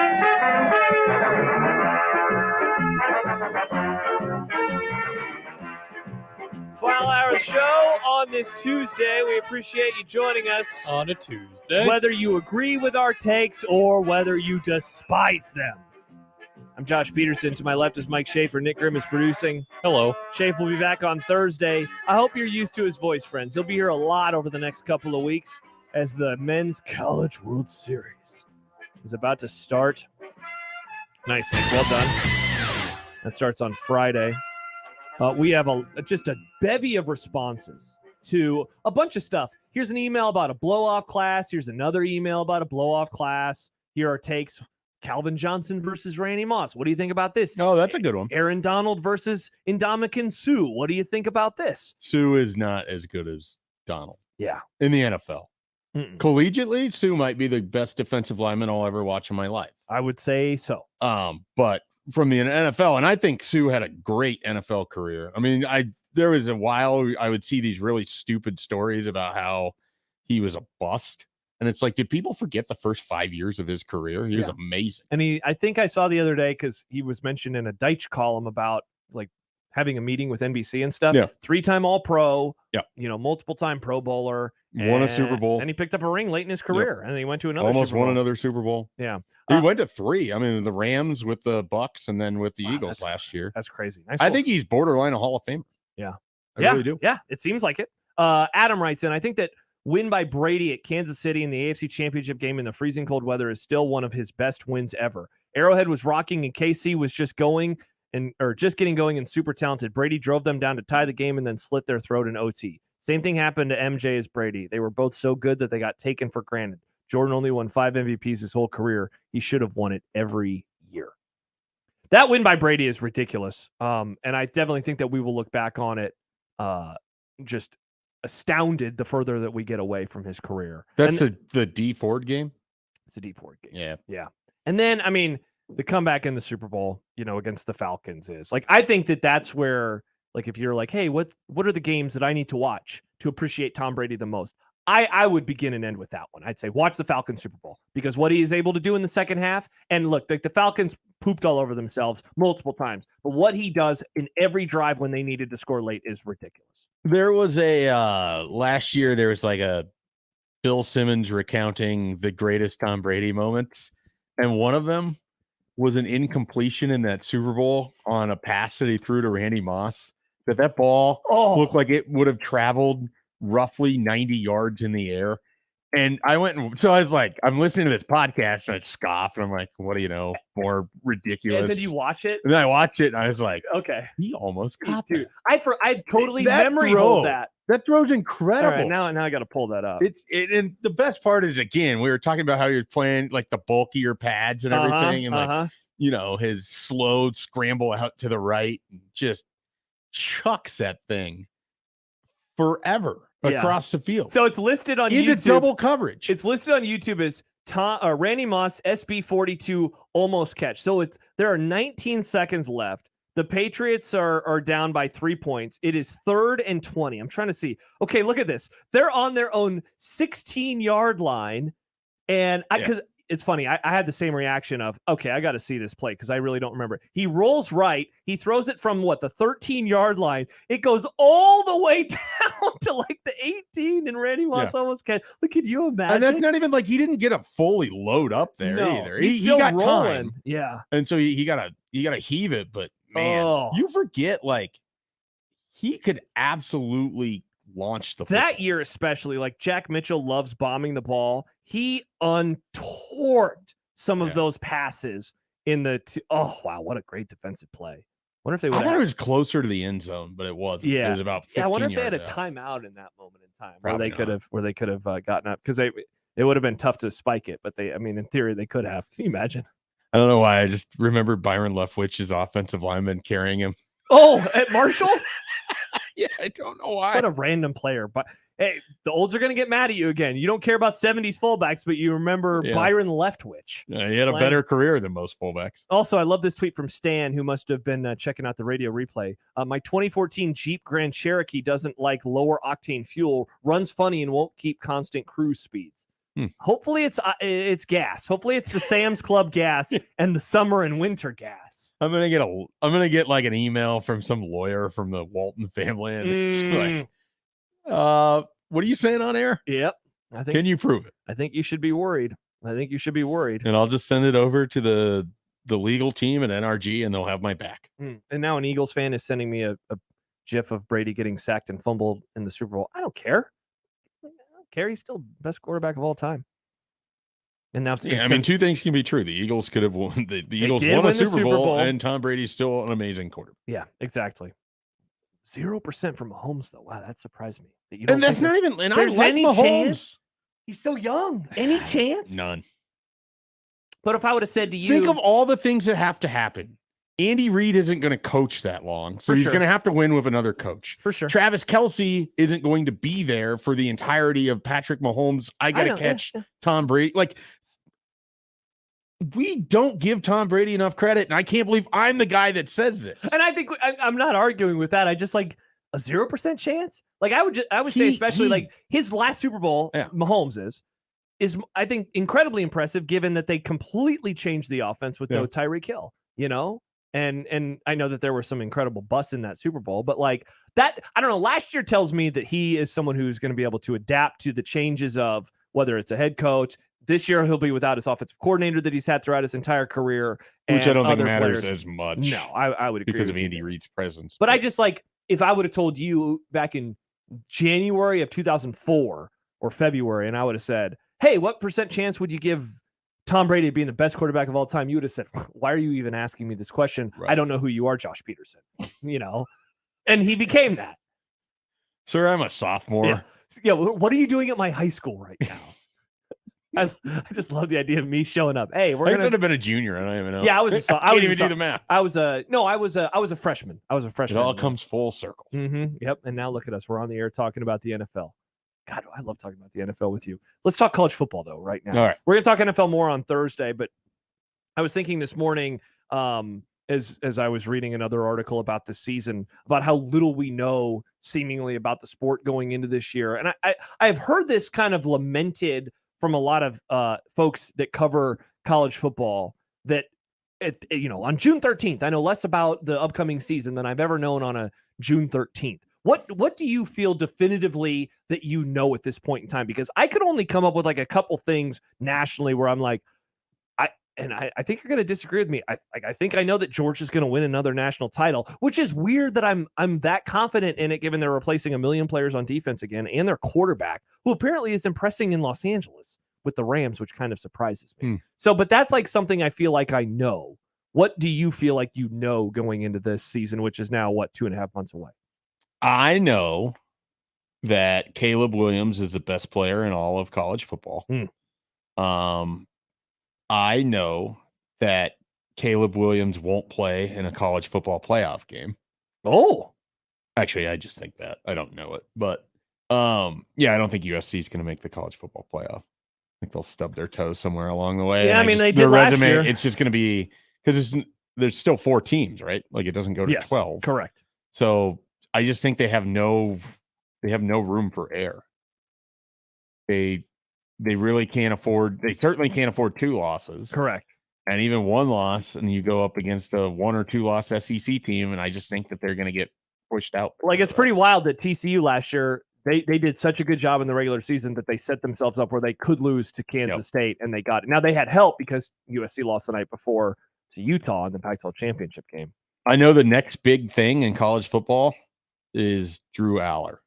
Oh. Quarterback, Penn State. Oh, I know who. Yeah, you're bullish on him. I'm already excited for the Vikings to lose all their games and draft him. How much of this for you with him is like recruiting, like thinking back to his recruitment and watching him then? A little bit of that. I mean, he's a very, very polished passer. I think that he is going to be really, really good. Because I remember last year, really at this time, there was a conversation in Penn State circles of should they go with him and lose more games than they could and then set themselves up for a better 2023. He gets more experience. Bingo. And they ended up not doing that. And they went 10-2. I mean, they had a really good regular season, and then they won their bowl game. So they finished 11-2. But I know that it seemed like the Penn State community, it felt like that felt like a very empty 11-2 season, which makes sense, right? Because the best 2 teams that you play, you lose by double digits, I believe, in both. I remember arguing with you that they had a better resume to go to the college football playoff than any multi-loss SEC team because the 2 losses that they had would be against college football playoff teams. Yeah, you did make that argument. Yeah, and I think I probably was leaning Bama. Yeah, and then Tennessee or whatever. LSU was another one. Yeah, you were very fixated on LSU getting in. No, it was just a possibility of you wanted LSU in. No, I definitely did not. That's right. You had a thought that if they won the SEC title game against Georgia, that they wouldn't get in. Yeah, which they would have. I know that Brian Kelly's going to have a big follow-up year off of last year. Follow-up year, yeah, not a drop back down. No, I feel like they're going to win the West again, and I think it's going to be a better game this year. And I think I'm bullish on them next year. I think if I had to pick a team to win the national title right now today, it'd be LSU. Wow, really? Over Georgia?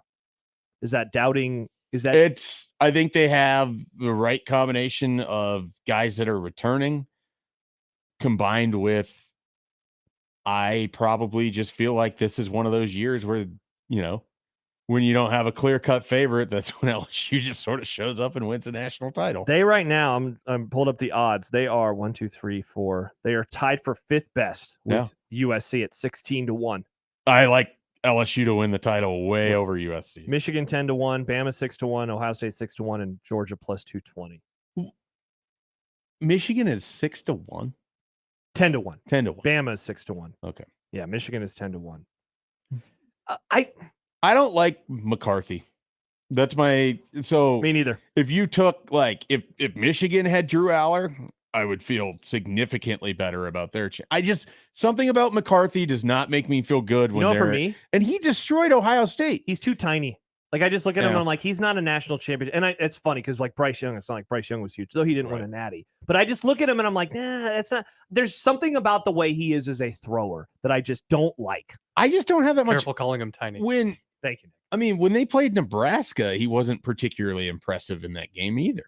Nobody and maybe the weather was a little Yeah. bit of an issue because, I mean, no one looked particularly good in that. But his passes seemed off. And then it's hard because he totally destroys Ohio State. Yeah. But I can't get out of my mind how he didn't look impressive against Nebraska. And then the TCU game. Yeah, he lost them the game early. Yeah. Yeah, they were playing from behind the whole time.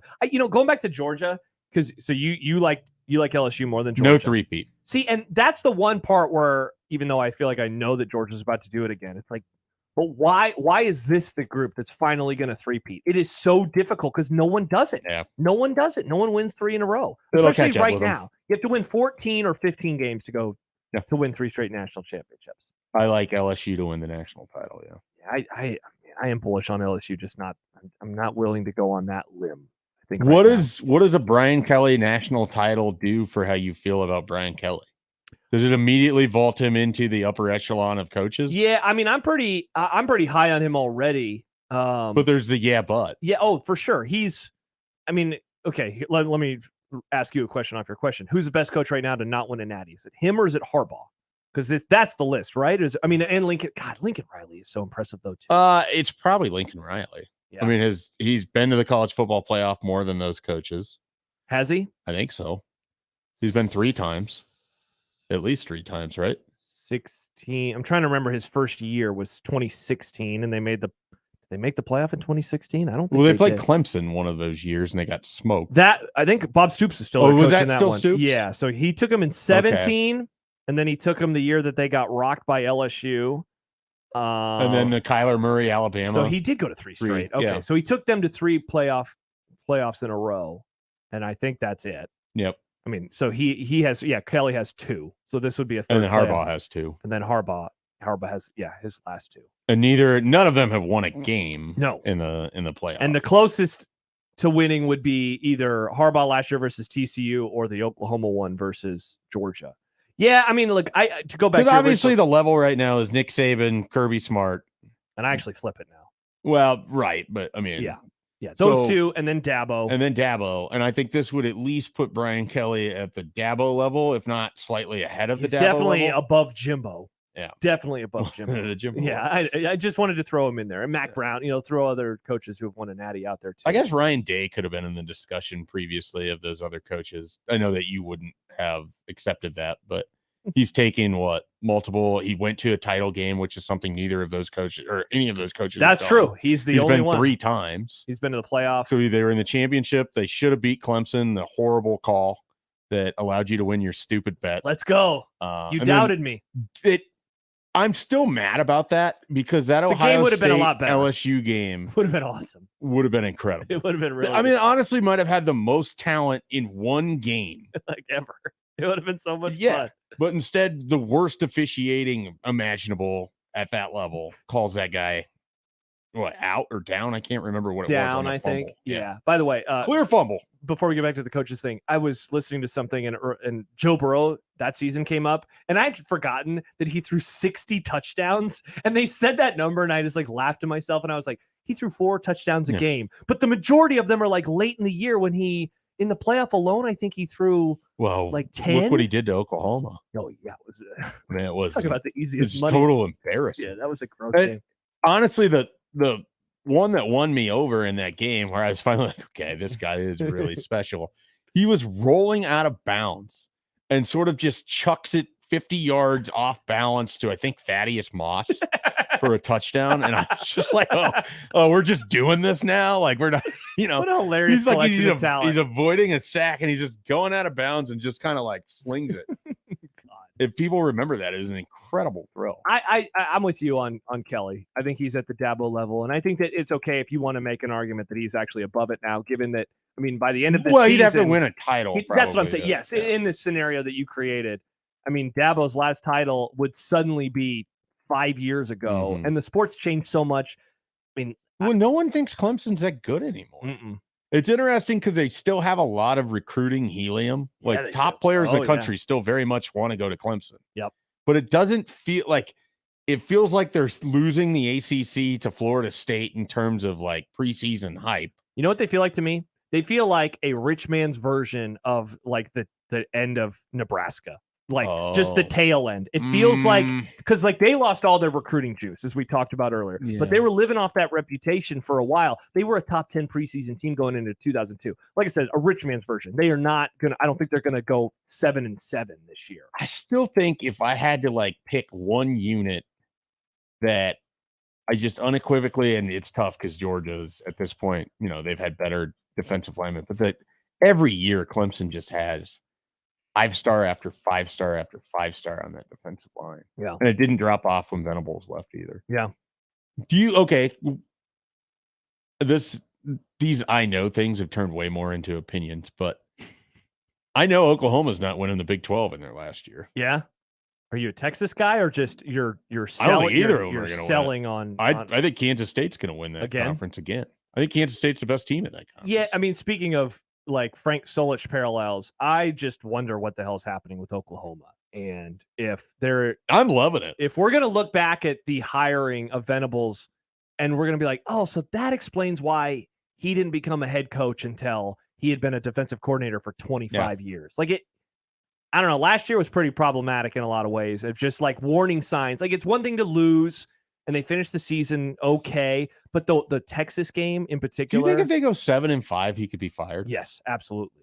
Because they haven't been that program in the last 20 years. Like you hire a new coach who's going into the SEC in that. I just think that they're scared as hell because they're about to go to that conference and they are not. If they go 7-5, they are not putting their best foot forward. They go 7-5 and they fire him and they hire Ryan Day, who leaves Ohio State because he's tired of your hatred.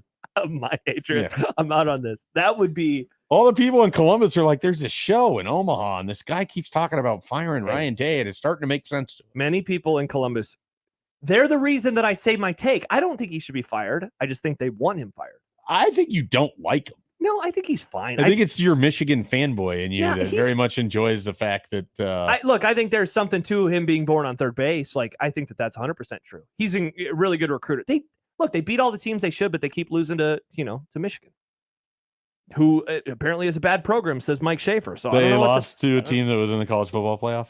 Yeah, that's their biggest. They haven't won the conference in 2 years. They haven't beat Michigan since 2019. It's been a long time, Schaef. Had Georgia on the ropes last year. There wasn't even a pandemic the last time. Well, I guess it had begun, but it was just about to hit America. The crazy thing about the team that played in the championship against that Alabama team, they should have lost to Northwestern in the Big Ten championship. Oh, that's right. They were trailing. Northwestern. That was the game that told me Justin Fields is going to struggle in the NFL. Yeah, he had a rough go. He stunk. They Trey Sermon saved that. Yeah, they ran the ball. Didn't he have like 200 or 300 yards? Oklahoma, Trey Sermon. It all comes full circle. Jacob Badilla, going back to the Tom Brady pass. Did Josh just say untorqued? Are we inventing new words now? Untorqued. I thought that was a word. That's when you torque too much, but then you take some of the torque How back. would you describe what he did? Uncorked? Uncorked. That's the word. I knew it started with an un. Yeah. Untorque is a word. Unleashed. Yeah. Untorque Unveiled, is a I word. guess. Unveiled his arm strength. Jimmy Allen says that J.J. McCarthy, I believe this is about McCarthy. He reminds me of Bo Davis when I see him. Oh, gee, okay. That's a bit mean, Jimmy, but funny. I mean, I think that he's had a little bit better experience than Bo Davis did down in Lubbock in his one start. All Not right. start, performance. So that's what we know about college football, even though, like you said, it just turned into a bunch of questions and opinions. Tomorrow, let's try the same exercise with the NFL and see where the hell that takes us Oh, that'll be fun. for the 2023 season. Man, it's football season. I know the Jets got an avocado farmer. Save your Jets takes for tomorrow. Okay. All right. We still have content coming up in a little bit, which I know Holy you. crap, it's 5:20. Yeah, we're flying. Did we just talk to brunch at like 3:30? Yeah, it was like 2 hours ago. Wow. Yep. That's good. The show, we're having a great time It has been a good time. here on this Tuesday. More to come. Josh Peters and Mike Schaefer on 1620 The Zone. Mornings with Sharp and Handley. Here's what you need to know. You can make fun of us all you want, but we have a certain mindset that of the 1.9 million people that live in this state and that support their respective schools, we love our sports here and we support our sports and we go to events. And it doesn't matter, again, if you're winning or losing, it seems, we will go and support it. That's what we do here. We like sports. Mornings with Sharp and Handley. Weekdays 6 to 10 on 1620 The Zone. Your Omaha area forecast presented by Funplex Water Park and Rides from the KETV Newswatch 7 Weather Center on 1620 The Zone. Sunny and pleasant this evening. Temperatures in the lower 80s. Mostly clear skies tonight. We should drop back into the upper 50s for a low. And mostly sunny and very warm for Wednesday. Highs reaching the upper 80s. I'm Chief Meteorologist Bill Ranby from KETV Newswatch 7. 1620 The Zone's Unsportsmanlike Conduct, brought to you by a great friend of the program, Union Bank and Trust. 1620 The Zone traffic. From the Backlund Plumbing Time-Saving Traffic Center, got a crash blocking the right lane on eastbound Dodge at 102nd, causing stop-and-go traffic from 150th. Also a wreck blocking the right lane on westbound I-80 at 60th, with stop-and-go traffic from 42nd. Looks like a crash also on westbound I-80 at Q Street is causing delays from 680. Got a wreck on westbound Pacific at 103rd, and then a stall blocking the right lane on westbound 480 at 24th. I'm Mike Neville. This time-saving traffic is brought to you by Backlund Plumbing. Backlund Plumbing is the most referred plumber in town, and that's because of our professional plumbers. If you'd like to join the Backlund Plumbing team, go to backlundplumbing.com. Backlund Plumbing, the most referred plumber in town.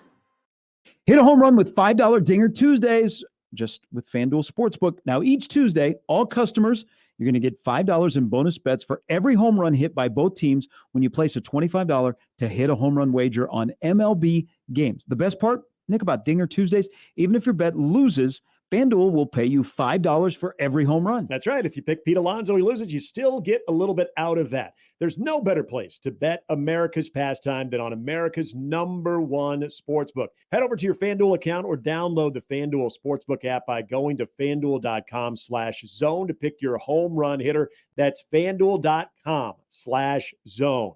21 plus and present in Iowa. Bonus issued as non-withdrawable bonus bets that expire 7 days after receipt. Max bonus $25. Restrictions apply. See full terms at FanDuel.com/sportsbook. Gambling problem? Call 1-800-BETS-OFF. Hey, everybody, it's Michael Sviver for Ted and Wally's, 2 locations, one in the Old Market and in Benson. What goes better after a wonderful meal? Say you're in Benson looking for a great place to eat. You roll into Taste of New Orleans. You get your po' boy, maybe have a little bit of gumbo. And what goes with that? Ice cream, ultra premium ice cream from Ted and Wally's. You swing into Ted and Wally's, whether it's a quart or a half a gallon or just a couple of scoops, you're going to love the ice cream at Ted and Wally's. So many different flavors and so many locations. 2 of them, in fact, Old Market and Benson. And when you go there, tell them Severe sent you. Did you know that radon is the #1 cause of lung cancer for non-smokers and that our region has some of the highest levels in the country? Radon Defense Midwest can test and fix your home. Visit radonradio.com for an exclusive offer for 1620 The Zone listeners. That's radonradio.com. Fun fact, did you know gorillas burp when they're happy? Really? I'm glad humans don't have that issue, as it would create some awkward moments. David Ryan Osted here with Osted's Golf. Looking for your happiness on the course? Book your fitting appointment today with Osted's, the nation's top 100 fitter from Callaway, Ping, Mizuno, and Golf Digest. Why get fit? On average, golfers gain 19 yards off the tee and drop their handicap by 10%. Wow, results like that will make any golfer happy. Stop in today or book your appointment on osteds.com. All burps will be taken as a compliment. This is unsportsmanlike conduct. The way we run a program is tried and true. We know how to build programs. On 1620 The Zone.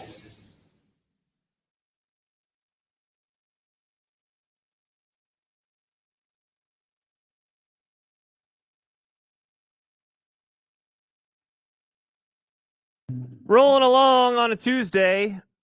I want the reaction, Nick, that Schaef had to become a drop. It's 5:20? That was pretty good. That was pretty good.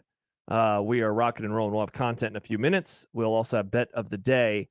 How should Husker fans feel about the recruitment of Carter Nelson right now, Mr. Mike Schaefer? Yeah, I mean, I think they should be a little bit nervous. He's got his Nebraska official coming up at the end of the month. He'll be part of that big visit weekend. The barbecue? I laughed so hard when Happer asked you about that yesterday because it reminded me how we always talked about the barbecue. What year was that? What year was the barbecue? 2018, 2019. 2018. And then it was a COVID casualty. Rats. So we the love barbecue. It always first made me year of the hungry. recruiting hour, it was just running gag of like Happer would always have to say June 21st because that's when the barbecue was. Because I would just like randomly be in the middle of saying something and then the barbecue, and then he'd be so that's what that stems from. But yeah, I was not prepared for that on Monday. That caught me pretty good. Yeah, I think that Nebraska is going to have a shot with Carter Nelson. They're going to host him that weekend. I think getting him around other in-state guys that are committed, you have Daniel Kalen, you have Ashton Murphy, Caleb Benning's going to be there that weekend. Isaiah McMorris is going to be there that weekend. I think they are going to make a big stay-at-home, play-at-home push when they have all those guys in there that weekend. I mean, the only one they won't have is Caleb Pyfrom, basically. Yeah. I guess Michael Burt is visiting this weekend. He's a Creighton Prep tight end that's been picking up the offers. And you could see a pretty quick decision from him between Nebraska and Iowa, right after. But everyone else is coming in that weekend. And I just think, they're going to really lay it on thick with Carter Nelson, a kid who grew up in the state, grew up knowing Nebraska football, who was just there for the spring game. And I have a tough time imagining, he was there with buddies and he brought him down onto the field, and the sort of look and excitement that he had did not look like somebody who, sometimes you get visitors that come from far away and it doesn't mean the same thing. This is someone who clearly knows Nebraska football. He wasn't going through the motions. Yeah. And he had great visits at Georgia and Notre Dame. So there's work to be done, but I think it's a true test for Matt Rule, how they're going to recruit, how they can recruit, because Georgia's the best team in the country. And if they want you, that's as much respect as you could possibly have as a recruit right now. And they want Carter Nelson, even though they have multiple tight ends already committed. And so it'll be, Nebraska has tight ends. So it's going to be an interesting weekend as to how that whole pitch could unfold. But I am not ready to say that he is for sure going to Georgia. But I am willing to say that, having previously thought Notre Dame was the school to watch out for, I think Georgia has jumped Notre Dame. I think it's going to be a Nebraska-Georgia thing when he gets done with that official visit. And I wouldn't be surprised if he makes a decision relatively soon after that official. So before the season? Yeah. Before the end of July? Probably. Yeah. Probably. I mean, what usually happens is there's a stretch from the 1st to the 10th of July where there's just going to be hundreds of commitments. Why do you think that is? You Just get done holiday? with the official visit run. Yeah. And then it's you build it around holiday or family or whatever People else. being in town. And season hasn't started yet. I would say the last probably 5 years, we've seen kind of an explosion of commitments right at that time. Yeah. And, for some of them, it starts right at the end of June, too, because there's that kind of 5-day stretch right after that last official visit. And I also think you get a lot of pressure from coaches where they want these guys to make these decisions now, because they don't want to have to try to recruit them during the school year or everything else, because they ultimately want to be moving on to focusing on their own team. That's the thing that probably doesn't get highlighted enough in recruiting, is that once you get done with June, coaches want to think about the team and the season ahead. They don't want to be thinking about Joe 24. They want to be focused on the Minnesota players they have on and their Colorado team. and Jeff Sims and all of that. And so I think you get a real heavy push from teams in late June. Hey, you say you're close. Let's just get this done. Let's do it. We're excited to have blah, blah, blah, whatever it is. I think you get that kind of push, and I think we're going to see a bunch of commitments, not just Nebraska, but across the recruiting landscape. We talked in the lead up to Dylan Raiola's commitment. What would the reaction be around here, if he were to go elsewhere? And he did. And I mean, for the most part, I think it was pretty tame for I think people were okay with it. Well, at that point, it had largely become we knew what was going to happen. Yeah. I wonder how this one lands, just because of a few different factors that you already mentioned. Of course, in-state player, you can kind of start in there, but that it's the defending two-time national champ, but also that it's a room that already has commitments to it. But it's also, I mean, they're going to continue to put tight ends in the pros. And so for all of the success, especially on the defensive side of the ball, they're becoming a tight end factory as well. And they have the best player at that position in the sport in Brock Bowers. And I don't know. I wonder how this one would land if he were to decide to go to Georgia versus, the Dylan one. Yeah. Well, and then that leads to, the sort of thought process and conversation that I think is a big thing that happens in the transfer portal era, which is if you're Carter Nelson, you have the opportunity right now to put yourself at college football's biggest stage, or you go to your in-state school. If you transfer from one of those two, you're not going to be able to transfer from Nebraska to Georgia.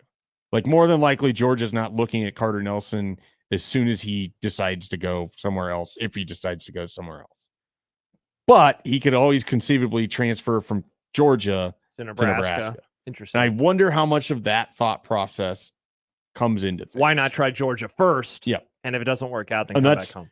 and people are going to be annoyed by that, but that's the reality of how some of this is going right now. Like, okay, this is my best offer. This is the best team. Like, let's see if I can make this work. And if I can't, I'll transfer somewhere else. I mean, I just heard about a recruit's dad kind of saying he wants to push his kid to play for, a bigger program because he can always transfer back to the home school. Interesting. It's not a Nebraska kid, it's somebody else. But, that attitude is out there because you have that one-time free transfer. So if someone really wants to know, okay, this is my chance to play big boy SEC football. Let me see if I can do it. And if I can't, I'm going to have all these options anyways. Interesting. So now whether those actual options are there, I mean, that's the other thing. And I would argue one of the hardest things with Carter Nelson, because he's coming from an 8-man, the amount of projection you have to do with Carter Nelson relative to other recruits is extreme. Yeah. So wherever he goes, whether it's Nebraska, Notre Dame, Georgia, wherever, he could get there and the coaches could quickly realize like, oh, this guy's going to be a star or going to need years of development. We don't know which. I mean, when you're talking about someone that is that projectable and is playing 8-man football and hasn't really had to block, and you're going to go make him a tight end, like that's just not, you have to put a lot of time into that. Yeah. And I don't know that he's a slam dunk just going to be able to split out, play tight end like Kyle Pitts without ever having to be in line while blocking. I don't know that that's ever going to be an offense that they're going to run down there in Lincoln. So, yeah. When we return on Sportsmanlike content time, including today, Schaef, the Daytona International Speedway, long odds for the NBA. No. And a reverse boycott. Does that mean you just consume? Let's find out, shall we? It's uncancel culture. We'll do that when we return here on 1620 The Zone. Now live on Twitch, YouTube, and 1620thezone.com.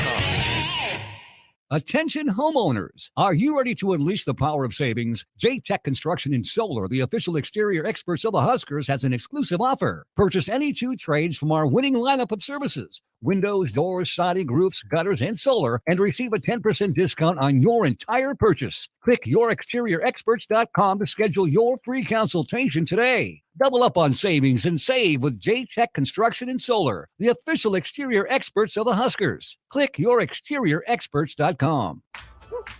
Your neighborhood is more than blocks of buildings. It's the people who live there that make it special. At Union Bank and Trust, we're not just creating home loans, we're making neighbors. We're not just small business lenders, we're small business shoppers. We don't just live in your community, we help you build it. Because our people are your people. Visit ubt.com/neighbor to learn more.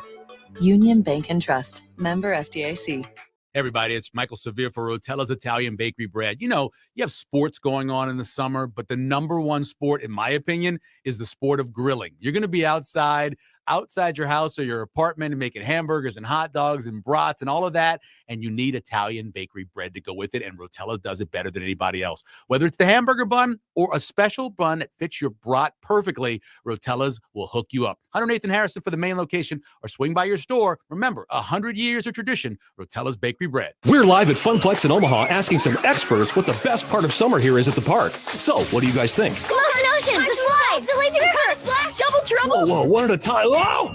We got this. Riding the waves of the Motion Ocean. Next, double trouble. A trapdoor drops, and suddenly you're rocketing down a slide feet first. Yeah, but what about music and lights inside Rockin' Rapids? Okay. I guess the experts have spoken. This summer, let the fun drop at Funplex. Get your tickets now at fun-plex.com. Don't miss this week's Zone Deal. This week's half-off deal is $50 worth of vouchers to Le Voltaire French Restaurant for only $25. Le Voltaire Pepperwood Village is a locally owned, unpretentious French restaurant serving down-home cooking with an extensive wine list and great handcrafted cocktails for decades. Whether dining with friends, clients, or that special someone, Le Voltaire will make you feel right at home. Zone Deals go fast. 9 a.m. Friday, 1620thezone.com. Ever walk through a door and see all the trucks? Yeah, It's kind of like that at Gretna Auto Outlet. Half-ton trucks, three-quarter-ton trucks, dualies, gas or diesel, Gretna Auto Outlet will be happy to show it to you. They don't call it truck heaven for nothing, you know. Stop in the climate-controlled comfort of the indoor showroom or online with the virtual showroom at GretnaAuto.com. Gretna Auto Outlet, open Sundays too, just north of Nebraska Crossing on Highway 6 in Gretna. Nick Hanley here for Templeton Rye Whiskey for the strong-spirited. Excitement is in the air as the college baseball championship returns to Omaha, and fans come from all around. Celebrate this year with Templeton Rye Whiskey for the strong-spirited. With a 4-year, 6-year, and 10-year reserve, the whiskey is a home run all around. To learn more about Templeton Rye, check out their Instagram, Templeton Distillery, or visit the on-site distillery just a short drive outside of Omaha. Enjoy responsibly. Templeton Rye Spirits, Templeton, Iowa Rye Whiskey. PACE, Police Athletics for Community Engagement Organization, is dedicated to preventing at-risk and disadvantaged inner-city children from becoming involved in street gangs, crime, drug use, and victimization. PACE provides an opportunity to develop discipline, self-esteem, and positive moral values through wholesome competition and free participation in soccer, baseball, CrossFit, and flag football. To help PACE and local families make sure kids have access to safe and fun spring and summer activities, please go to paceomaha.org to support the PACE mission. Thank you. 1620 The Zone's Unsportsmanlike Conduct is brought to you by Union Bank and Trust. Now back to the program. Look, I made you some Unsportsmanlike content.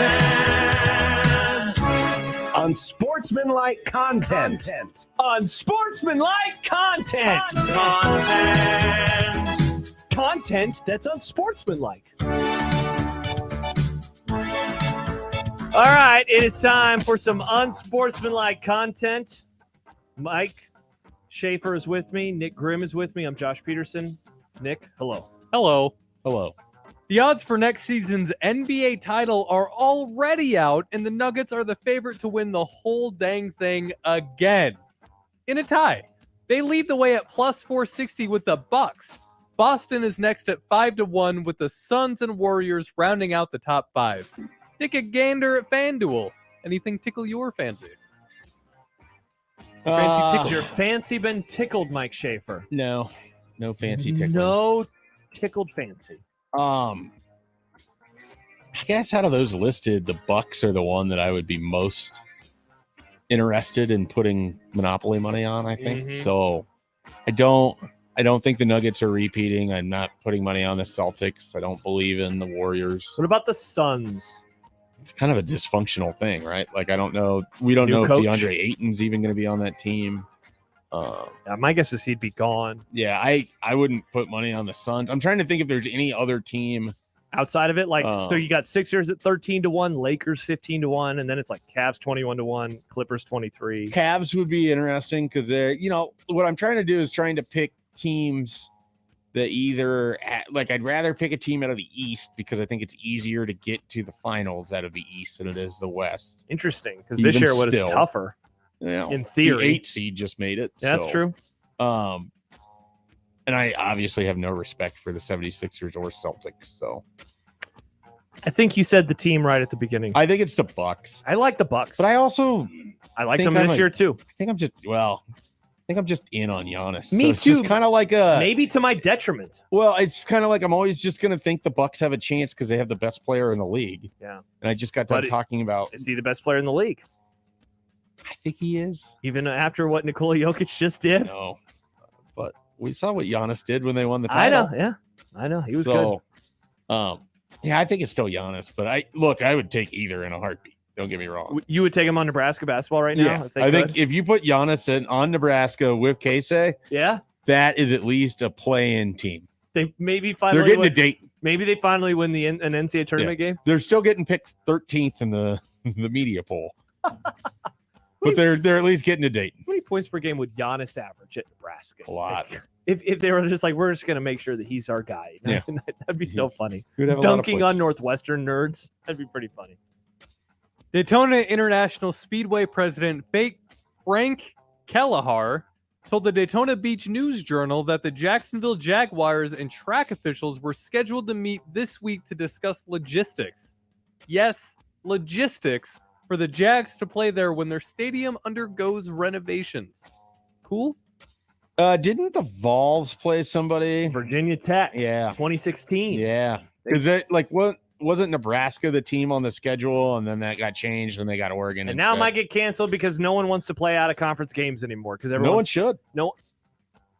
Wow, like, you dropped this on me at 5:43. No one should schedule any SEC teams ever. Oh, okay. I thought you meant Nebraska shouldn't Ever. schedule power schools anymore in the non-con. Yeah, just the SEC teams going to play their 8 conference games and their 4 bye games and just leave them alone. Nobody else should ever play them again. Wow, that is a take. Well, if they're not going to get along to go along. There's 15 minutes left of the show, Schaef. Yeah, you can't drop this on us now. Save it for Thursday. We are going to have to. I don't mind this idea. It seems like the infield's big enough to do so. Raise hell, praise Dale. Yeah. Nice, Nick. They've also talked about playing in Gainesville or in Orlando at the Camping World Stadium. Ooh, been to that stadium. And? It's not nice. There you go. Much like Orlando. That's Orlando for you. Speaking of stadiums in the state of Florida, USF has approved a $340 million plan for the Bulls to have an on-campus football stadium. Will this mean anything for the program in the long term? Do they play at Raymond James now? Yeah. Okay. It'll be cool for the program. Like, it's awesome to have an on-campus stadium. Will this be the beginning of them becoming a superpower? Absolutely not. But I'm really happy for them. Good for them. Who the hell is paying $343 million for the USF to have a stadium? Well, let me click into the story. What's the funding on this?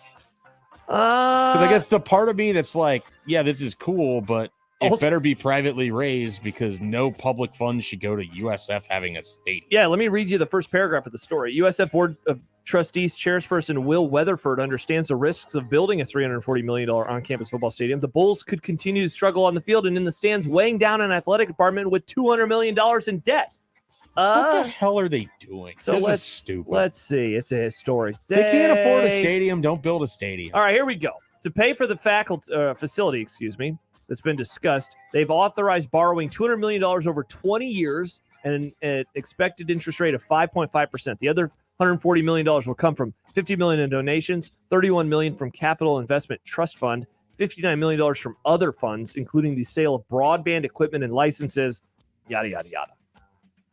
Out on this? This is a really bad idea. First Keep of all, them at you're Raymond 200 James. You're $200 million in debt. You're going to borrow $200 million with 5% interest. There's no guarantee that you're even in the next iteration of college football when realignment happens. That's a great point. And you're going to build this stadium for who? And that's not like how many gonna help people are you. even going to USF games?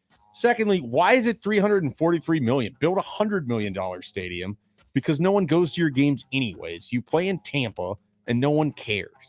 Stop bankrupting your athletic department for what? Like, I don't even know what the benefit of this is. On campus, your students can go to the games after class. Is there a big push for USF students to go to games? Maybe they'd get 50,000 if they were on campus. The time to do this was 2007 when they were relevant. Remember when they were Not now. second that year? Yeah, it was before their coach struck somebody and ruined his that's career. Right. Don't strike your players. Yeah, well, and then he became a defensive coordinator, and he's very good at Hackett?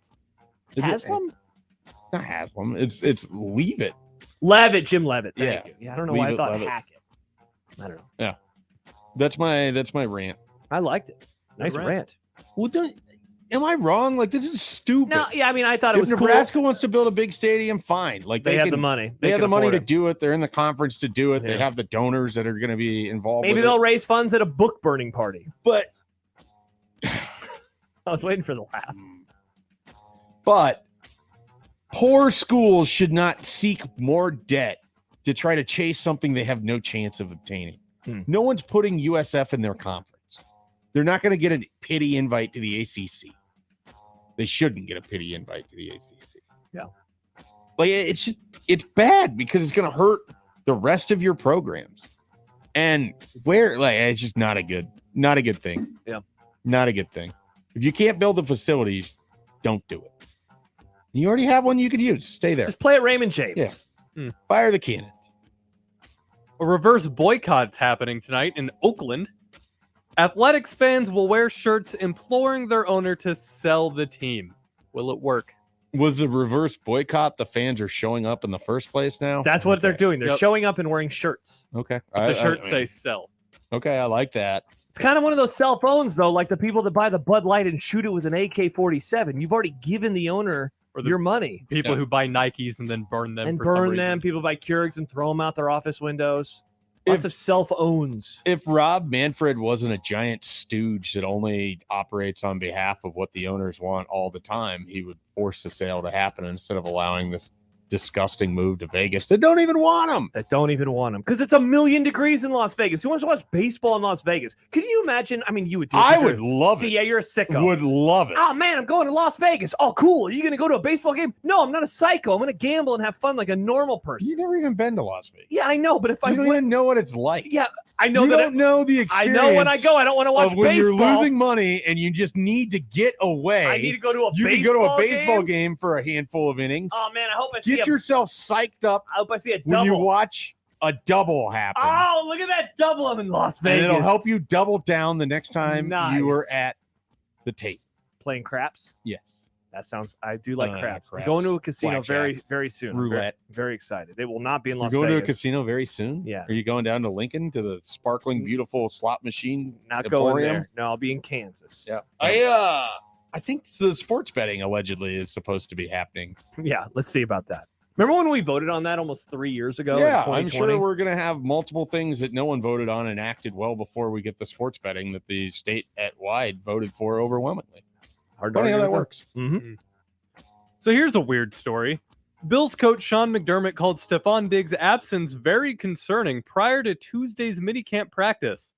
But Stephon Diggs' agent said that his client is in Buffalo and has been in Buffalo since yesterday morning, took his physical, met with the head coach and GM the past 2 days, and the Pro Bowl wide receiver will be there for the entirety of the minicamp. The hell is happening? I don't know. Weird stuff follows Stephon Diggs around. It does. It just it reminded me of you. Yeah. It's talking about Diggs with you. The third best wide receiver in the NFL right now? Could be, yeah. Jefferson. One. And then two, I mean, you could get into Tyreek Hill. You could discuss the cheetah. Samuel, if you really wanted to stretch it. I don't know. I don't know who do you have? What's your one is clear. It's Jefferson. Yeah, it's Jefferson. I would say Diggs is like right there. Yeah, here I'm just pulling up a list of wide receivers. So we're like Adams obviously in the list. Yep. Yeah, you could make an argument between Adams and Diggs, I suppose. But, I mean, Diggs is easily top 5. I would argue top 3. Yeah. I would agree with that. I'm just trying to scroll and see. Man, I'm kind of surprised that Jamar Chase is as low as he is on just raw yardage last year. He was hurt for most of it. Yeah, you're right. He only played 12 games.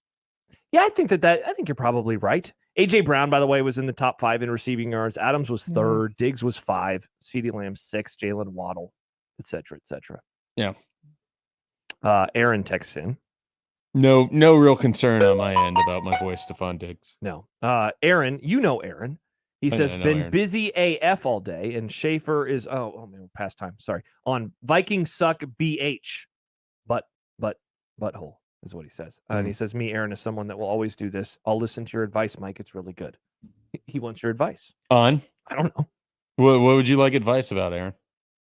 Let us know. Maybe your bet of the day. And nice. We'll give that to him when we return here on 1620 The Zone. Live from the Host Coffee Studio, this is 1620 The Zone.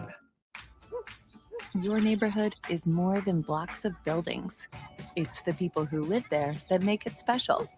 At Union Bank and Trust, we're not just creating home loans, we're making neighbors. We're not just small business lenders, we're small business shoppers. We don't just live in your community, we help you build it. Because our people are your people. Visit ubt.com/neighbor to learn more. Union Bank and Trust, member FDIC. You never know who might be hiding a problem with sports betting because it can affect anyone. Dads, moms, teachers, lawyers, blue collar, white collar, PhDs, community heroes. But there's one thing we want you to know. It doesn't matter who you are. What does matter is getting help. Contact 1-800-BETS-OFF. No judgment, just help. Be number one at getting help. Brought to you by the Iowa Department of Public Health and Heartland Family Service. Can I take your order? Can I get a small chicken sandwich meal? Sorry, we only sell Jumbo meals. Same size for everyone. Sometimes one size fits all isn't right for you. Same goes for your mobile plan. At Cox Mobile, get what you actually need and start saving with the right data plan. If your needs change, switch between plans at any time. Now that's something different. Thanks. I think I'll go get something different. Cox Mobile. We're different because you're different. Visit cox.com/mobile to learn more. Postpaid Cox internet required. Other restrictions apply. Are you ready for the biggest party of the year? Nickelback with a live show unlike any other. October 3rd, Pinnacle Bank Arena. Nickelback, the Get Rollin' Tour with Brantley Gilbert and Josh Ross. Tickets on sale now at Ticketmaster.com. Get rolling and get your tickets now. No matter how dark it gets, there's always a sunrise, a warm bed, a warm meal, and hope. Sienna Francis House serves hope to those experiencing homelessness and addiction. Every day, we provide more than 1,000 meals and serve nearly 500 guests in our emergency shelter, Miracles Recovery Program, and supportive housing apartments, and help our guests navigate a path to permanent housing. Learn more at siennafrancis.org. Let me get you up to speed on the service that you need. Brian recently had us tow his all-wheel drive Mercedes from another shop. He was told it needed a new transmission for over $4,000. As it turned out, the reason he had no forward was because his front CV axle was bad. We replaced the axle for a few $100 and he was back on the road. Transmission, shifting to running smooth. Switch to Cox Mobile and instantly save $200 on a new iPhone 14. So whether you're keeping up with your book club It all began in Manchester. or sharing your latest recipe, you've got a plan that fits you based on the data you need. Switch today and instantly save $200 on a new iPhone 14 featuring the most impressive dual camera system on iPhone. The new Cox Mobile. We're different because you're different. Limited time offer for existing and new Cox Mobile lines. Prices exclude taxes and device activation. Other fees and charges are subject to change. Other terms and conditions apply. Learn more at cox.com/mobile. This is Unsportsmanlike Conduct with John Bishop and Josh Peterson. And I didn't see any pelvic thrusts. I don't see any pelvic thrusts either. I don't see anything sexual in nature. On 1620, The Zone. You know why I'm laughing, don't you? Now, it's time for the Unsportsmanlike Conduct Bet of the Day. Just a little bit under where some folks would like to see this one wind up. Brought to you by nobody. You gotta be kidding me. Really, we don't have a sponsor. Sorry. All right, yesterday in the bet of the day, we all sucked. I had a Nuggets parlay, and 2 of them hit, 2 of them didn't. Nick had a parlay with Jimmy Butler and Jamal Murray scoring 55-plus points combined. That didn't happen. Josh had the Braves in another thing, and the Braves didn't win, so we all lost. Give me tonight. The Golden Knights, Schaef, close out the season, minus 1.5 goals, plus 132. All right.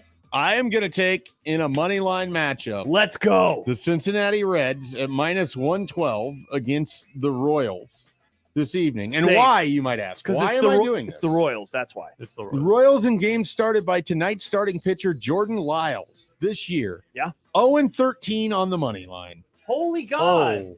1-12 on the run line. I almost went with the plus 138, but we'll do the minus 112 juice. Straight up win for the Reds. They're getting Jordan Lyles tonight. I like it. That's some good research. I'm going to do a baseball 2-teamer. Okay. The Braves and the Mets, plus 121.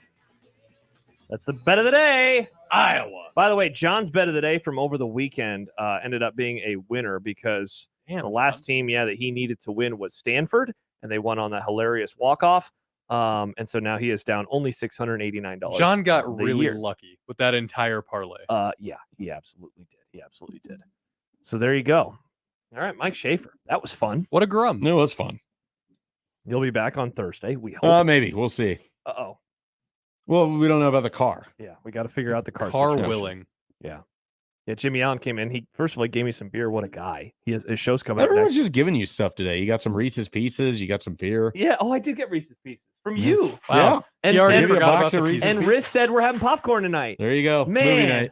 I am pumped. This is gonna be a great You night. drink some cross strain, eat some popcorn and Reese's Pieces. That is it's a speed day tomorrow, so I might have to save the cross train for oh crap, I owe a quarter now. Don't Yeah, I? you do. Yeah, it's a tough. Tomorrow's a tough workout. I've still got my 2 in my office. I need to get those in here. You don't want more information on this, Schaef, as we say No, goodbye? I don't. Okay, well, so you're not gonna check out my running podcast? Is that what you're saying? I will listen to the podcast. Yeah, we'll see about that.